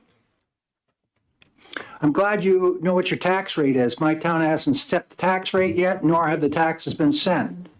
Well, as a member of the town of Allenstown, my tax rate is extremely high because our education system in Allenstown, we were promised that we were supposed to get our brand new school was supposed to receive a grant and funding. It did not. So my tax bill for the town of Allenstown went up over $400 in 1 year. Yeah. Well, any questions for Roger? Yes, Representative Bricky. So I understand sending a child to private school. I also sent my child to private school for high school. So you talked about graduation rate for Pembroke Academy at 80%, 87%, and then Bishop Brady at 100%. Then you talked about the proficiency rates at Pembroke Academy. What are the proficiency rates at Bishop Brady? That's a private institution that's not made available publicly. So they don't have to do it. It's not publicly provided as far as that is concerned, but you can take a look at the public records showing and indicating that their SAT scores are much higher than Pembroke Academy. Pembroke Academy's SAT scores are in the 1100 scores, and Bishop Brady High School is in 1200 scores. As far as that is concerned, as far as their ability, the whole education program at Bishop Brady is much higher, and there's much more students being able to go to schools that are colleges that are going to provide a long-lasting citizen or a citizen here in the state of New Hampshire or in the United States that is actually going to contribute to our society. Paula? No. No. No. Further questions? Yes, Representative Mehagan. Thank you. You might even know me. I come from Pembroke Academy, taught there 40 years. I know exactly who you are, sir. And so you've made me want to go up and check out the numbers and make sure we're doing better than that. I personally live there in my mind all the time. But I wanted to ask you one question. When you were able to get EFAs, could you relate to us what that did for you and for your family? And as a single father, how did it help you? So it substantially helped me as a single father to be able to provide that opportunity for my children to be able to go to the school. Without it, I would have been forced to push them back to Pembroke Academy, into a school system that is known for drugs, violence. Last year alone, it had guns in the school system. A student had ammunition in his locker. They actually had to lock down one of the bathrooms because I don't think we want to go there right now with that. I don't want to hear it. No, well, those are the facts. And so we can bury our head in the sand and ignore those facts, or we can, as a state, address them. Yeah, we want to address the specifics of this bill right now. Are there any further questions of Roger? Thank you very much. Next person, I'd like to have Packy Campbell.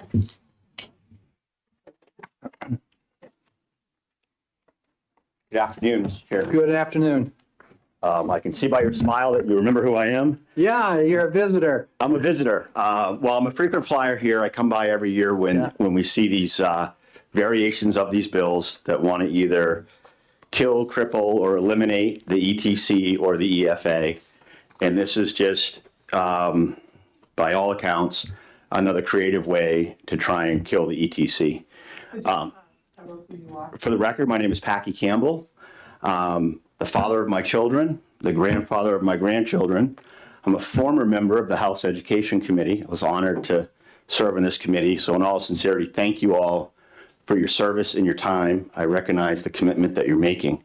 I come down a couple of times a year to chit chat, and you guys are here through the thick and thin. So I appreciate that a lot. I'm also a donor to the Children's Tax Credit Program.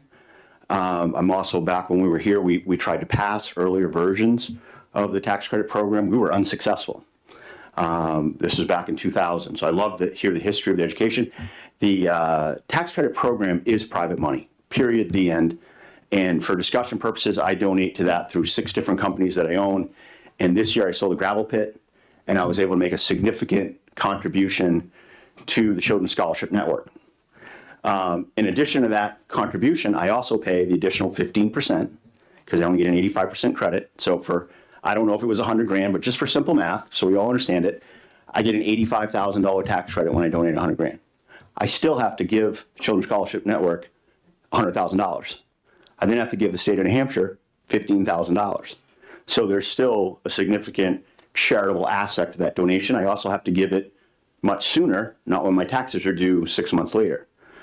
So I make that donation. That's my money that I give to Kate Baker, whom I like, and I'd rather give her my money than the state of New Hampshire. And even more importantly, why this program needs to be kept in effect. This is an unbelievably smart program. And I think it's overlooked by these, what I'll call, now we're 20 years out, or 10 years out, 12 years out. When we came up with the idea for this program, it was so that we could not pay federal taxes. That $100,000 donation, I'm in a 37% tax bracket, folks. That's $37,000 I don't have to give to Uncle Sam. That $37,000 is being spent on needy families. I mean, I don't want to put down the sponsors of this bill, but it's cruel.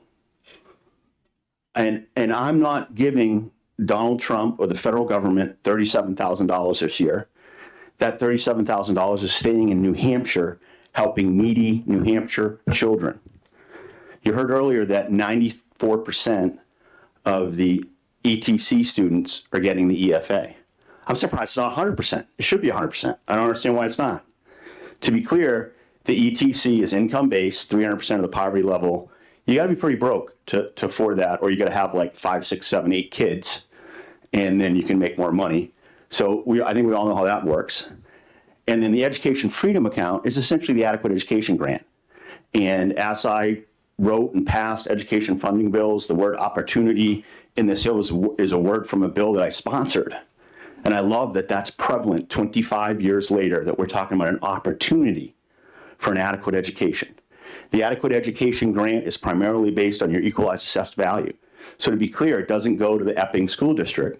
It goes to the town of Epping, resident district. The adequate education grant goes to the resident district. For VLACs or charter schools, the adequate education grant goes to the charter school. And if it's going to the charter school or the VLAC school, then that student's not eligible for an EFA or an ETC because they're enrolled in public school. It's a public charter school. And then the incremental payments for a course here or that, really not worth digressing into.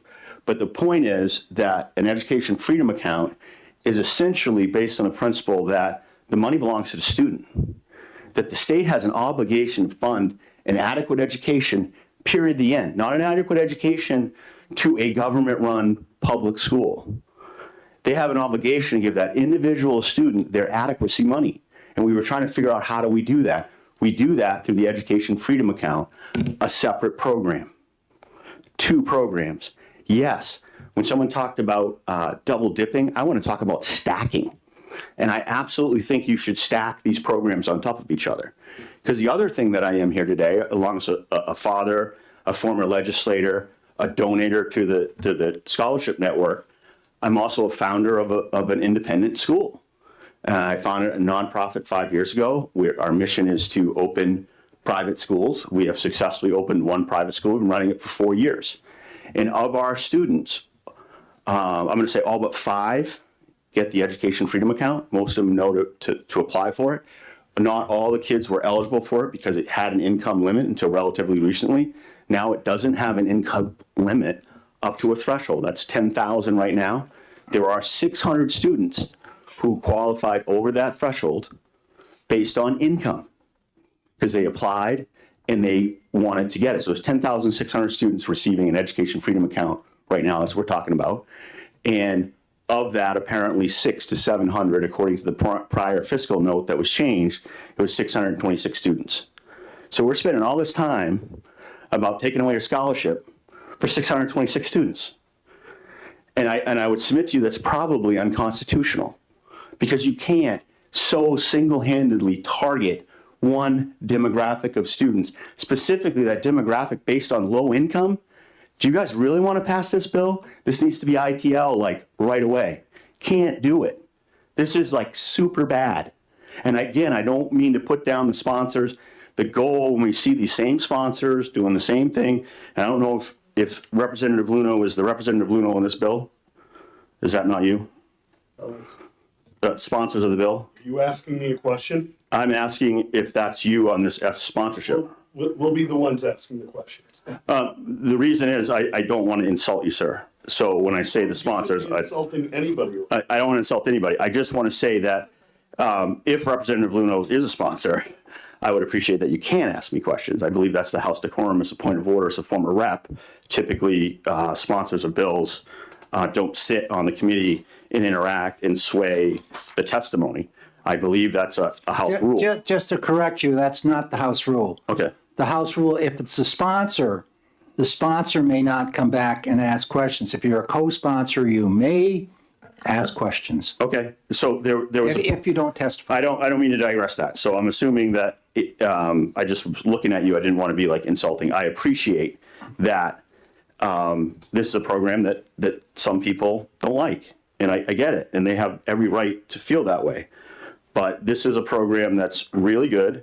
You should really respect it. And in my private school, of all the students we have, none of them get an education tax credit. They don't get a scholarship. They only get the EFA. I don't have any students, because there's only 626 of them in the state, and they don't happen to be one of the 60 kids that are attending my school. Not that we wouldn't do that. I'm just letting you know that it's really not that prevalent. So our tuition is $8,300. So, most of our kids are only getting about $3,800. My wife is the accountant and the bookkeeper and literally runs the school. So we have to work with these parents who are struggling to pay for their education. We also do our own scholarships locally, and And that's a busy part of our curriculum. So if these students didn't have the Education Freedom Account, they're simply paying about $100 a week for the 45 weeks of the school year. And then they're getting, we're $8,300. So it's very good that you have the Education Freedom Account. And for those families that need it, and I'll end with this, my daughter has one child now. And if she's blessed and she's trying to have some more children, she would like to stop working. And if they have 2 or 3 children and my daughter no longer works, she might be eligible for an ETC, which is a guy who donates money to it. That'd be nice to see her get a scholarship.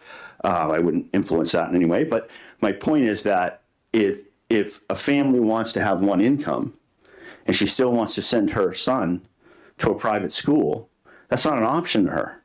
So it's more than just not an option for the thing. It's an option for, can you be a stay-at-home mom and raise chickens and do whatever stay-at-home moms want to do without that income? And if she goes below that income and she could still keep her kids in school by potentially getting a scholarship, and if she applied for a scholarship, that might be part of the decision on whether or not she can afford to stop working when she has more children.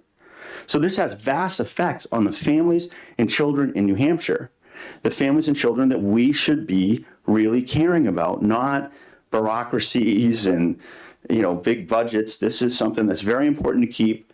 I respectfully ask that I'd like to see the sponsors just withdraw the bill.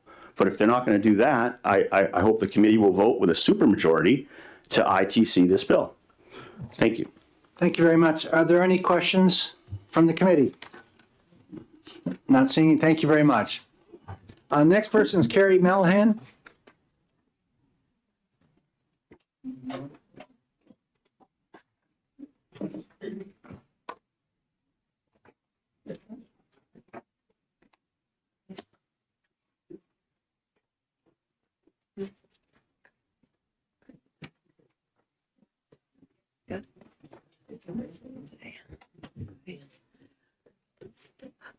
Hi. Good afternoon. My name is Carrie Mallahan, and I'm a single mother to 3 beautiful girls. I'm from Newport. I'm here today to urge you to please vote no to HB 1803. I'm physically disabled due to autoimmune diseases, and so I live on a fixed income, and I'm the sole provider to my girls. So for my family, this is just a policy debate.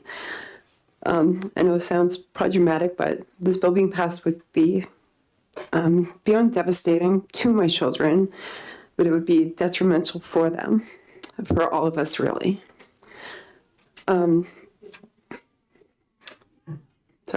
Currently, my children are able to attend a school that meets their needs, and their needs are vast. And it's only because we can access both the education tax credit and the education freedom account. Because of my disability and my status as a single parent, I cannot bridge the gap if one of these is taken away. I would not be able to afford to send my children to their current school that they're all thriving at.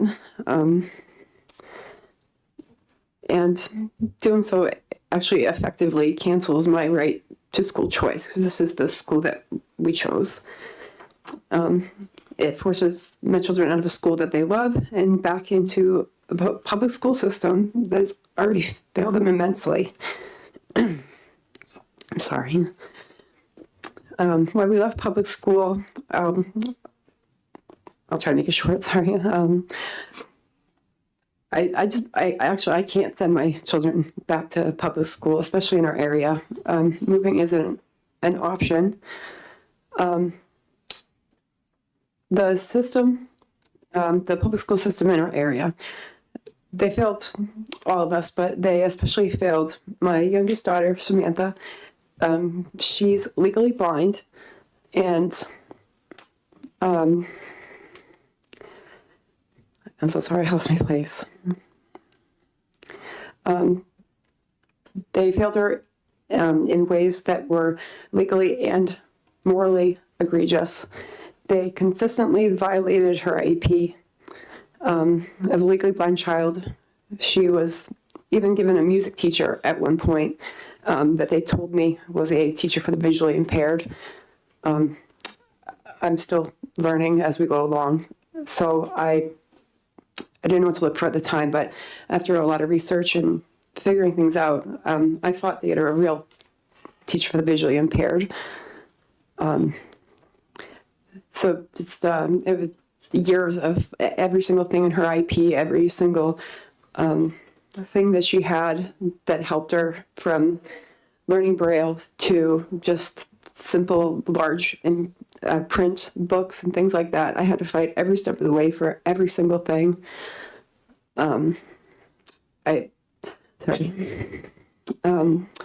She also, because of her condition, we have to be physically careful because her left eye, one wrong fall or hit or something like that can detach her retina.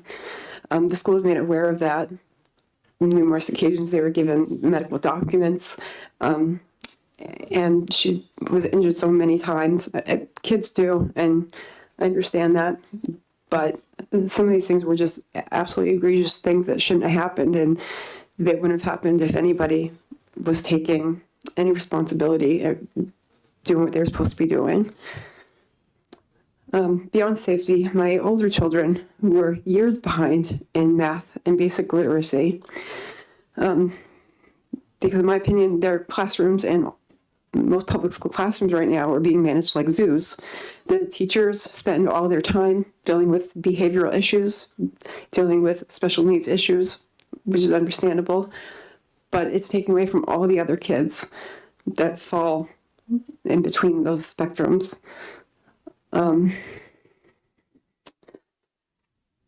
In their current school, I chose for them to attend Mount Royal Academy in Sunapee. Which, by the way, I just want to add that they have a state average of 100% graduation rate. They were recently nominated for one of the top Catholic high schools in the country.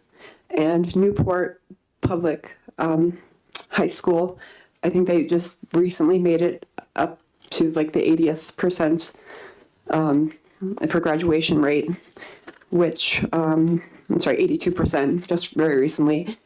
And that was a significant increase. And it still remains roughly 6 to 8% lower than the New Hampshire state average.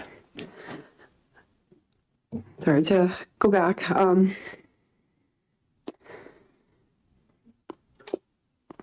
Sorry.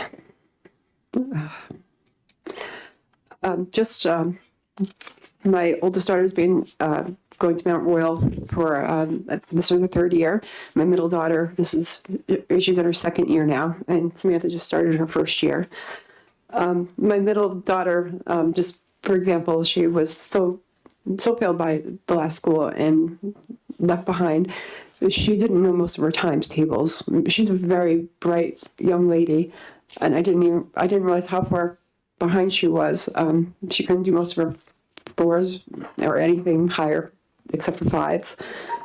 And just a year at her new school, she's already up to an almost 3.5 GPA, and she's really thriving. She's on course to go get to honor roll.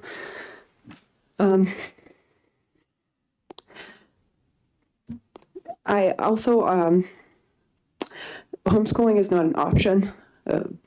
I can't meet the physical demands of it due to my health issues. And I wish I could. So if their scholarships are taken away, I honestly don't know what we're going to do. I can't afford to send them. I know I can't homeschool them because I would fail them. I just know I can't. And that's not fair to them. And I can't send them back to that school. Aside from the things I mentioned, it's just every day there, my kids told me just the most disgusting and heinous things. Kids, this is elementary school they were at, and kids talking about Can you try to wrap it up as I'm quickly sorry. as possible? Okay. kids bringing weapons, kids talking about sex, drugs. There's violence constantly, schools being locked down constantly. My children dealt with bullying and.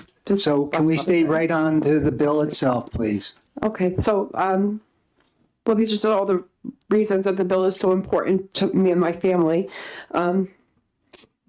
They're safe where they are, they're learning, they're thriving, especially Samantha. She isn't being, she isn't having her IEP violated constantly and putting in dangerous situations. The bill being passed would just, it would just be horrible. I'm sorry. Thank you very much. Are there any questions of Representative McGuire? Thank you, Mr. Chairman. Thank you for taking my question. You're the second person we heard from today who talked about arguing or fighting with their school over the contents of the IEP or the implementation of the IEP. Yeah, both. But we're told separately that, IEPs give students whatever they want, regardless of cost. Do you have a sense of whether the problems you had with your school are more or less specific to that school and the people running it, or are they sort of broader over, many people and many schools? Well, that school specifically, I don't know if I'm welcome to look it up, but Newport has a long history of lawsuits because of these things. But I've become a part of a lot of groups, support groups and things for children with disabilities, IEPs, things like that. And I hear horror stories across the board from all over the country. I think a lot of it does stem down to a money issue. They don't want to spend the money. So that's why they gave me a music teacher that they could pay a quarter of the pay to than a real professional that gave her what she needed. That's why I had to fight for everything, because they just fought back on everything. I actually had to bring in lawyers to get things that I think any common sense person would say, that makes sense, we should do that. So, sorry. Thank you. Further questions from the committee? Thank you very much for coming down from Newport. Thank you. Casey White?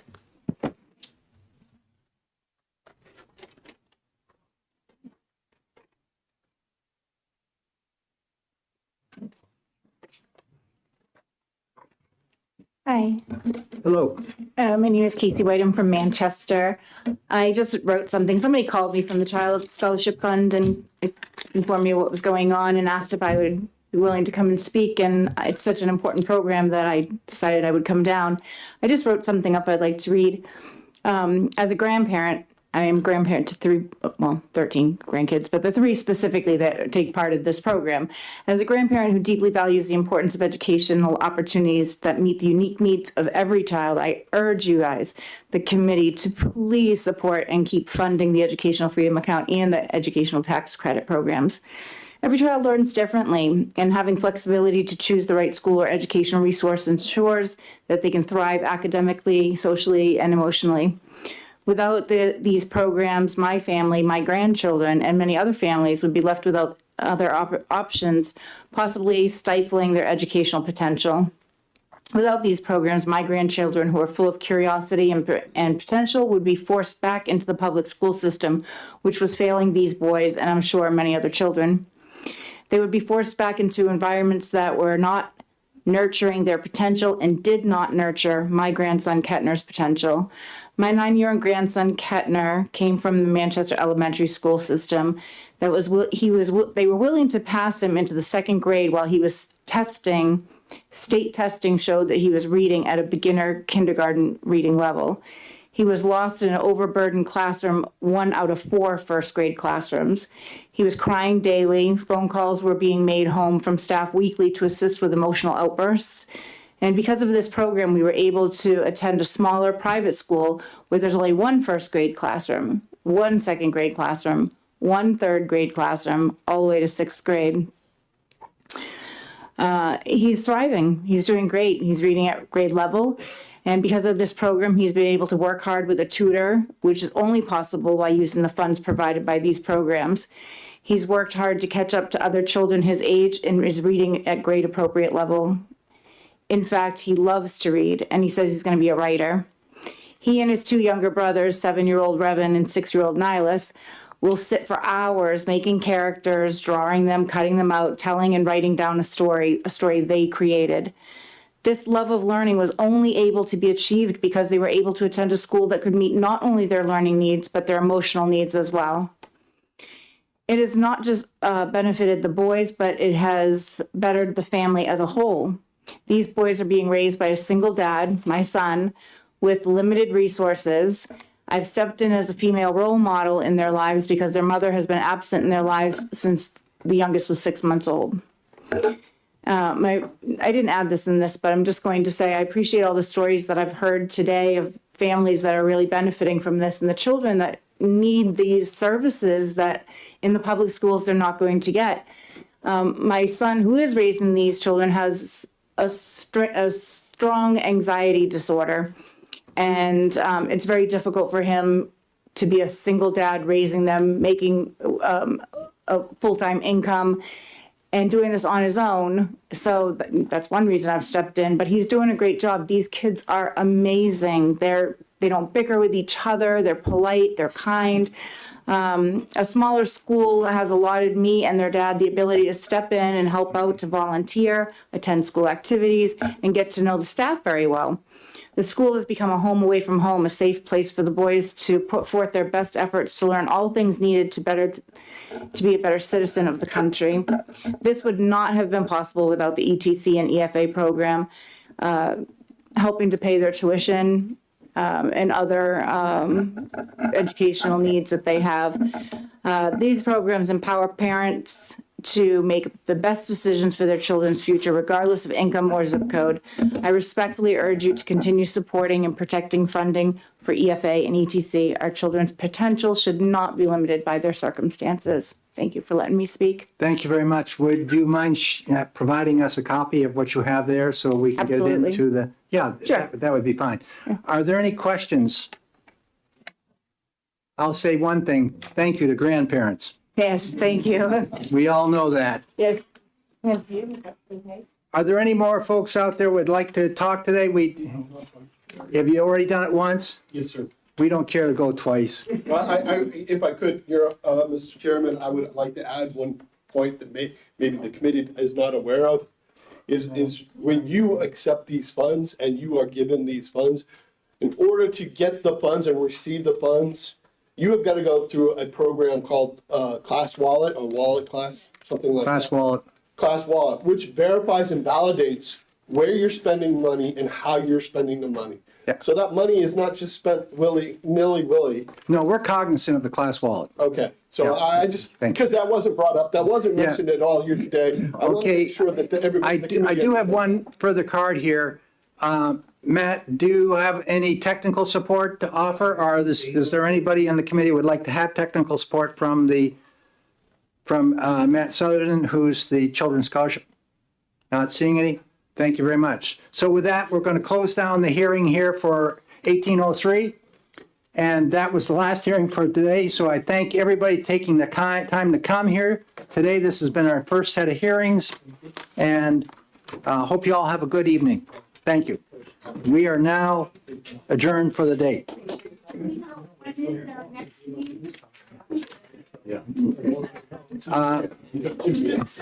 We have 3 meetings scheduled to date. The next one is on Tuesday. That's at January 20th. And that meeting